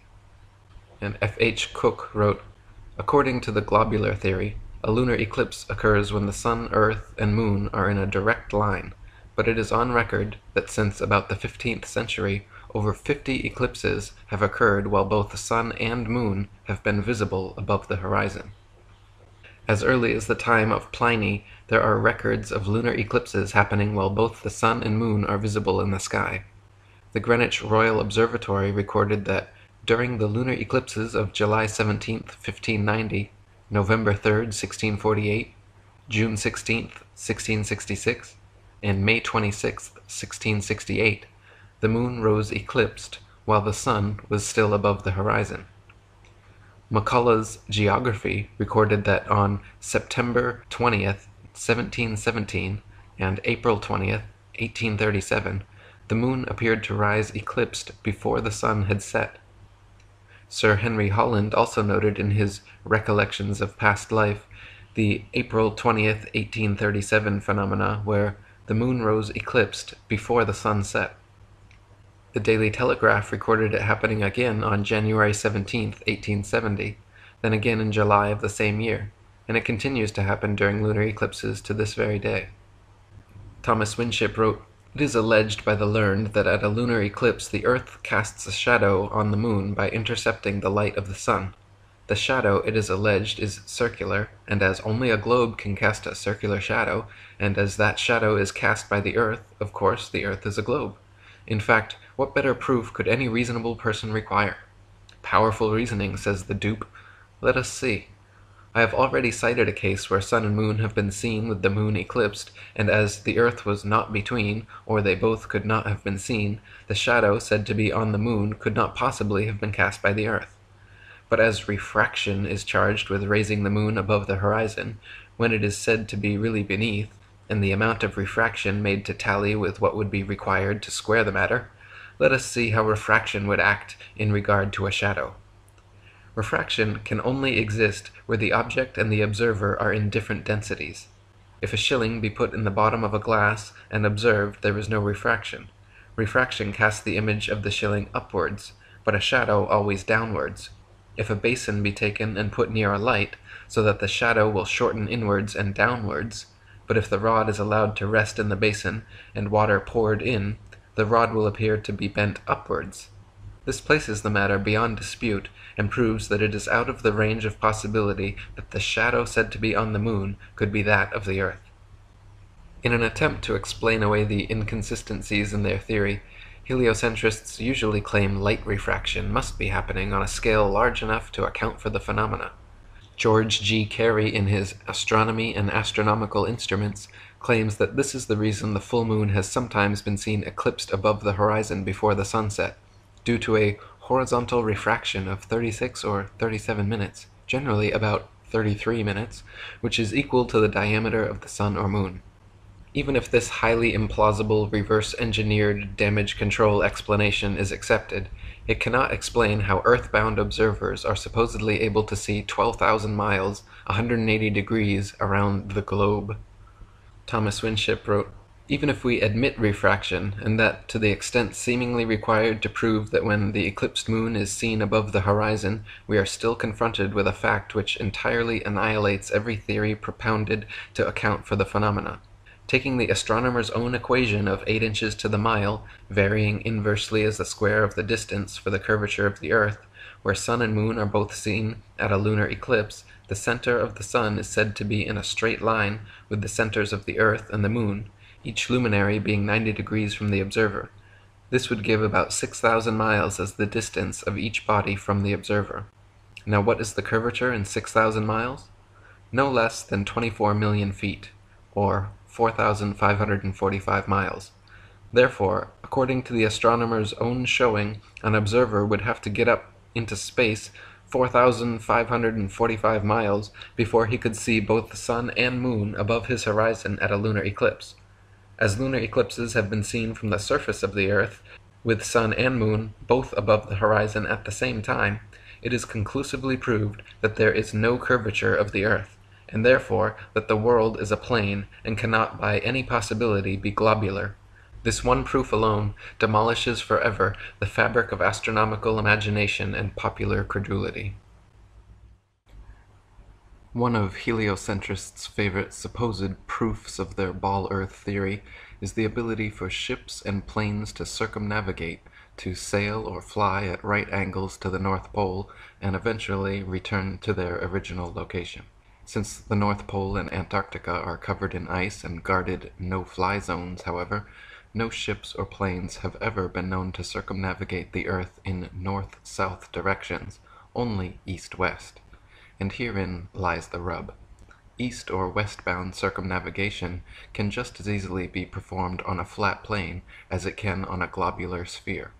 Just as a compass can place its center point on a flat piece of paper and trace a circle either way around the pole, so can a ship or plane circumnavigate a flat Earth. The only kind of circumnavigation which could not happen on a flat Earth is north-south bound, which is likely the very reason for the heavily enforced flight restrictions. Flight restrictions originating from none other than the United Nations, the same United Nations which haughtily uses the flat Earth map as its official logo and flag. David Wardlaw Scott says, "Circular sailing no more proves the world to be a globe than an equilateral triangle. The sailing round the world would of course take very much longer, but in principle it is exactly the same as that of the yachtsman circumnavigating the Isle of Wight. Let me give a simple illustration.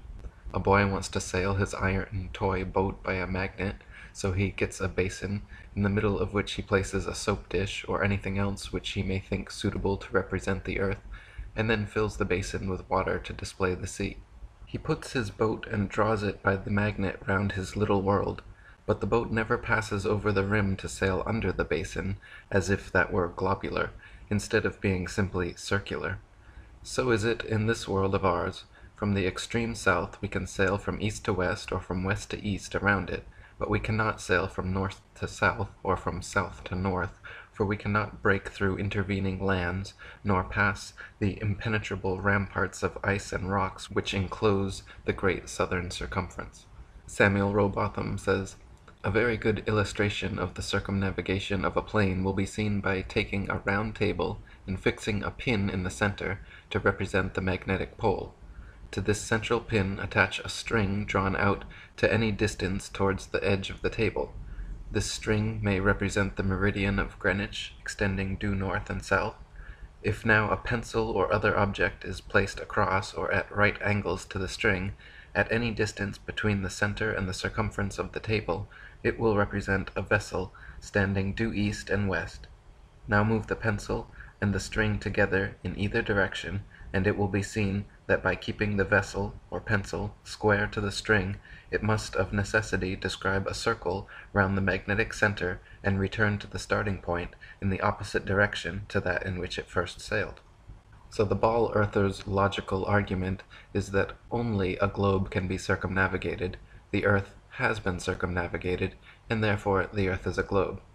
This is indeed a logical modus ponens statement, but the conclusion is rendered invalid because the first premise, that only a globe can be circumnavigated, is categorically false.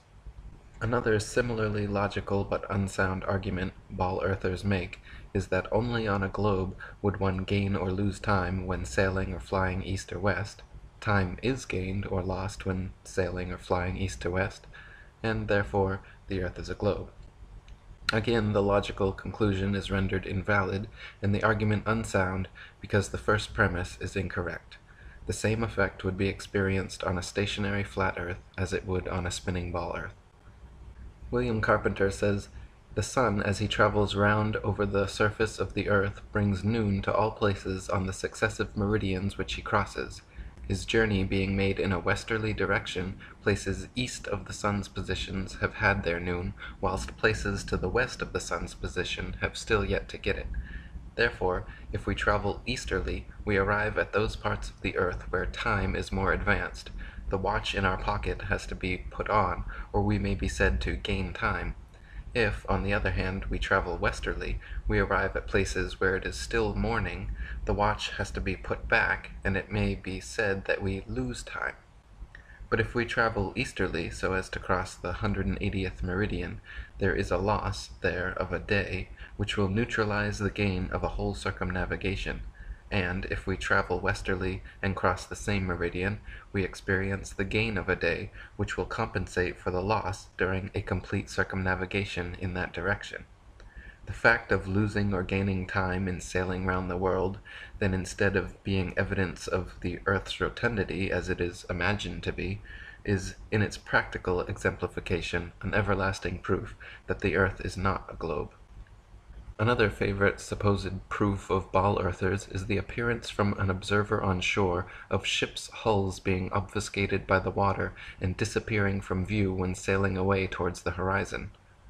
Their claim is that ships' hulls disappear before their mastheads because the ship is beginning its declination around the convex curvature of the ball-earth. Once again, however, their hasty conclusion is drawn from a faulty premise, namely that only on a ball-earth can this phenomenon occur. The fact of the matter is that the law of perspective on plane surfaces dictates and necessitates the exact same occurrence. For example, a girl wearing a dress walking away towards the horizon will appear to sink into the earth the farther away she walks. Her feet will disappear from view first, and the distance between the ground and the bottom of her dress will gradually diminish until, after about a half a mile, it seems like her dress is touching the ground as she walks on invisible legs. The same happens with cars speeding away, the axles gradually getting lower and the wheels vanish until it appears as if the car is gliding along its body. Such is the case on plane surfaces. The lowest parts of objects receding from a given point of observation necessarily disappear before the highest.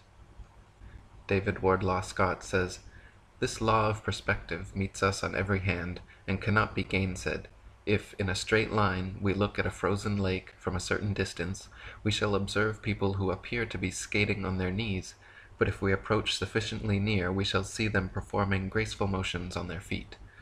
Farther, if we look through a straight tunnel, we shall notice that the roof and the roadway below converge to a point of light at the end. It is the same law which makes the hills sink to the horizon as the observer recedes, which explains how the ship's hull disappears in the offing.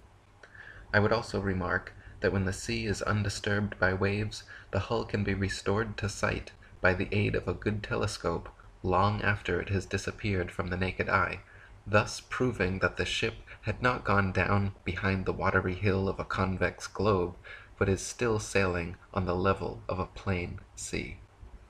Not only is the disappearance of ships' hulls explained by the law of perspective, it is proven undeniably true with the aid of a good telescope.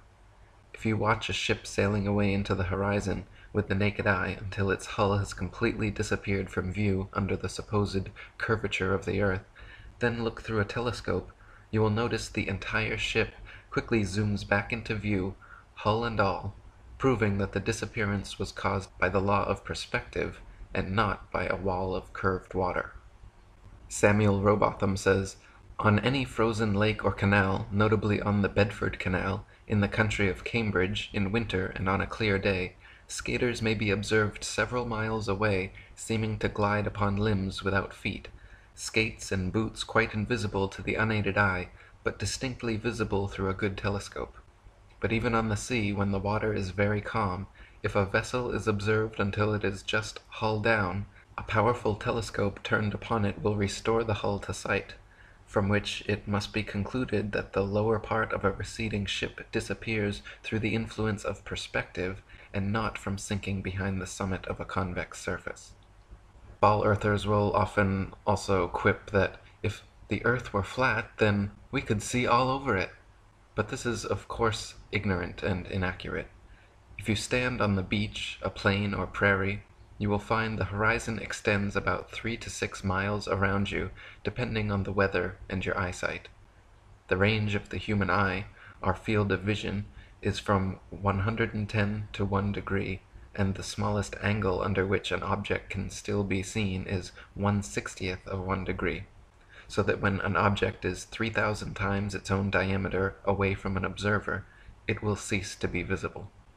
So, for example, the farthest distance at which one can see a 1-inch diameter penny is 3,000 inches, or 250 feet. Therefore, if a ship's hull is 10 feet above the water, it will disappear from the unaided eye at 3,000 times 10 feet, or 6 miles. This has nothing to do with the supposed convexity or curvature of the earth, and everything to do with the common law of perspective. Thomas Winship says, "The horizon of an observer is distant or near according to the greatness or otherwise of his elevation above the surface of the supposed globe. If he stands 24 feet above sea level, he is said to be in the center of a circle which bounds his vision, the radius of which in any direction on a clear day is 6 miles. A local gentleman tells me that he has watched a boat race in New Zealand, seeing the boats all the way out and home, the distance being 9 miles from where he was standing on the beach. I have seen the hull of a steamer with the naked eye at an elevation of not more than 24 feet, at a distance of 12 miles, and in taking observations along the South African coast, have sometimes had an horizon of at least 20 miles at an elevation of 20 feet only. The distance of the horizon, or vanishing point, where the sky appears to touch the earth and sea, is determined largely by the weather, and, when that is clear, by the power of our vision. This is proved by the fact that the telescope will increase the distance of the horizon very greatly, and bring objects into view which are entirely beyond the range of vision of the unaided eye. But as no telescope can pierce a segment of water, the legitimate conclusion we are forced to arrive at is that the surface of water is level, and that therefore the shape of the world cannot be globular, and on such a flat or level surface, the greater the elevation of the observer, the longer will his range of vision be, and thus the farther he can see." Samuel Rowbotham says, "On the shore near Waterloo, a few miles to the north of Liverpool, a good telescope was fixed. At an elevation of 6 feet above the water, it was directed to a large steamer just leaving the River Mersey and sailing out to Dublin. Gradually the masthead of the receding vessel came nearer to the horizon, until at length, after more than 4 hours had elapsed, it disappeared. The ordinary rate of sailing of the Dublin steamers was fully 8 miles an hour, so that the vessel would be at least 32 miles distant when the masthead came to the horizon. The 6 feet of elevation of the telescope would require 3 miles to be deducted for convexity, which would leave 29 miles, the square of which, multiplied by 8 inches, gives 560 feet, deducting 80 feet for the height of the main mast, and we find that, according to the doctrine of rotundity, the masthead of the outward-bound steamer should have been 480 feet below the horizon. Many other experiments of this kind have been made upon sea-going steamers, and always with results entirely incompatible with the theory that the earth is a globe. In the mid-19th century, a Frenchman named Leon Foucault became famous for swinging pendulums and claiming their consequent motions were proof of the earth's diurnal rotation. Since then, Foucault pendulums have regularly been swinging at museums and exposition halls worldwide, purporting to provide everlasting perpetual proof of the heliocentric spinning ball Earth theory. The truth is, however, unbeknownst to most of the duped public, that Foucault's pendulum is a failed experiment which proves nothing but how easy it is for pseudoscience to deceive the malleable masses. Lady Blunt says, "This pendulum, modern scientists tell us, affords a visible proof that we are living on a whirling globe, which, according to a work on science, now before me, is spinning upon its so-called axis at the rate of over 1,000 miles an hour at the equator, and in addition to other motions is rushing on an everlasting tour around the sun, the diameter of which is said to be 813,000 miles, and its weight 354,936 times greater than the Earth, from which it is said to be about 93 million miles distant, at the rate of over 1,000 miles per minute. Now, to prove that the Earth really has these motions, a pendulum is suspended at the show. The showman sets motion, and bids the gaping world of thoughtless men and women to behold a proof that we are living on a whirling globe which is rushing away through space." William Carpenter says, "Astronomers have made experiments with pendulums which have been suspended from the interior of high buildings, and have exulted over the idea of being able to prove the rotation of the Earth on its axis by the varying direction taken by the pendulum over a prepared table underneath, asserting that the table moved round under the pendulum, instead of the pendulum shifting and oscillating in different directions over the table. But, since it has been found that, as often as not, the pendulum went round the wrong way for the rotation theory, chagrin has taken place of exultation, and we have a proof of the failure of astronomers in their efforts to substantiate their theory." So to begin with, Foucault's pendulums do not uniformly swing in any one direction. Sometimes they rotate clockwise, and sometimes counterclockwise. Sometimes they fail to rotate, and sometimes they rotate far too much. Scientists who have repeated variations of the experiment have conceded time and again that, quote, "it was difficult to avoid giving the pendulum some slight lateral bias at starting. The behavior of the pendulum actually depends on 1. The initial force beginning its swing, and 2. The ball and socket joint used, which most readily facilitates circular motion over any other. The supposed rotation of the Earth is completely inconsequential and irrelevant to the pendulum's swing.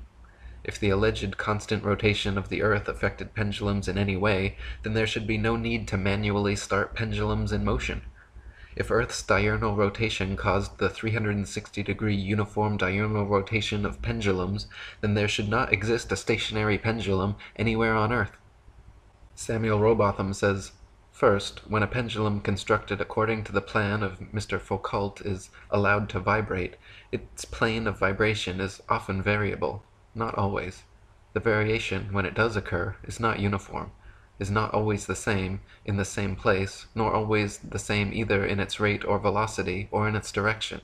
It cannot therefore be taken as evidence, for that which is inconstant cannot be used in favor of or against any given proposition.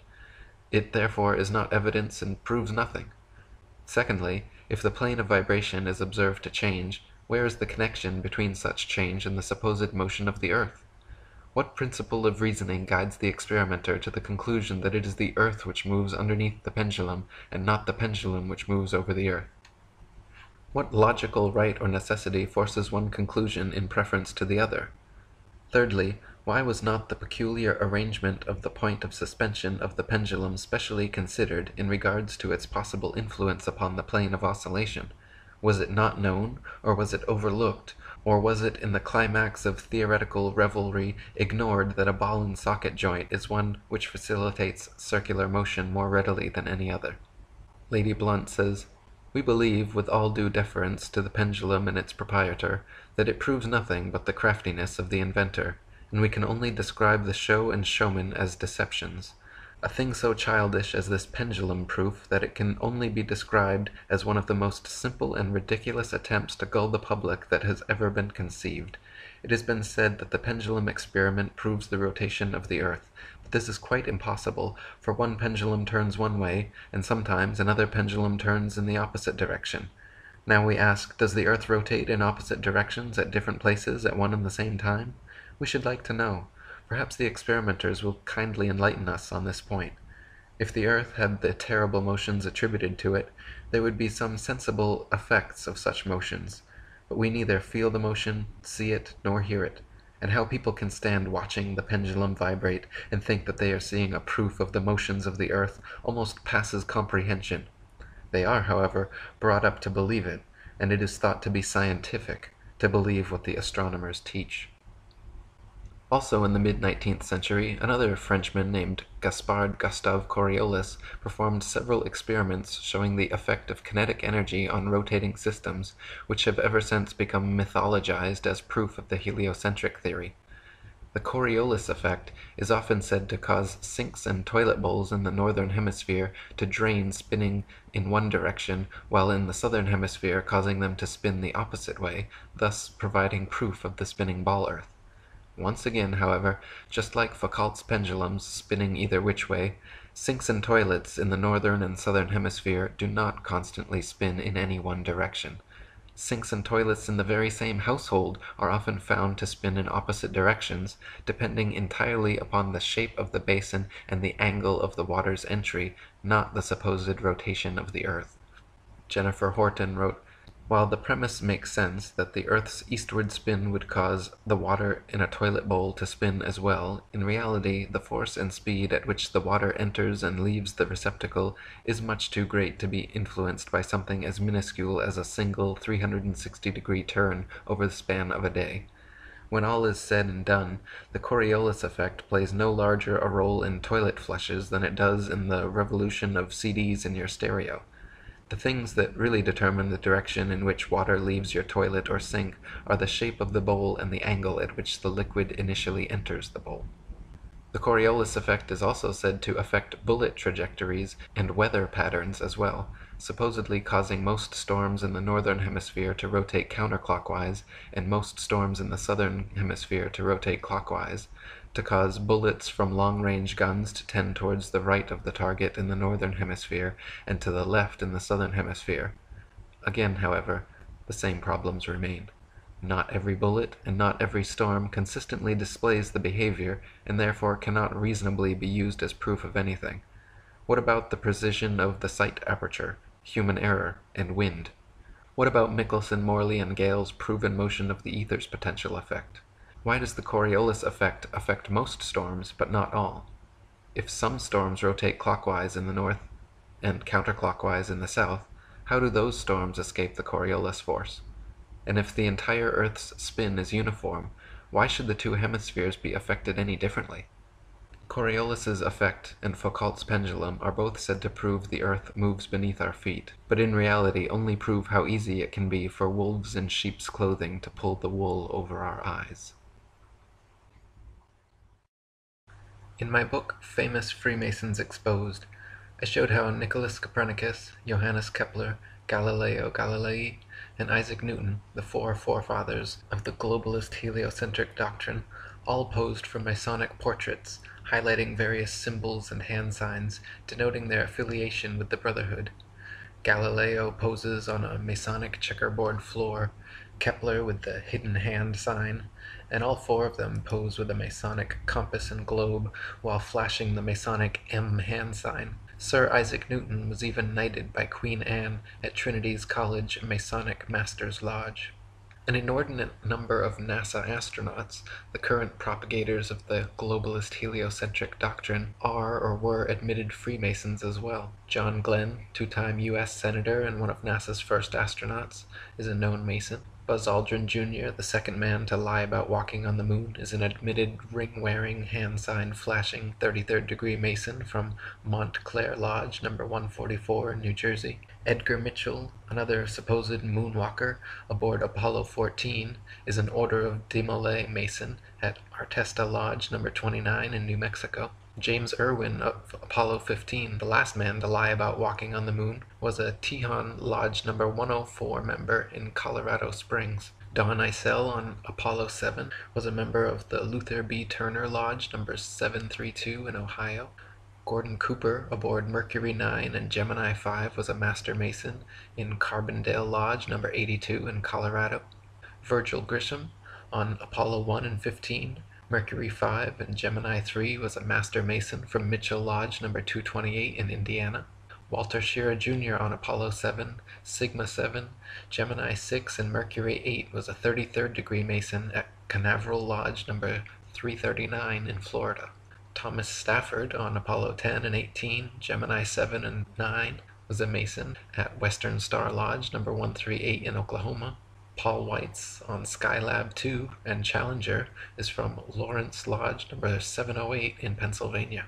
NASA astronauts Neil Armstrong, Alan Shepard, William Pogue, Vance Brand, and Anthony England all had fathers who were Freemasons too.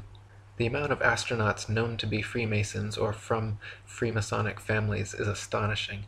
It is likely that more astronauts and people of key importance in NASA are affiliated with the Brotherhood as well, but not so open about their membership.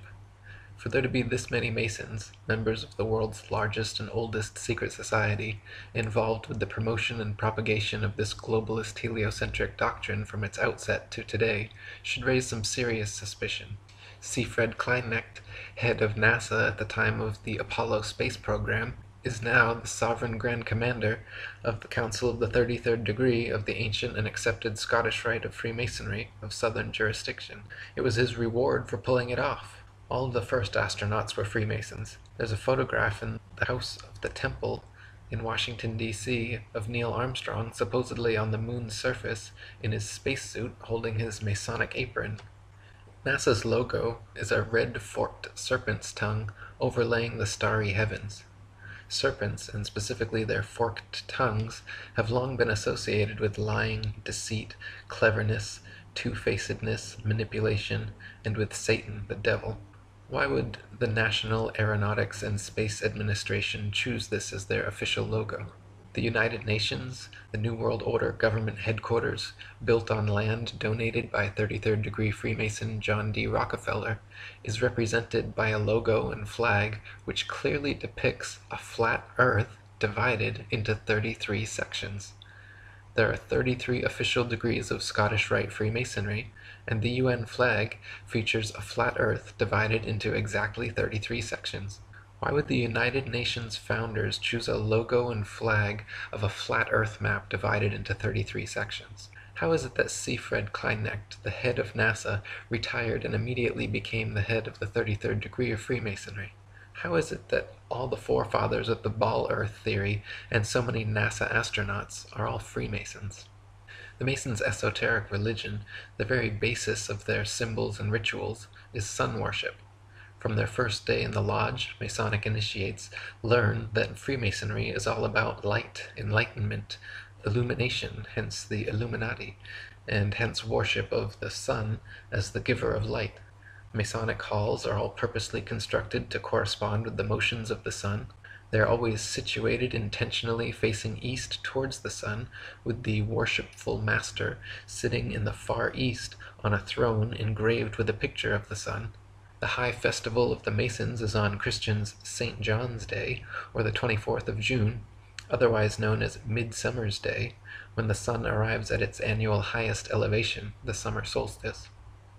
Regarding the Masonic rite of circambulation, 33rd degree Freemasonic historian Albert Mackey says, "In Freemasonry, people always walked 3 times round the altar while singing a sacred hymn.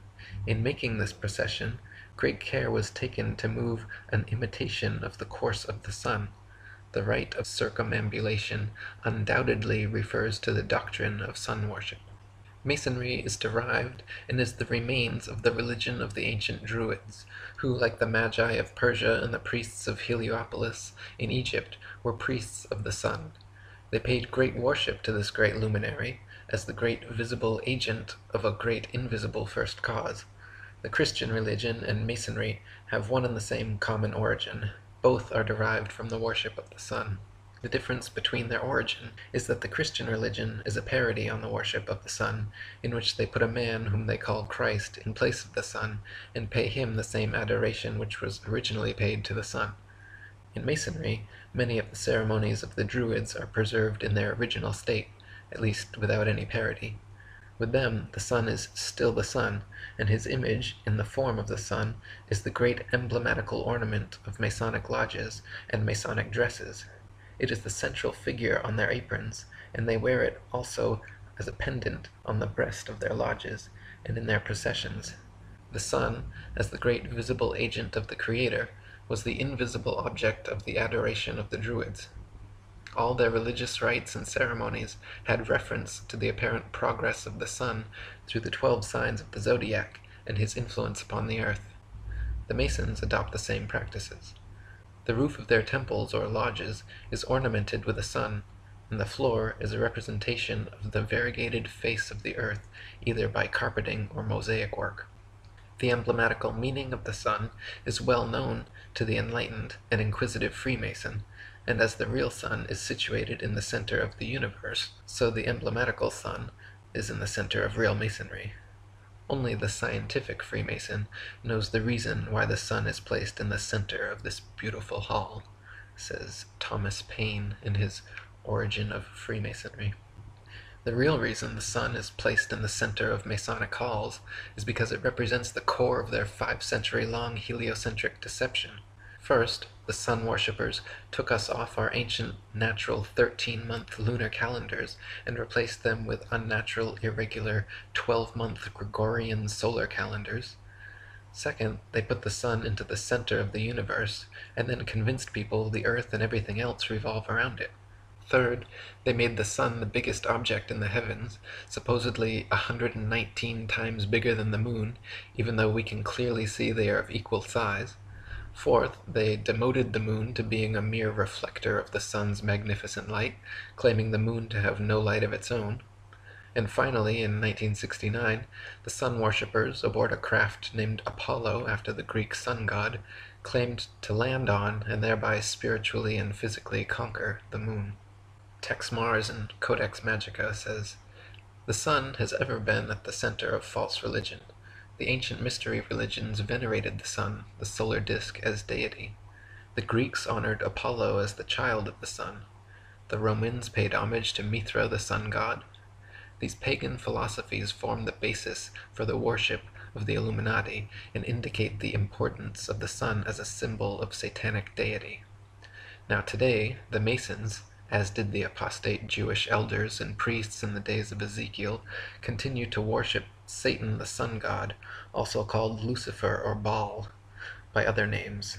The name of their great god Jabulon, which is revealed to the Masons in the higher degrees, is a synonym for the solar deity.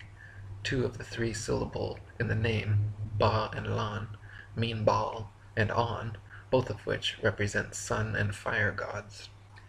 The winged disc symbol, displayed prominently over the doorway of Masonic lodges, shows a solar disc with eagle's wings and 2 serpents. This ancient symbol was found in Egyptian, Sumerian, Mesopotamian, Hittite, Anatolian, Persian, Native American, Mexican, and Australian tribal cultures, always representative of the sun. Eagles have also long been associated with the sun, since they fly highest, closest to the sun, and they can stare straight into its light. Roman generals kept golden solar eagles atop their rods as a sign of supremacy over the army. In Egypt, Horus the hawk was always symbolized with the sun over his head. The Native Americans also associated eagles with the sun, such as the Abenaki eagle god Kisosin the Sunbringer. NASA's Apollo 11 mission patch symbol shows an eagle landing on the moon. The Apollo 16 and 17 patches also prominently feature eagles. The Apollo 13 symbol shows 3 horses pulling the sun behind them, which references the ancient Greek legend of Helios, the sun god, traveling across the sky in a chariot drawn by horses. In total, NASA supposedly landed 12 men, and 0 women, on the moon. Since the moon has always been associated with the feminine, and the number 13, the sun associated with the masculine, and number 12, putting 12 men on the moon, once again is symbolic of the Masonic patriarchal brotherhood conquering the divine celestial feminine. This is also the occult reason why Apollo 13 coincidentally had an explosion at 1313, 113, on April 13th. William Cooper in Mystery Babylon said, "To make interstellar travel believable, NASA was created. The Apollo space program foisted the idea that man could travel to and walk upon the moon. Every Apollo mission was carefully rehearsed and then filmed in a large sound stage at the Atomic Energy Commission's top-secret test site in the Nevada desert, and in a secured and guarded sound stage at the Walt Disney Studios, within which was a huge-scale mock-up of the moon. All names, missions, landing sites, and events in the Apollo space program echoed the occult metaphors, rituals, and symbology of the Illuminati's secret religion. The most transparent was the faked explosion of the spacecraft Apollo 13 named Aquarius, New Age, at 13:13 military time on April 13th, 1970. So why do NASA logos feature serpent tongues and eagles? And why are there an excessive number of Mason astronauts? The eagle-winged solar disk symbol with twin serpents found in every Masonic lodge holds the answer. The double-headed eagle is the official symbol of the 33rd degree of Masonry. The 25th degree of Masonry initiates are known as Knights of the Brazen Serpent, and the 28th degree are known as Knights of the Sun. The religion of the Druids, precursor to modern Masonry, was the same as the ancient Egyptians, where priests ruled from Heliopolis, the city of the sun, a city full of obelisks built for their sun god Ra. David Bay, in Freemasonry Proven to Worship Lucifer, says, "The Egyptians believed that the spirit of their sun god Ra resides within the obelisk. Therefore, they would worship and pray to the obelisk, always facing east, 3 times daily if possible. The greatest obelisk in the world is the Washington Monument, created by the Freemasons in honor of President George Washington. To see how important the obelisk is to the Mason, you only have to go to a cemetery where Masons are buried and look at the many graves which display obelisk gravestones." And William Cooper again said, "The serpent is universally the symbol of the sun, as the sun was the great enlightener of the physical world, so the serpent was held to have been the great enlightener of the spiritual, by giving mankind the knowledge of good and evil. And according to the Bible, you know who gave man the knowledge of good and evil? Satan, Lucifer. Now if the adepts knew that the sun was a symbol of something that the people would not support, such as a belief that Lucifer, the devil, was the god that they worshipped, they would have to continue with their charade, so that the people would not decide to stop worshipping. Because if the sheeple figured it out, they would no longer support their activities. They would have to keep their beliefs from the people, and conceal their secret worship in hidden symbols. So sun worship as a religion prospered." The first person to ever present the idea of a sun-centered universe was Pythagoras of Samos in around 500 BC. Pythagoras is also widely recognized by Masonic historians as being the very first Freemason. Master Mason Dr. James Anderson said in his defense of Masonry that, "I am fully convinced that Freemasonry is very nearly allied to the old Pythagorean discipline, from whence I am persuaded it may in some circumstances very justly claim a descent." Master Mason William Hutchinson wrote in his Spirit of Masonry that the ancient Masonic record brings us positive evidence of the Pythagorean doctrine as Basilidian principles making the foundation of our religious and moral duties. Master Mason William Preston wrote that Pythagoras was among the first Masons, but contends in his Illustrations of Masonry that the records of the fraternity inform us that Pythagoras was regularly initiated into Masonry, and being properly instructed in the mysteries of the art, he was much improved and propagated the principles of the order in other countries into which he afterwards traveled. 33rd degree Freemasonic historian Albert Mackey, in his Encyclopedia of Freemasonry, wrote that on his return to Europe, Pythagoras established his celebrated school at Crotona, a Dorian colony in the south of Italy, about 529 BC, much resembling that subsequently adopted by the Freemasons. His school soon acquired such a reputation that disciples flocked to him from all parts of Greece and Italy.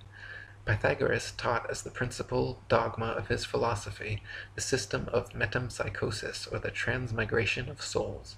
He taught the mystical power of numbers, and much of the symbolism on that subject which we now possess is derived from what has been left to us by his disciples. He was also a geometrician, and is regarded as having been the inventor of several problems. The schools established by Pythagoras at Crotona and other cities have been considered by many writers as the models after which Masonic lodges were subsequently constructed. The disciples of this school wore the simplest kind of clothing, and having on their entrance surrendered all their property to the common fund, they then submitted for 3 years to voluntary poverty, during which time they were also compelled to a rigorous silence. The doctrines of Pythagoras were always delivered as infallible propositions, which admitted of no argument. Before admission to the privileges of this school, the previous life and character of the candidate were rigidly scrutinized, and in the preparatory initiation secrecy was enjoined by an oath, and he was made to submit to the severest trials of his fortitude and self-command. He who, after his admission, was alarmed at the obstacles he had to encounter, was permitted to return to the world, and the disciples, considering him as dead, performed his funeral obsequies, and erected a monument to his memory. The mode of living in the school of Crotona was like that of the modern communists. The brethren, about 600 in number, with their wives and children, resided in one large building. They arose before day to pay their devotions to the sun. The meals consisted principally of bread, honey, and water, for though the table was often covered with delicacies, no one was permitted to partake of them. It was in this secret school that Pythagoras gave his instructions on his interior doctrine and explained the hidden meaning of his symbols. There were 3 degrees.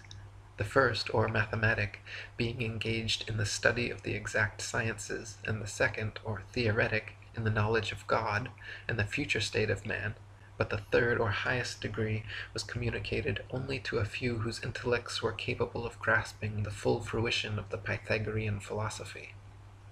In addition to these admissions by Masonic historians, the life and work of Pythagoras closely resembles many aspects of the craft, from his obsession with triangles and geometry to his school cult full of initiatory rites and brainwashing. Candidates were rigidly scrutinized, just like candidates for Masonry are given the 3rd degree, i.e. forced to answer many probing personal questions, and are then either given a white ball or black ball by Masons in the lodge, just one black ball resulting in being blackballed or kicked out. If initiated, just like in Masonry, Pythagorean initiates had to swear oaths of secrecy and loyalty, then submitted to various tests, trials, and rituals. The brethren lived like communists and worshipped the sun.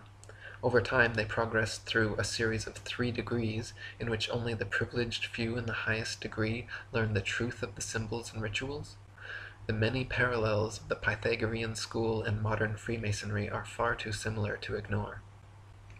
Luckily for the world, Pythagoras' heliocentric model of the universe made little headway for almost 2,000 years, until another suspected Mason, Nicholas Copernicus, labored 27 years of his life to create his updated model called the Solar System, which also featured a globe Earth revolving around the sun. Born in Prussia in 1472, Copernicus studied philosophy and medicine at Swakova and became professor of mathematics at Rome. The last decades of his life he became obsessed with the ideas of Pythagoras, and when he first presented his heliocentric doctrine to the world, it was condemned as being so heretical that he was imprisoned and released only upon making a recantation of his opinions. He published his famous treatise on the revolution of the celestial spheres in 1543, the year of his death, and even then insisted on their purely hypothetical nature.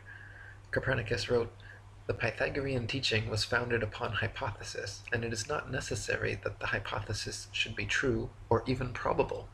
The hypothesis of the movement of the earth is only one which is useful to explain phenomena, but it should not be considered as an absolute truth."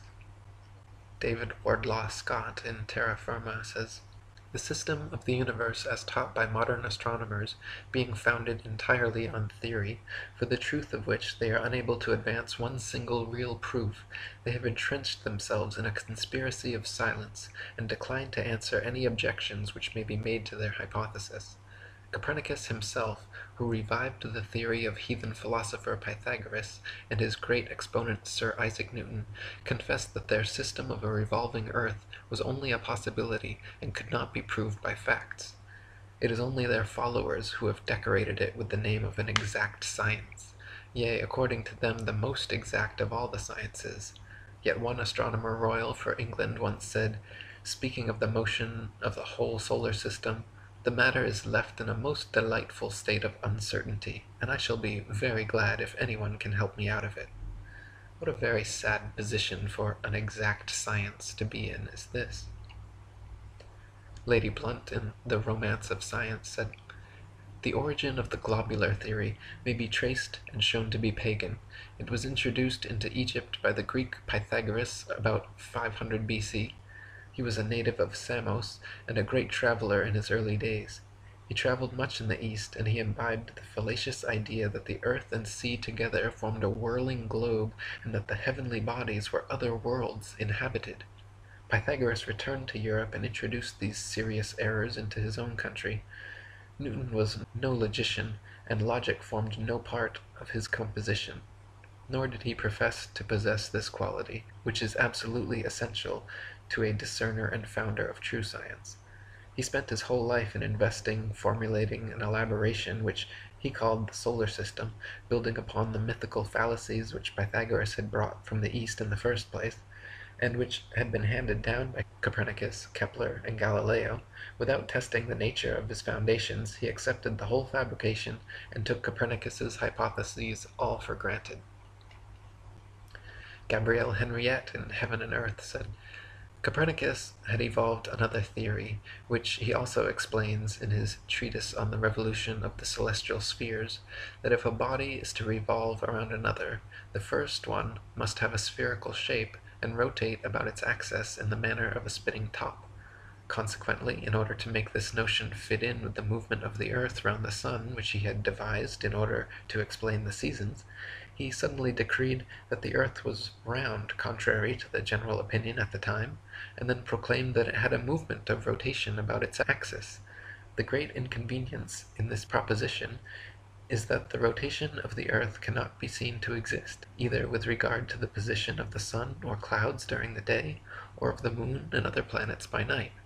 On the other hand, the fact of the immobility of the earth has an immense advantage over the theory of the rotation, in that it can positively be recognized as such, and it can safely be said that if the earth cannot be seen to move, there are 100 chances in 100 that it does not do so.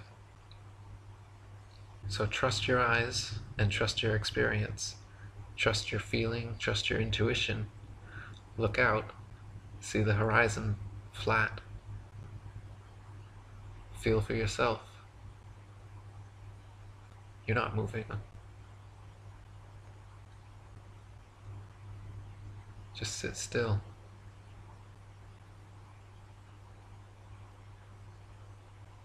Just sit still for a second.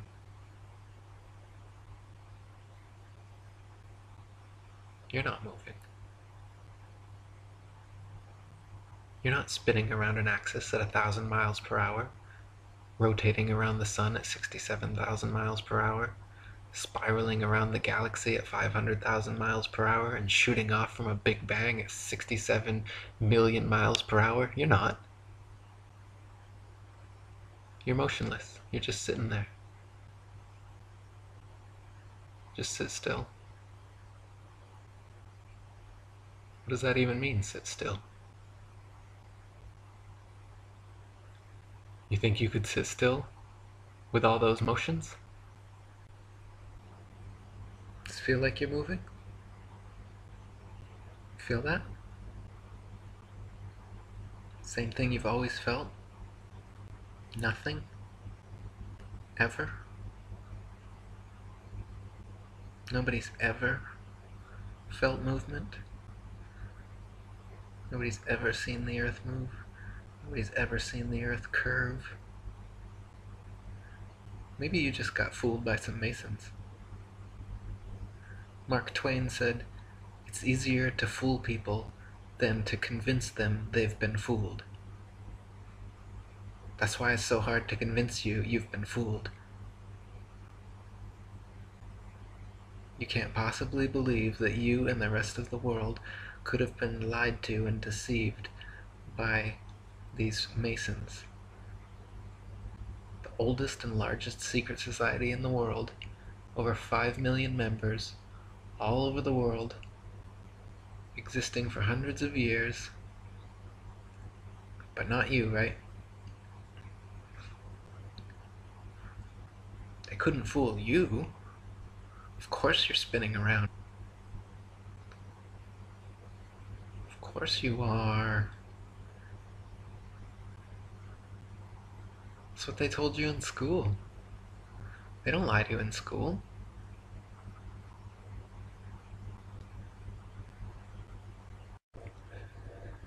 The 1969 Apollo moon landings, the 1976 Viking and other subsequent Mars landings, all images showing a spherical rotating Earth, all supposed space stations and satellites orbiting the ball Earth, every Hubble photoshopped image, and the entire NASA organization are one big hoax created to convince you that the Earth is not flat. Over the past 5 decades, through lies and photo and video trickery, the Freemasons at NASA have effectively convinced the entire world to believe several myths totally contrary to our senses and personal experience.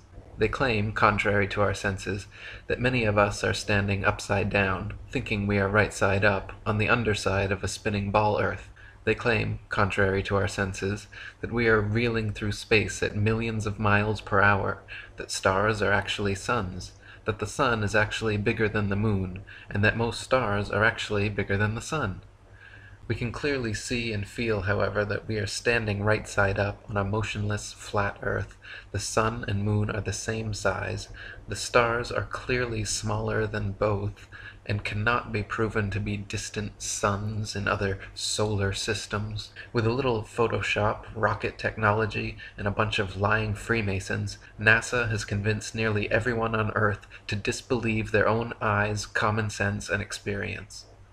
As mentioned in a previous chapter, stars and planets have often been seen through the moon, which means it is semi-transparent, and if the moon is semi-transparent, it cannot be the solid, spherical planetoid claimed by modern astronomy.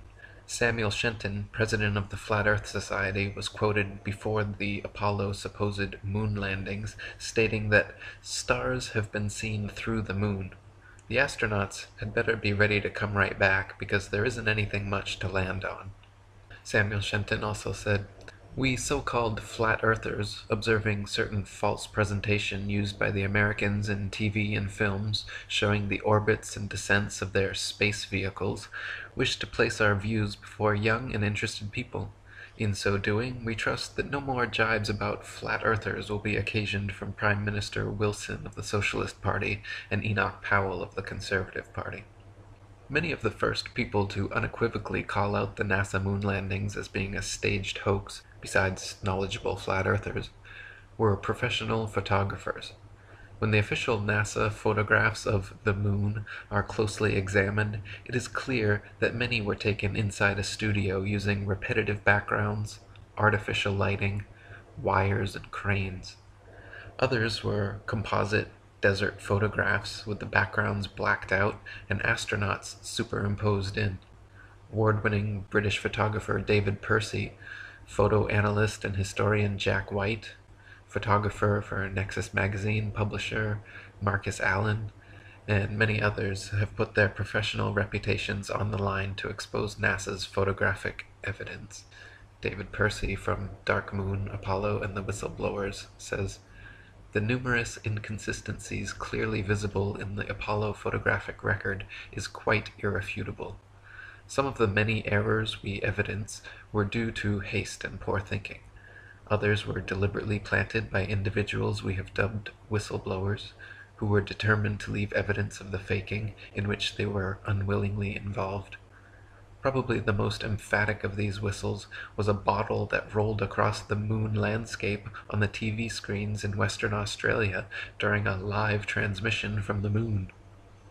None of the Apollo missions brought any extra studio lighting with them on the lunar lander, so the sun should be the only light source on the moon, and in all pictures taken there.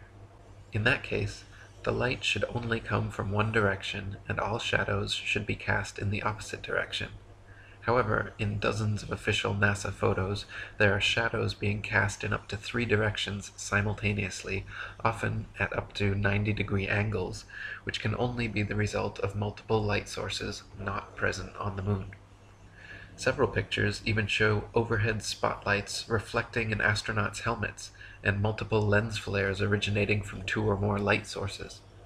Analyzing several images from the 6 missions shows repeated background features, the exact same hills, dunes, craters, being used over and over again in supposedly different places on the moon, as well as visible foreground and backdrop lines indicative of a studio set. In images from Apollo 11, Buzz Aldrin can be seen wearing different color gloves and different length boots in pictures that were supposedly taken within minutes of each other. If Buzz was really in the vacuum of space in a pressurized spacesuit, he certainly would not have had time or reason to depressurize and repressurize his suit just to make such fashion adjustments. Some pictures show the lunar rover with no tracks anywhere around it. Others show rover tracks all over the foreground while it is yet to be unpacked and unloaded. A couple pictures even show what appear to be sneakers and ladies' heels tracks on the moon, in addition to astronauts' boot prints. Sam Colby, in Apollo Fake, says, Michael J. Tuttle faked the so-called Apollo training simulation photographs using Photoshop 3 and then posted them on NASA websites as being genuine photographs taken on the moon. I regularly get email from people claiming that digital manipulation of photographs was not available back in 1969. People have been creating fake photographs ever since the camera was invented, and who is saying the pictures were faked back in 1969 anyway? People don't understand that the majority of NASA's fake moon pictures were created in the mid-90s. The proof lies in the fact that most do not appear in any books or magazines prior to 1990. 95% of NASA's fake moon pictures on their websites were never seen prior to the launch of the internet. They had to produce a considerable number of fake moon pictures for all 6 missions, otherwise the public would want to know why there were so few. Not all of NASA's fake Apollo pictures have been altered with Photoshop. The main Apollo 11 picture of Buzz Aldrin, as well as press-released pictures from Apollo 12 and Apollo 14 showing astronauts holding the flag. All of these press release pictures were taken in the fake moonscape at Langley Research Center and did not require any alteration to pass off as a moon photograph. Another glaring mistake is that none of NASA's images or videos show stars in the background as they should, just complete blackness, likely because exact star maps as they should appear from the moon would be quite difficult to fake.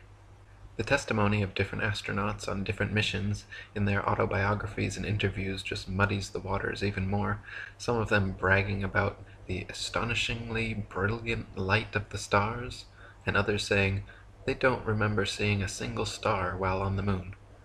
Such inconsistencies and the fact that none of NASA's moon pictures feature stars or planets in their appropriate positions should raise a red flag that these astronauts were not on the moon.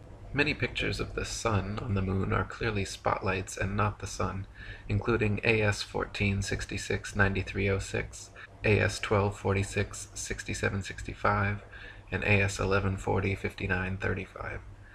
NASA image AS 1249-7278 clearly shows several studio lighting lens flares caused by multiple overhead lights. Image AS 1469-9089 shows studio lighting reflecting off a black background. Image AS 17-151-23201 shows a shadow on the ceiling of space as the lunar lander lifts off. Images AS 16-118-18894, AS 17-134-20471, AS 1144-6581, and AS 1144-6642 show crude computer retouching to hide cables and background problems and add the round Earth, but NASA claims they are original photographs. AS 1466-9306 shows shadows of reticule crosshairs suspended in air over a print underneath, proving it to be doctored and not an original, as claimed. Image AS11405922 of the lunar lander supposedly on the moon shows a pathetic 1969 attempt at creating high-tech looking equipment using what appears to be construction paper, gold foil, scotch tape, and metal shower rods. The idea that the piece of junk shown in this official NASA photograph flew to the moon and back is so ludicrous it's laughable. AS1714822756 also clearly shows, when enlarged, that the Apollo 17 command module was almost completely held together by scotch tape. In AS16113-18339, there is a rock with the letter C clearly engraved into it, as well as another C drawn into the dirt next to it. This is characteristic of fake stage rocks on a stage setup, where the set designer demarcates prop positions, and not something we should see on the moon. NASA image AS11405926 shows a close-up of the footpads of the lunar lander without a speck of dust on them, and without a burn print under its 10,000-pound thrusters, like it was just gently set down in place. NASA scientists in their own documents were worried about the LEM falling into its own massive burn radius, yet there it sits with no burn print and spotless clean pads. Even the astronauts' boot prints made deep impressions in the moon dust, yet the lander's 10,000-pound thrusters left not a trace, no blast hole, and no dust on the pads. Eugene Cernan of Apollo 10 and 17 said in an interview that as they descended in the lander that the engine was very loud. Yet when Alan Bean of Apollo 12 was asked the same question, he answered that you couldn't hear the engine at all in the vacuum of space. I tend to believe Alan, because watching the Apollo 17 liftoff sequence from the moon, it is clear that the LEM is being hoisted by a crane from above and not propelled by thrusters from below. When the video evidence is examined, even more anomalies are found. In certain frames, light pings can be seen reflecting off overhead stage wires attached to astronauts' backpacks. In one Apollo 16 clip, an astronaut falls to his knees and is quickly jerked back up to his feet by what can only be an unseen wire hoisting him straight upwards. One of the more obvious video anomalies is how several Apollo missions show American flags flapping around in the non-existent space wind. The moon is supposed to have no atmosphere, and so the flags should remain perfectly still, but can often be seen moving about quite boisterously. NASA claims the astronauts brushing up against them could cause this, but it's clearly not the case, as the flags stay waving for long periods of time with no astronauts touching or even near them. Another interesting video anomaly is discovered by playing NASA's moon footage at 2 times speed, then watching the astronauts walking, running, jumping, or cruising around on their little buggy. Without the speed adjustment, there is a low-gravity type illusion as the astronauts seem to float, drift, and glide slowly and smoothly along.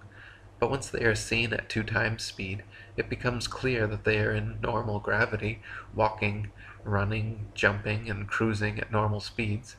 They simply reduce the play speed by 50% in post-production, and voila, instant moon motion. William Cooper said, "Most, if not all, of the photos, films, and videotape of the Apollo moon missions are easily proven to be fake. Anyone with the slightest knowledge of photography, lighting, and physics can easily prove that NASA faked the visual records of the Apollo space program. They are so obviously fake that when the discrepancies are pointed out to unsuspecting viewers, an audible gasp has been heard. Some have actually gone into a mild state of shock. Some people break down and cry. I have even seen others become so angry that they have ripped the offending photos to shreds while screaming incoherently."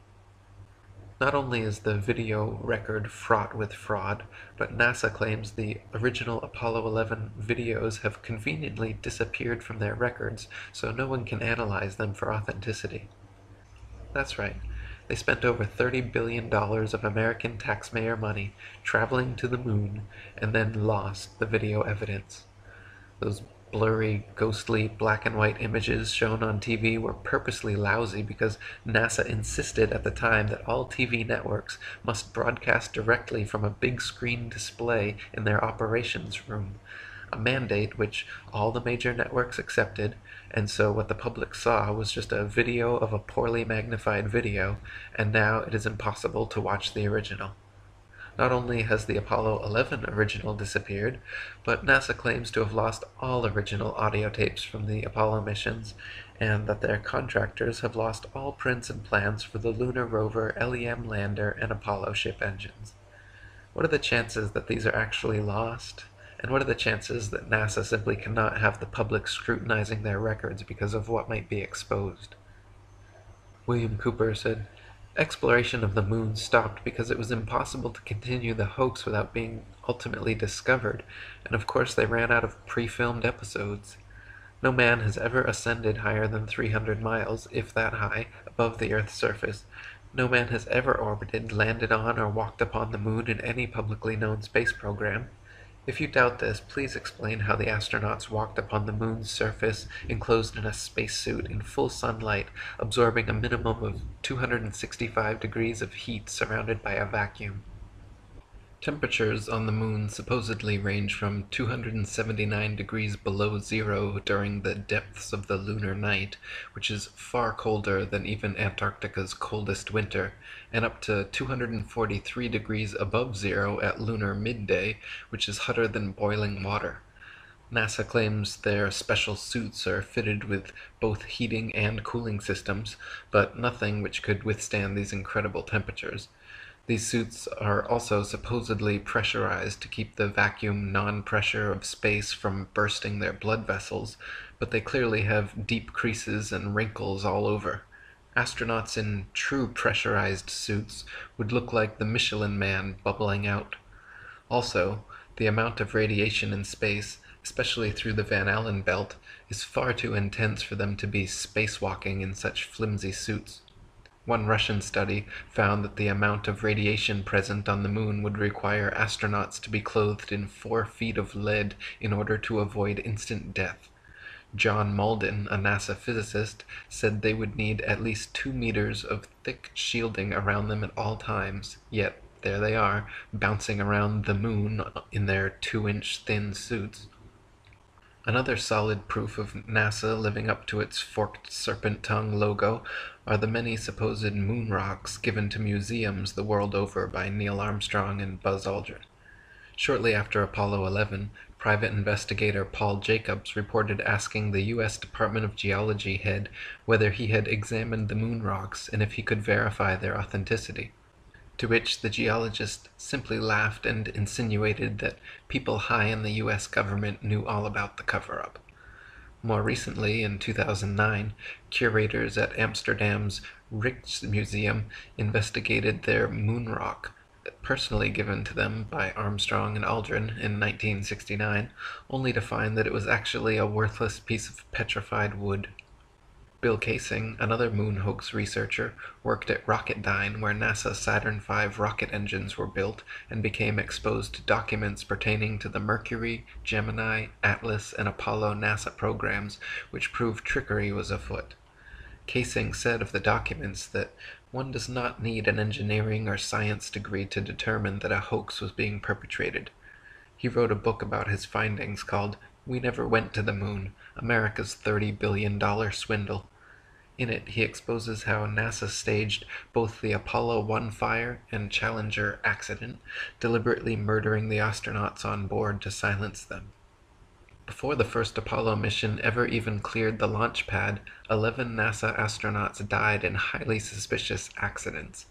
Gus Grissom, Roger Chaffee, and Ed White were all cremated together in an Apollo capsule fire during a completely unnecessary and dangerous test where they were strapped down and locked into a 100% oxygen chamber which incinerated the 3 of them to death in seconds. 7 other astronauts, Ted Freeman, Charles Bassett, Elliot See., Russell Rogers, Clifton Williams, Michael Adams, and Robert Lawrence, died in 6 separate airplane crashes, and Ed Givens in a car crash. 8 of these deaths were in 1967 alone. So many astronauts coincidentally dying under such circumstances is highly unlikely and lends credence to the idea that these were intentional hits by the Masons trying to find the right people to sell their hoax. One of the most outspoken of the fallen astronauts was Gus Grissom. By 1967, Grissom had become increasingly irritated and vocally negative about NASA's chances of ever landing on the moon. He stated the odds were pretty slim and famously hung a lemon on the Apollo capsule after it repeatedly failed safety testing procedures. Grissom threatened to go public with his complaints about the LEM and even told his wife Betty, "If there ever is a serious accident in the space program, it's likely to be me." Right after his murder, government agents raided Grissom's house before anyone had been informed about the fire or his death. They removed all his personal papers and his diary, never to be returned. In 2001, investigative journalist and award-winning filmmaker Bart Sibrel produced the excellent documentary A Funny Thing Happened on the Way to the Moon. When requesting footage for his movie, Sibrel was sent, either by mistake or by a well-meaning whistleblower, an official raw-slated NASA clip from the Apollo 11 mission showing a young Buzz Aldrin, Neil Armstrong, and Michael Collins for almost an hour using transparencies and camera tricks to fake shots of a round Earth. They communicate over audio with control in Houston about how to accurately stage the shot, and someone keeps prompting them on how to effectively manipulate the camera to achieve the desired effect. First, they blacked out all the windows, except for a downward-facing circular one, which they aimed the camera towards from several feet away. This created the illusion of a ball-shaped Earth surrounded by the blackness of space, when in fact it was simply a round window in their dark cabin. Neil Armstrong claimed at this point to be 130,000 miles from Earth, halfway to the moon, but when camera tricks were finished, the viewer could see for themselves the astronauts were not more than 100 miles above the Earth's surface, likely flying in a high-altitude plane. Sam Colby writes in NASA, "Numerous anomalies and scams abound." Many gullible people still accept NASA's claim of sending men to the moon without bothering to carry out any research or investigation to see if NASA are indeed telling the truth. There are some who will never accept the moon missions were faked, regardless of how much factual evidence of a fake is put before them. In 2004, Bart Sibrel completed a second documentary entitled Astronauts Gone Wild, where he set out to film interviews with Apollo astronauts and ask them to swear on the Bible that they walked on the moon. In reaction to Sibrel's accusations, many of the astronauts indeed went wild. John Young of Apollo 10 and 16 threatened to knock him in the head, then ran away into a nearby closing elevator. Ed Mitchell of Apollo 14 literally kicked him out the door and threatened to shoot him. Buzz Aldrin punched him square in the face. The documentary is a fascinating psychological study, watching the astronauts repeatedly squirm and quickly escalate to threats and violence. They behave more like pathological liars than honorable cosmonauts. Many of them have battled depression and alcoholism since returning from the moon as well. Buzz Aldrin was once asked at a NASA banquet what it felt like to first step onto the lunar surface. He staggered to his feet speechless, then left crying uncontrollably. On the 25th anniversary event for the Apollo 11 landing, one of the few interview appearances Armstrong ever made, he gave a cryptic speech basically telling the young people in attendance that there were many truths about Apollo that they could uncover if they dug deep enough. He said, holding tears back, "Today we have with us a group of young students, America's best. To you we say, we have only completed a beginning. We leave you much that is undone. There are great ideas undiscovered, breakthroughs available to those who can remove one of truth's protective layers." In the past 45 years, the Masons in Hollywood and NASA have only gotten more adept at Photoshop, CGI, and faking shots of Earth from space. Hit movies like Apollo 13 and Gravity show how realistic and convincing these soundstage, green screen, computer-built environments can be. People believe it more too. A night's newspaper survey taken just after the Apollo landings found 30% of Americans were suspicious of NASA's trip to the moon. A Gallup poll taken in 1999 found only 6% of Americans had any doubt about the Apollo astronauts walking on the moon. Since the faked Apollo moon landings in 1969, NASA has moved on to faking Mars landings with the 1976 Viking, 1997 Pathfinder, and 2007 Phoenix. Right after landing, they got straight to work photoshopping the famous face on Mars, Martian pyramids, and the supposed Martian city of Cydonia. NASA shills like Richard Hoagland and Stephen Greer have ever since been propagating the idea that this and other evidence proves the existence of extraterrestrial aliens. Just like the faked moon landings, however, their science fiction Mars landings are utter bold-faced lies. To begin with, the planets, formerly known as wandering stars, are not terrestrial, Earth-like habitations capable of landing anything on. The sun, moon, and stars are all simply luminaries, celestial lights, relatively close to Earth, not something tangible and solid that humans could ever walk on. Gabrielle Henriette in Heaven and Earth says, "The planets are not solid, opaque masses of matter, as is believed. They are simply immaterial, luminous, and transparent disks." Even assuming Mars was an actual spherical desert planet, as NASA claims, it is impossible for them to have safely landed the probes based on their own trials and statistics. They say the surface pressure on Mars is only 0.3% the surface pressure on Earth, and equivalent to the pressure at about 23 miles above Earth. There is not enough air matter at that pressure, however, to provide any lift for opening and billowing out the parachutes NASA uses to land its Mars probes. No parachute ever devised has been able to successfully deploy at that altitude. They simply stream straight back, then never fill the rest of the way down.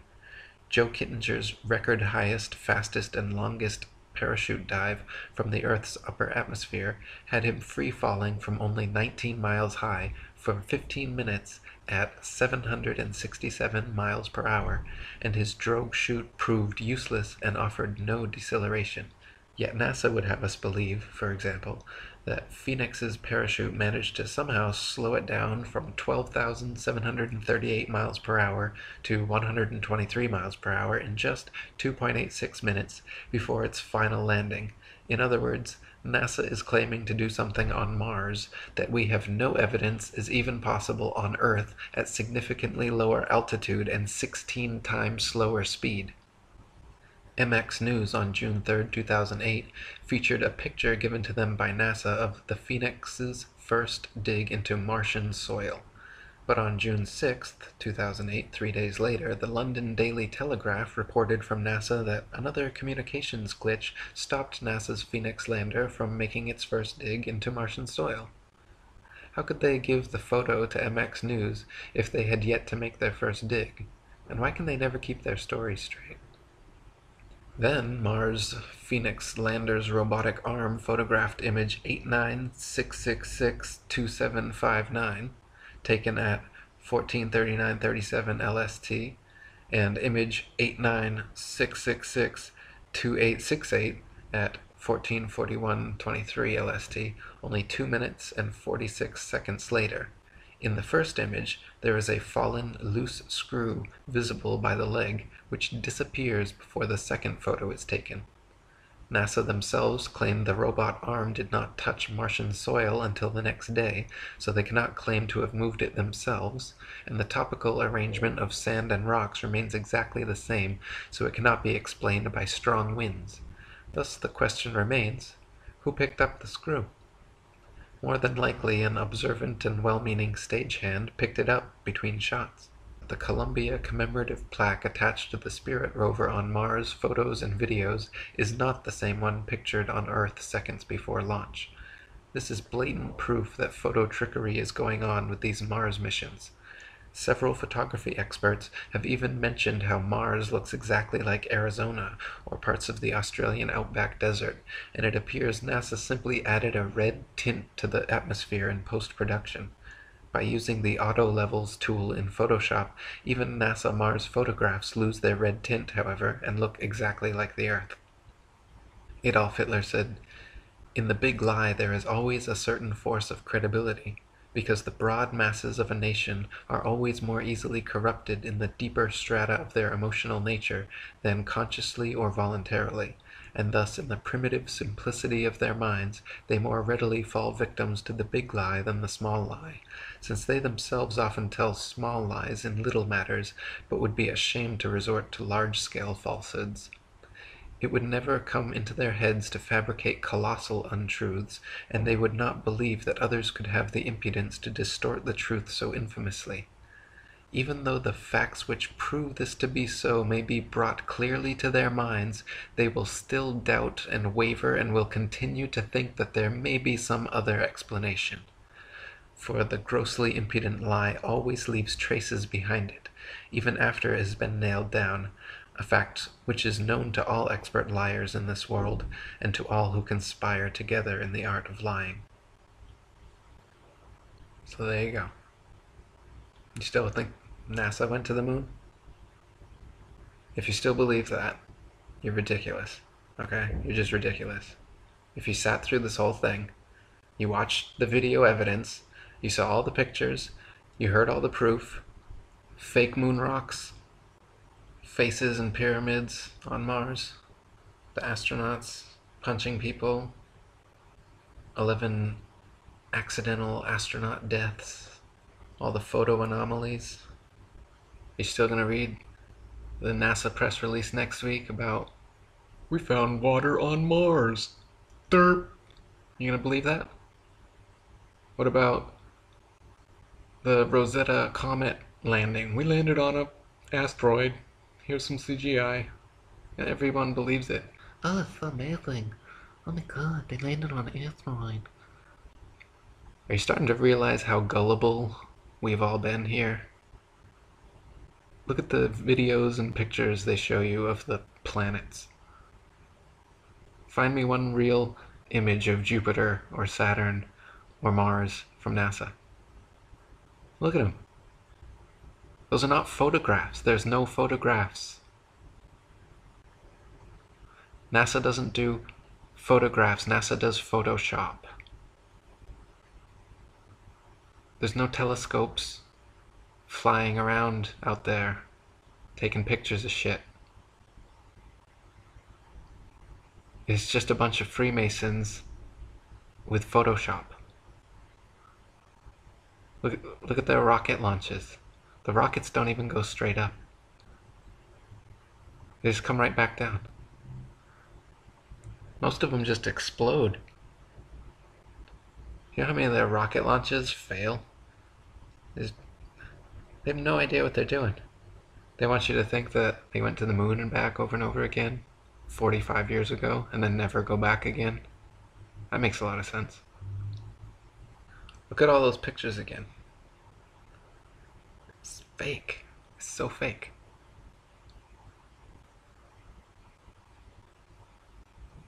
Just admit it to yourself.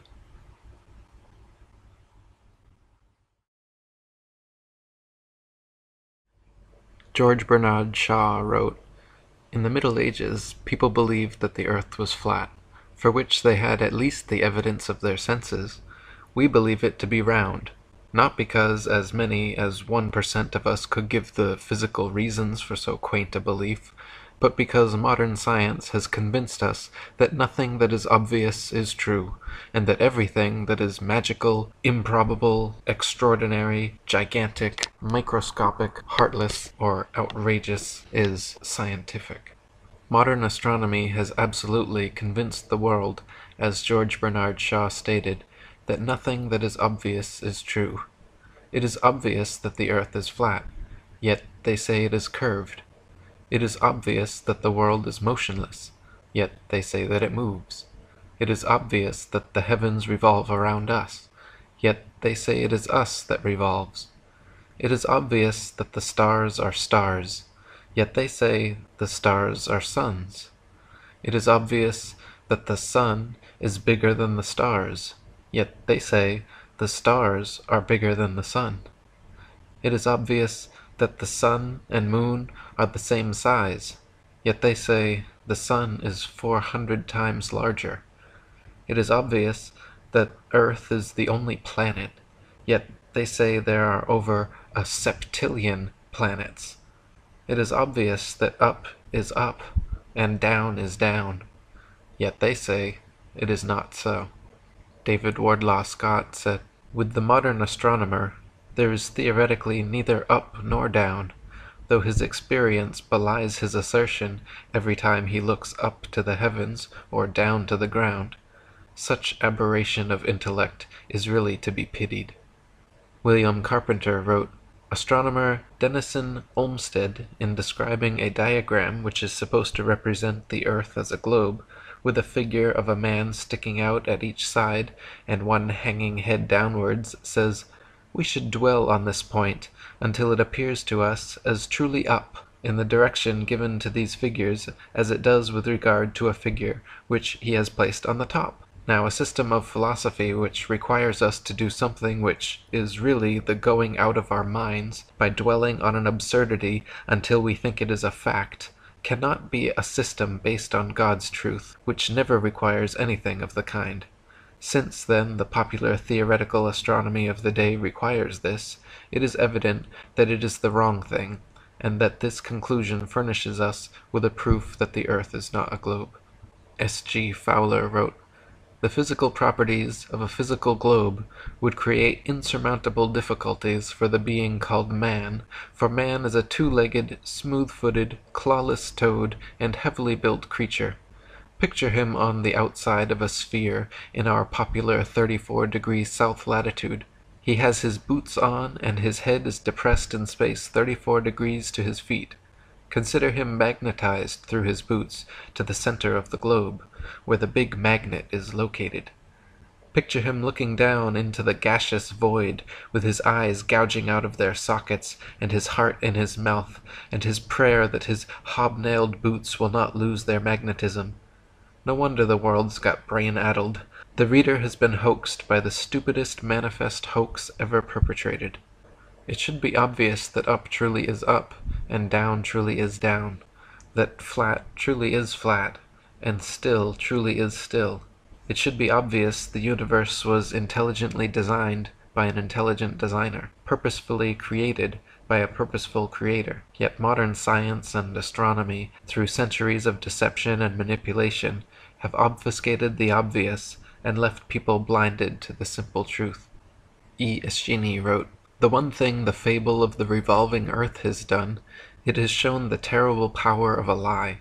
A lie has the power to make a man a mental slave, so that he dares not back the evidence of his own senses, to deny the plain and obvious movement of the sun he sees before him.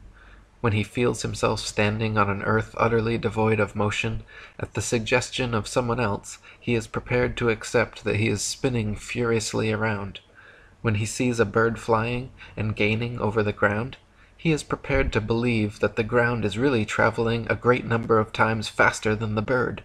Finally, in order to uphold the imagination of a madman, he is prepared to accuse his Maker of forming him a sensiferous lie.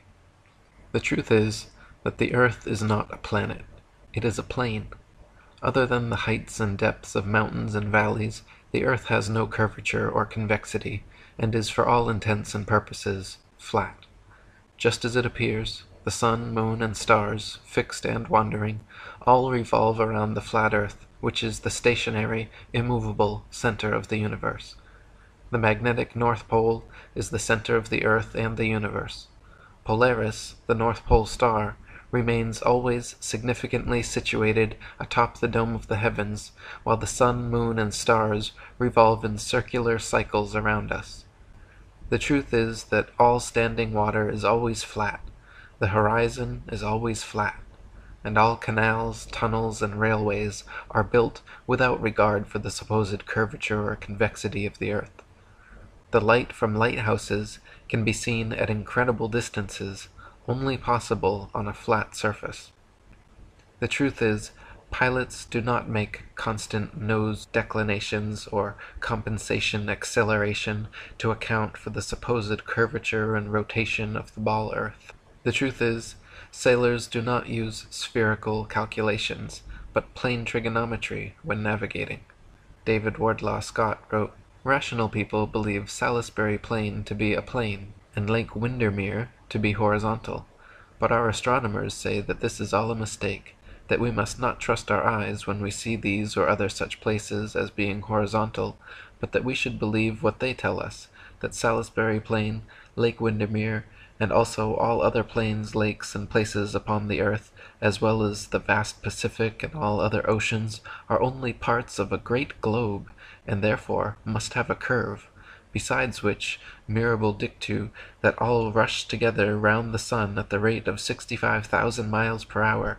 They give their law for this fancied curvature, based on the world being 25,000 miles in circumference at the equator, as being 8 inches for the first mile, 2 feet 8 inches for the second, 6 feet for the third, and so on, the rule being to square the number of miles between the observer and the object, then multiply that square by 8 inches, and divide by 12 to bring it into feet, the quotient being the supposed curvature.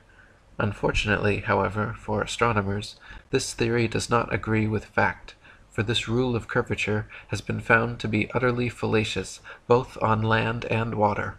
All houses have to be built on level ground, but no allowance whatever is made for the curvature of the earth, and all compasses point north and south at the same time, even at the equator, which incontestably proves that the sea is horizontal, and therefore that the world is not globular, for if it were, one end of the magnet would then dip towards the North Pole, and the other point to the heavens.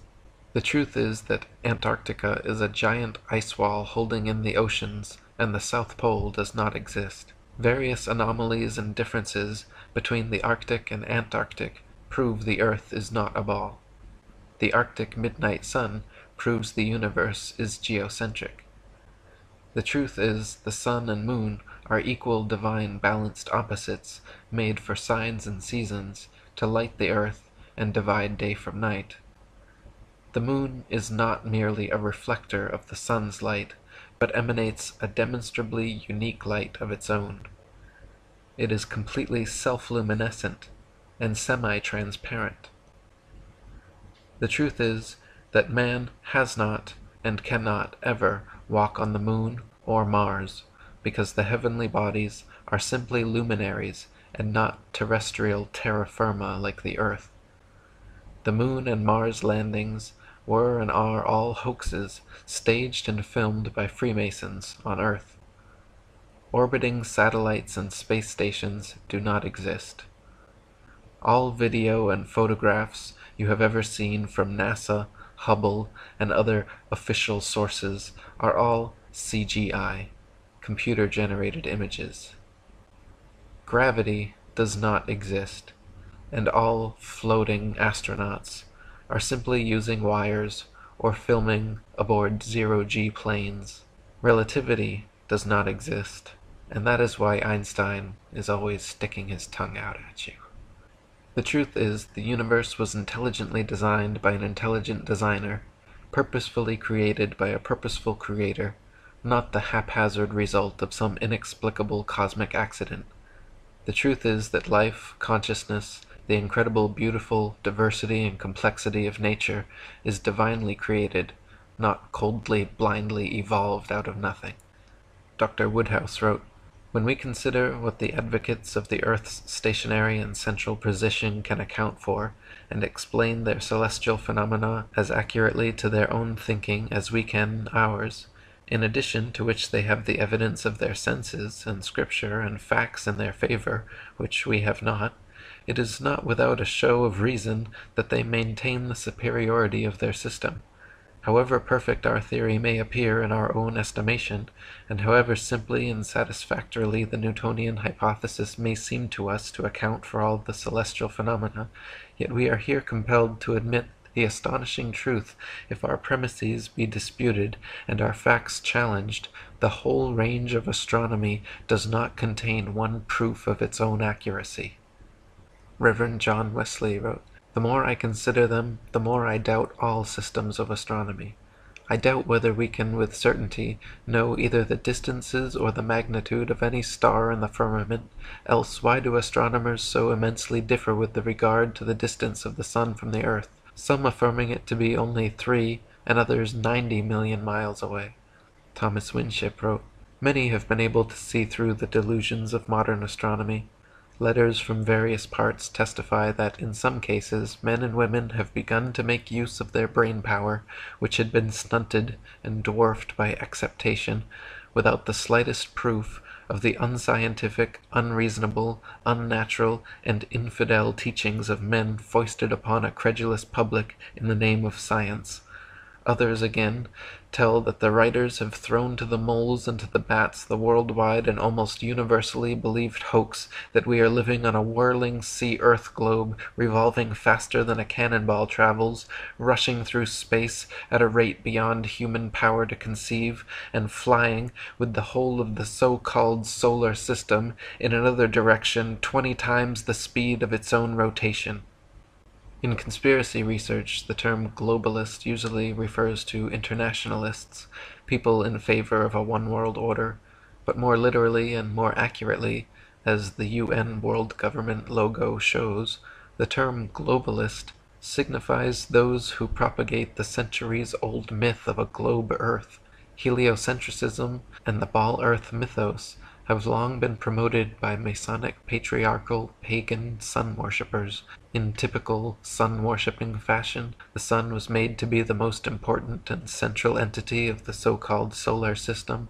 The Earth was demoted to being a mere planet, like the wandering stars.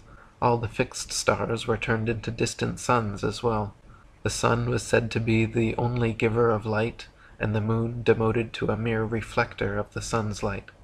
The sun was said to be the largest thing in our corner of the galaxy, bigger than the Earth, moon, and planets. By removing Earth from the motionless center of the universe, these Masons have moved us physically and metaphysically from a place of supreme importance to one of complete nihilistic indifference.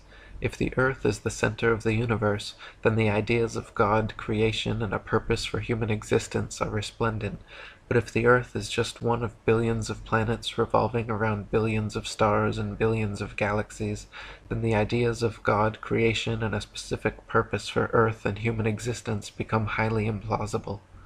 By surreptitiously indoctrinating us into their scientific materialist sun worship, not only do we lose faith in anything beyond the material, we gain absolute faith in materiality, superficiality, status, selfishness, hedonism, and consumerism.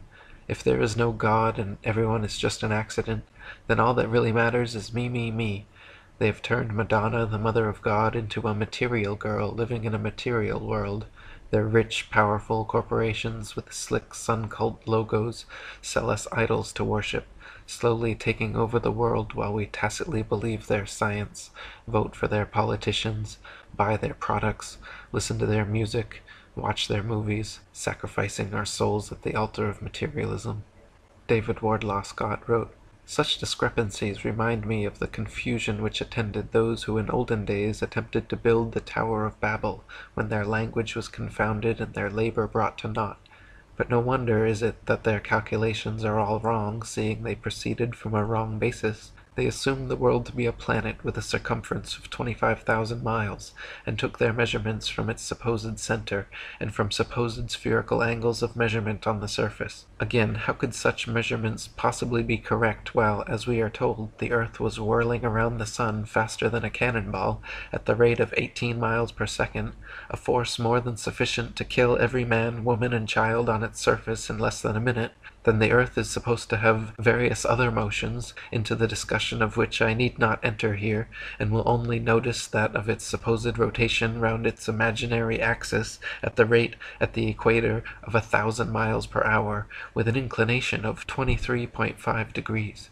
E. Eschini wrote, "Ptolemy had made it appear that the sun and stars revolved around a stationary Earth, but Copernicus advanced the theory that it was the Earth which revolved around a stationary sun, while the stars were fixed, and either of these entirely opposite theories gives an equally satisfactory explanation of the appearance of the sun by day and the stars by night.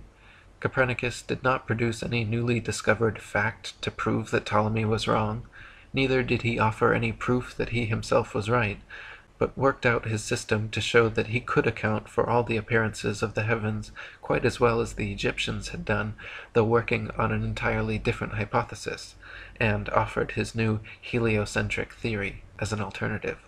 Ptolemy shows very ingeniously that the earth must be at the center of the celestial sphere.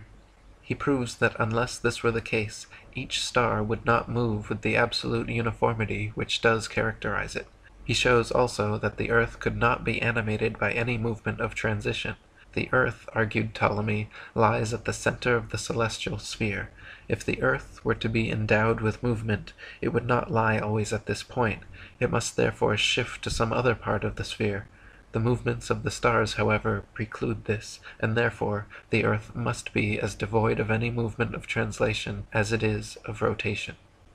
The Ptolemaic geocentric system prevailed for over 1400 years, and even thousands of years before Ptolemy, flat earth geocentrism was the widely accepted truth.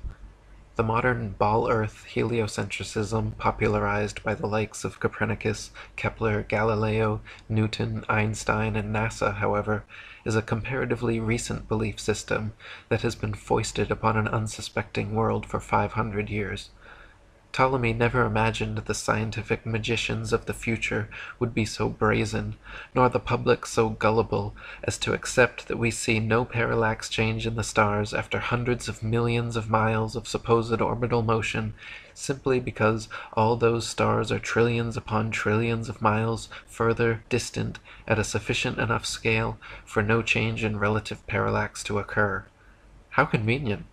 Yet another fact of modern astronomy which defies our common sense and experience. Lady Blunt wrote, "They expect us to believe that the earth and sea together comprise a flying globe, which they speak of as a solid orb, supposed by astronomers to have been originally shot off the sun in a soft plastic mass, which as the temperature decreased, gradually solidified.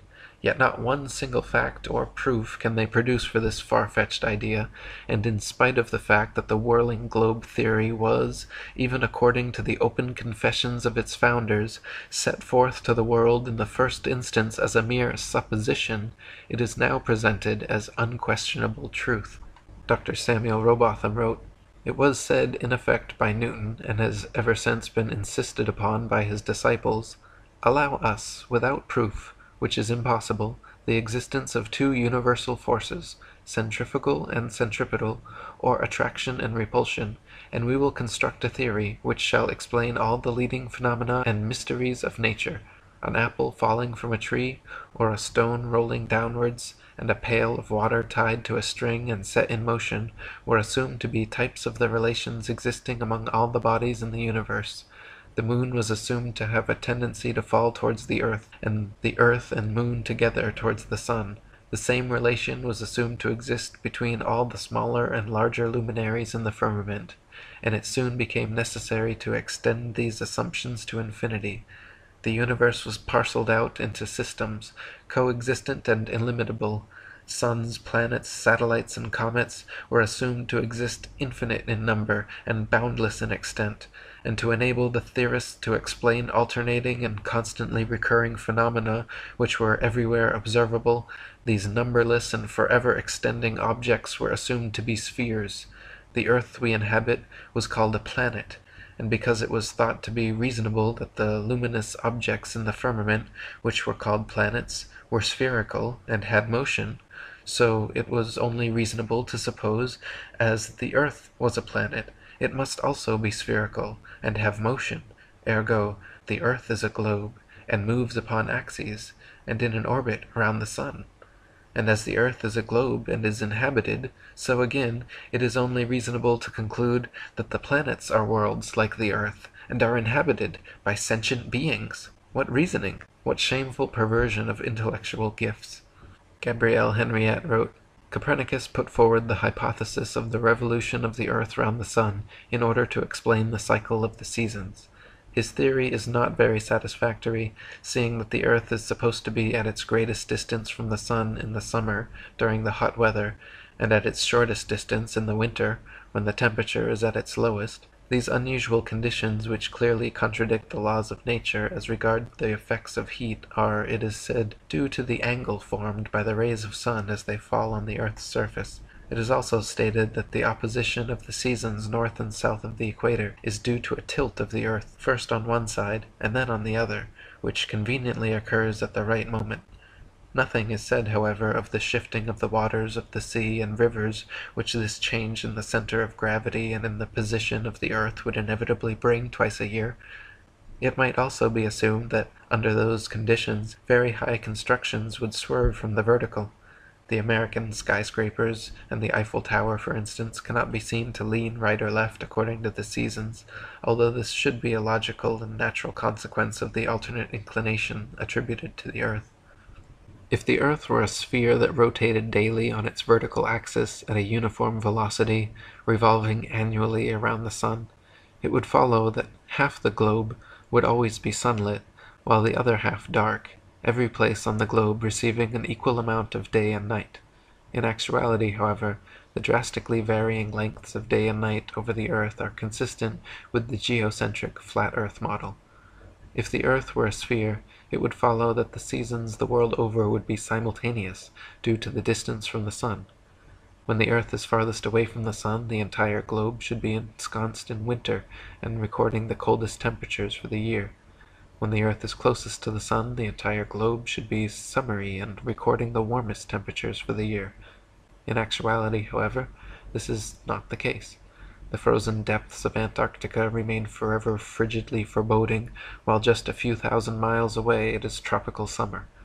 How is it that the heat from the sun could supposedly come from an eyebrow-raising 93 million miles away to simultaneously burn the skin of beach bums in Hawaii while leaving Antarctic explorers frozen in their boots just a few thousand miles away?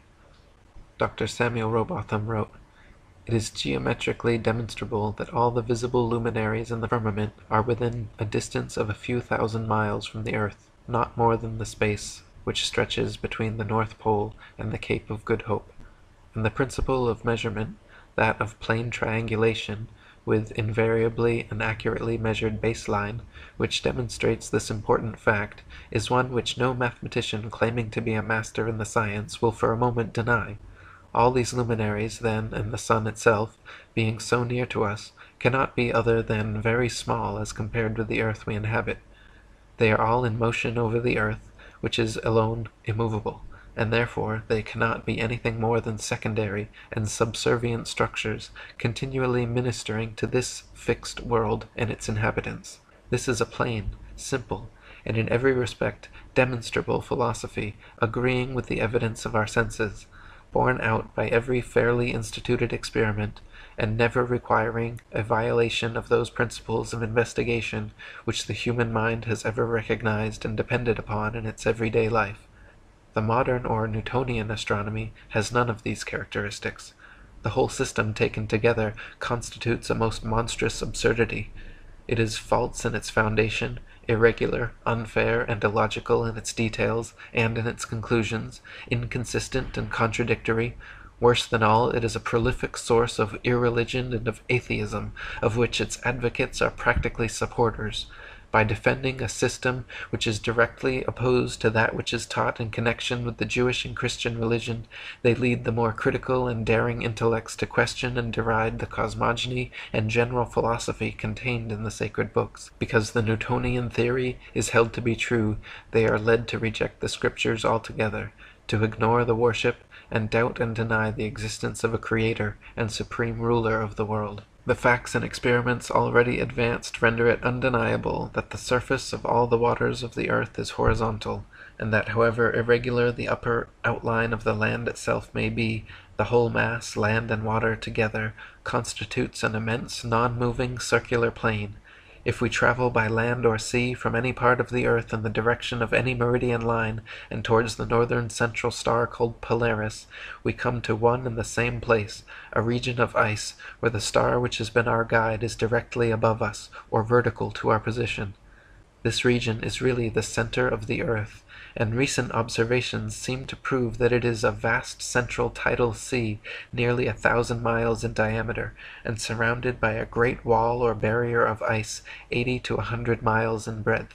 If from this central region we trace the outline of the lands which project or radiate from it, and the surface of which is above the water, we find that the present form of the earth or dry land, as distinguished from the waters of the great deep, is an irregular mass of capes, bays, and islands, terminating in great bluffs or headlands, projecting principally towards the south, or at least in a direction away from the great northern center.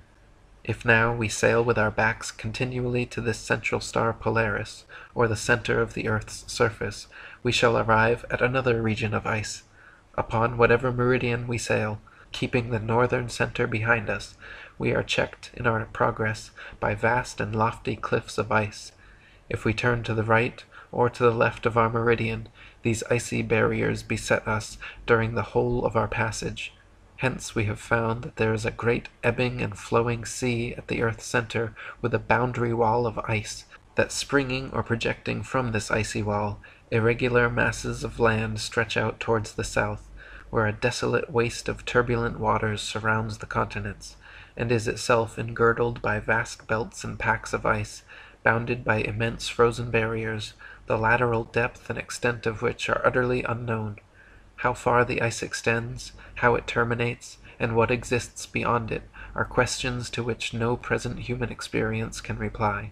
All we at present know is that snow and hail, howling winds, and indescribable storms and hurricanes prevail, and that in every direction human ingress is barred by unsealed escarpments of perpetual ice, extending farther than eye or telescope can penetrate, and becoming lost in gloom and darkness. What remains unknown at this time are the extent of the Antarctic ice wall. How far can one travel southwards atop the ice?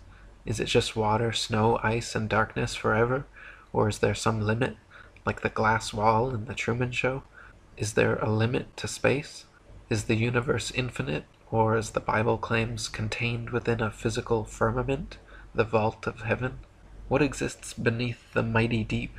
Is it just deeper and darker water, going downward forever? Or is there some limit? Dr. Samuel Robotham wrote, "If the earth is a distinct structure standing in and upon the waters of the great deep, it follows that unless it can be shown that something else sustains the waters, that the depth is fathomless. As there is no evidence whatever of anything existing underneath the great deep, and as in many parts of the Atlantic and Pacific Oceans no bottom has been found by the most scientific and efficient means which human ingenuity could invent, we are forced to the conclusion that the depth is boundless." Gabrielle Henriette wrote, "From the earliest times it has been believed and said that the heavens were not an empty space, but a solid surface. The Chaldeans and Egyptians regarded the sky as the massive cover of the world, and in India and Persia it was thought to be a metallic lid, flat or convex, or even pyramidal.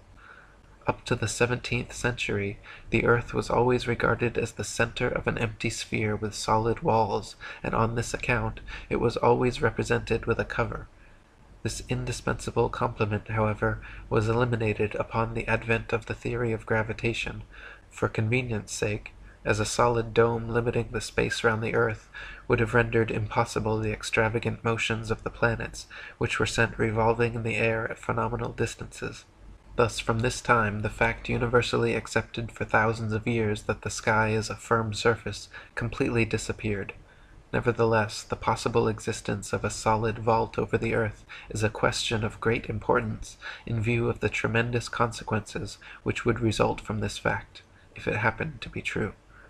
There is no doubt that the general reaction is one of incredulity, but, on the other hand, it can be considered that it is not without reason that the ancients believed in the existence of the material vault of heaven, nor without reason either that this notion should have been consistently handed down through the ages, since the earliest times up to the 17th century, in all parts of the world. The planets are not solid, opaque masses of matter, as is believed. They are simply immaterial, luminous, and transparent disks, and in view of these circumstances it is plain that the craters, asperities, mountains, and valleys which were thought to exist on the surface of these imaginary masses are the topographic features of the solid vault of the sky, which are illuminated and thrown into relief by the luminous and transparent disks which we call planets. It is also to be realized that the lens of the telescope creates an appearance of convexity which, standing out in relief, conveys the impression of a spherical mass, but this convexity effect is merely an optical illusion. Flat earthers historically have been subject to not only intense ridicule and ostracism, but many have even been threatened and assaulted for espousing their beliefs. I have personally been threatened by Freemasons on multiple occasions for my work exposing their conspiracies, hoaxes, and manipulations. International Flat Earth Research Society President Charles K. Johnson claimed a man from NASA attempted to murder him and later had a massive suspicious fire that burned his house down, the result of arson, which destroyed his entire Flat Earth library, all records and contacts of Flat Earth Society members. The most renowned flat earther in modern times, Dr. Samuel Rowbotham, also had his fair share of violent opposition. He stated that, "For the long period of 31 years, I have labored single-handedly to bring this important subject before the world, both on the lecture platform and in local journals, and traveling from place to place, never resting longer than a few months in one locality, but like a scientific, philosophic gypsy, breaking up his tent and pitching it here and there and everywhere, in order to draw this great question to the attention of all classes and degrees of intelligence, and as matter of course, I have had to bear every possible form of opposition, the bitterest denunciations, often amounting to threats of violence and personal danger, the foulest misrepresentations, the most reckless calumny, and the wildest and most desperate efforts to stay my career and counteract my teachings. It has become a duty, paramount and imperative, to meet them in open, avowed, and unyielding rebellion, to declare that their unopposed reign of error and confusion is over, and that henceforth, like a falling dynasty, they must shrink and disappear, leaving the throne and the kingdom to those awakening intellects whose numbers are constantly increasing and whose march is rapid and irresistible. The soldiers of truth and reason have drawn the sword, and ere another generation has been educated, will have forced the usurper to abdicate. Go throat. It may be boldly asked, where can the man be found possessing the extraordinary gifts of Newton, who could suffer himself to be deluded by such a hocus-pocus if he had not in the first instance wilfully deceived himself? Only those who know the strength of self-deception and the extent to which it sometimes trenches on dishonesty are in a condition to explain the conduct of Newton and of Newton's school. To support his unnatural theory, Newton heaps fiction upon fiction, seeking to dazzle where he cannot convince. In whatever way or manner may have occurred this business, I must still say that I curse this modern theory of cosmogony, and hope that perchance there may appear, in due time, some young scientist of genius, who will pick up the courage enough to upset this universally disseminated delirium of lunatics." David Wardlaw Scott wrote, "I could easily cite other good authorities to similar effect, but I think enough have been already given to show that the absurdities of modern astronomy have not been palmed upon the world without a strong protest from thoughtful minds, and I sincerely trust that the following pages may prove useful to some honest thinkers, not only in exposing the fallacies of this chimerical science, but in showing the true position of the world as proved by facts in nature. I sincerely trust that, after considering the evidence which has been brought before him, the thoughtful reader will clearly see that this world of ours is not a planet, as supposed by our modern astronomers, but a real terra firma, founded upon the waters of the great deep, from which come and to which return with unceasing flow the rivers of the earth, in accordance with the wise and beneficent purpose of our divine Creator." Dr. Samuel Rowbotham wrote, "Thus we see that this Newtonian philosophy is devoid of consistency. Its details are the result of an entire violation of the laws and legitimate reasoning, and all its premises are assumed. It is, in fact, nothing more than assumption upon assumption, and the conclusions derived therefrom are wilfully considered as things proved, and to be employed as truths to substantiate the first and fundamental assumptions. Such a juggle and jumble of fancies and falsehoods, extended and intensified as in theoretical astronomy, is calculated to make the unprejudiced inquirer revolt with horror from the terrible conjuration which has been practiced upon him, to sternly resolve and to resist its further progress, to endeavor to overthrow the entire edifice, and to bury in its ruins the false honors which have been associated with its fabricators, and which still attach to its devotees. For the learning, the patience, the perseverance and devotion for which they have ever been examples, honor and applause need not be withheld. but their false reasoning, the advantages they have taken of the general ignorance of mankind in respect to astronomical subjects, and the unfounded theories they have advanced and defended, cannot be otherwise than regretted, and ought to be, by every possible means, uprooted. The globe earth lie, or what I have titled the flat earth conspiracy, is in my humble opinion the greatest deception in human history, and most important taboo issue which desperately needs to be exposed. If people knew the extent to which they have been lied to and brainwashed from birth, there would be a veritable revolution in critical thinking, personal sovereignty, and belief in God by morning. The New World Order globalists, or Satan's prophesied one-world government Masonic minions are everywhere, spreading their scientific disinformation, deceiving the very elect, and herding the sheeple to their slaughter. Please help spread the word to your friends, family, neighbors, and co-workers. Direct them to atlanteanconspiracy.com and ifers.ace.st,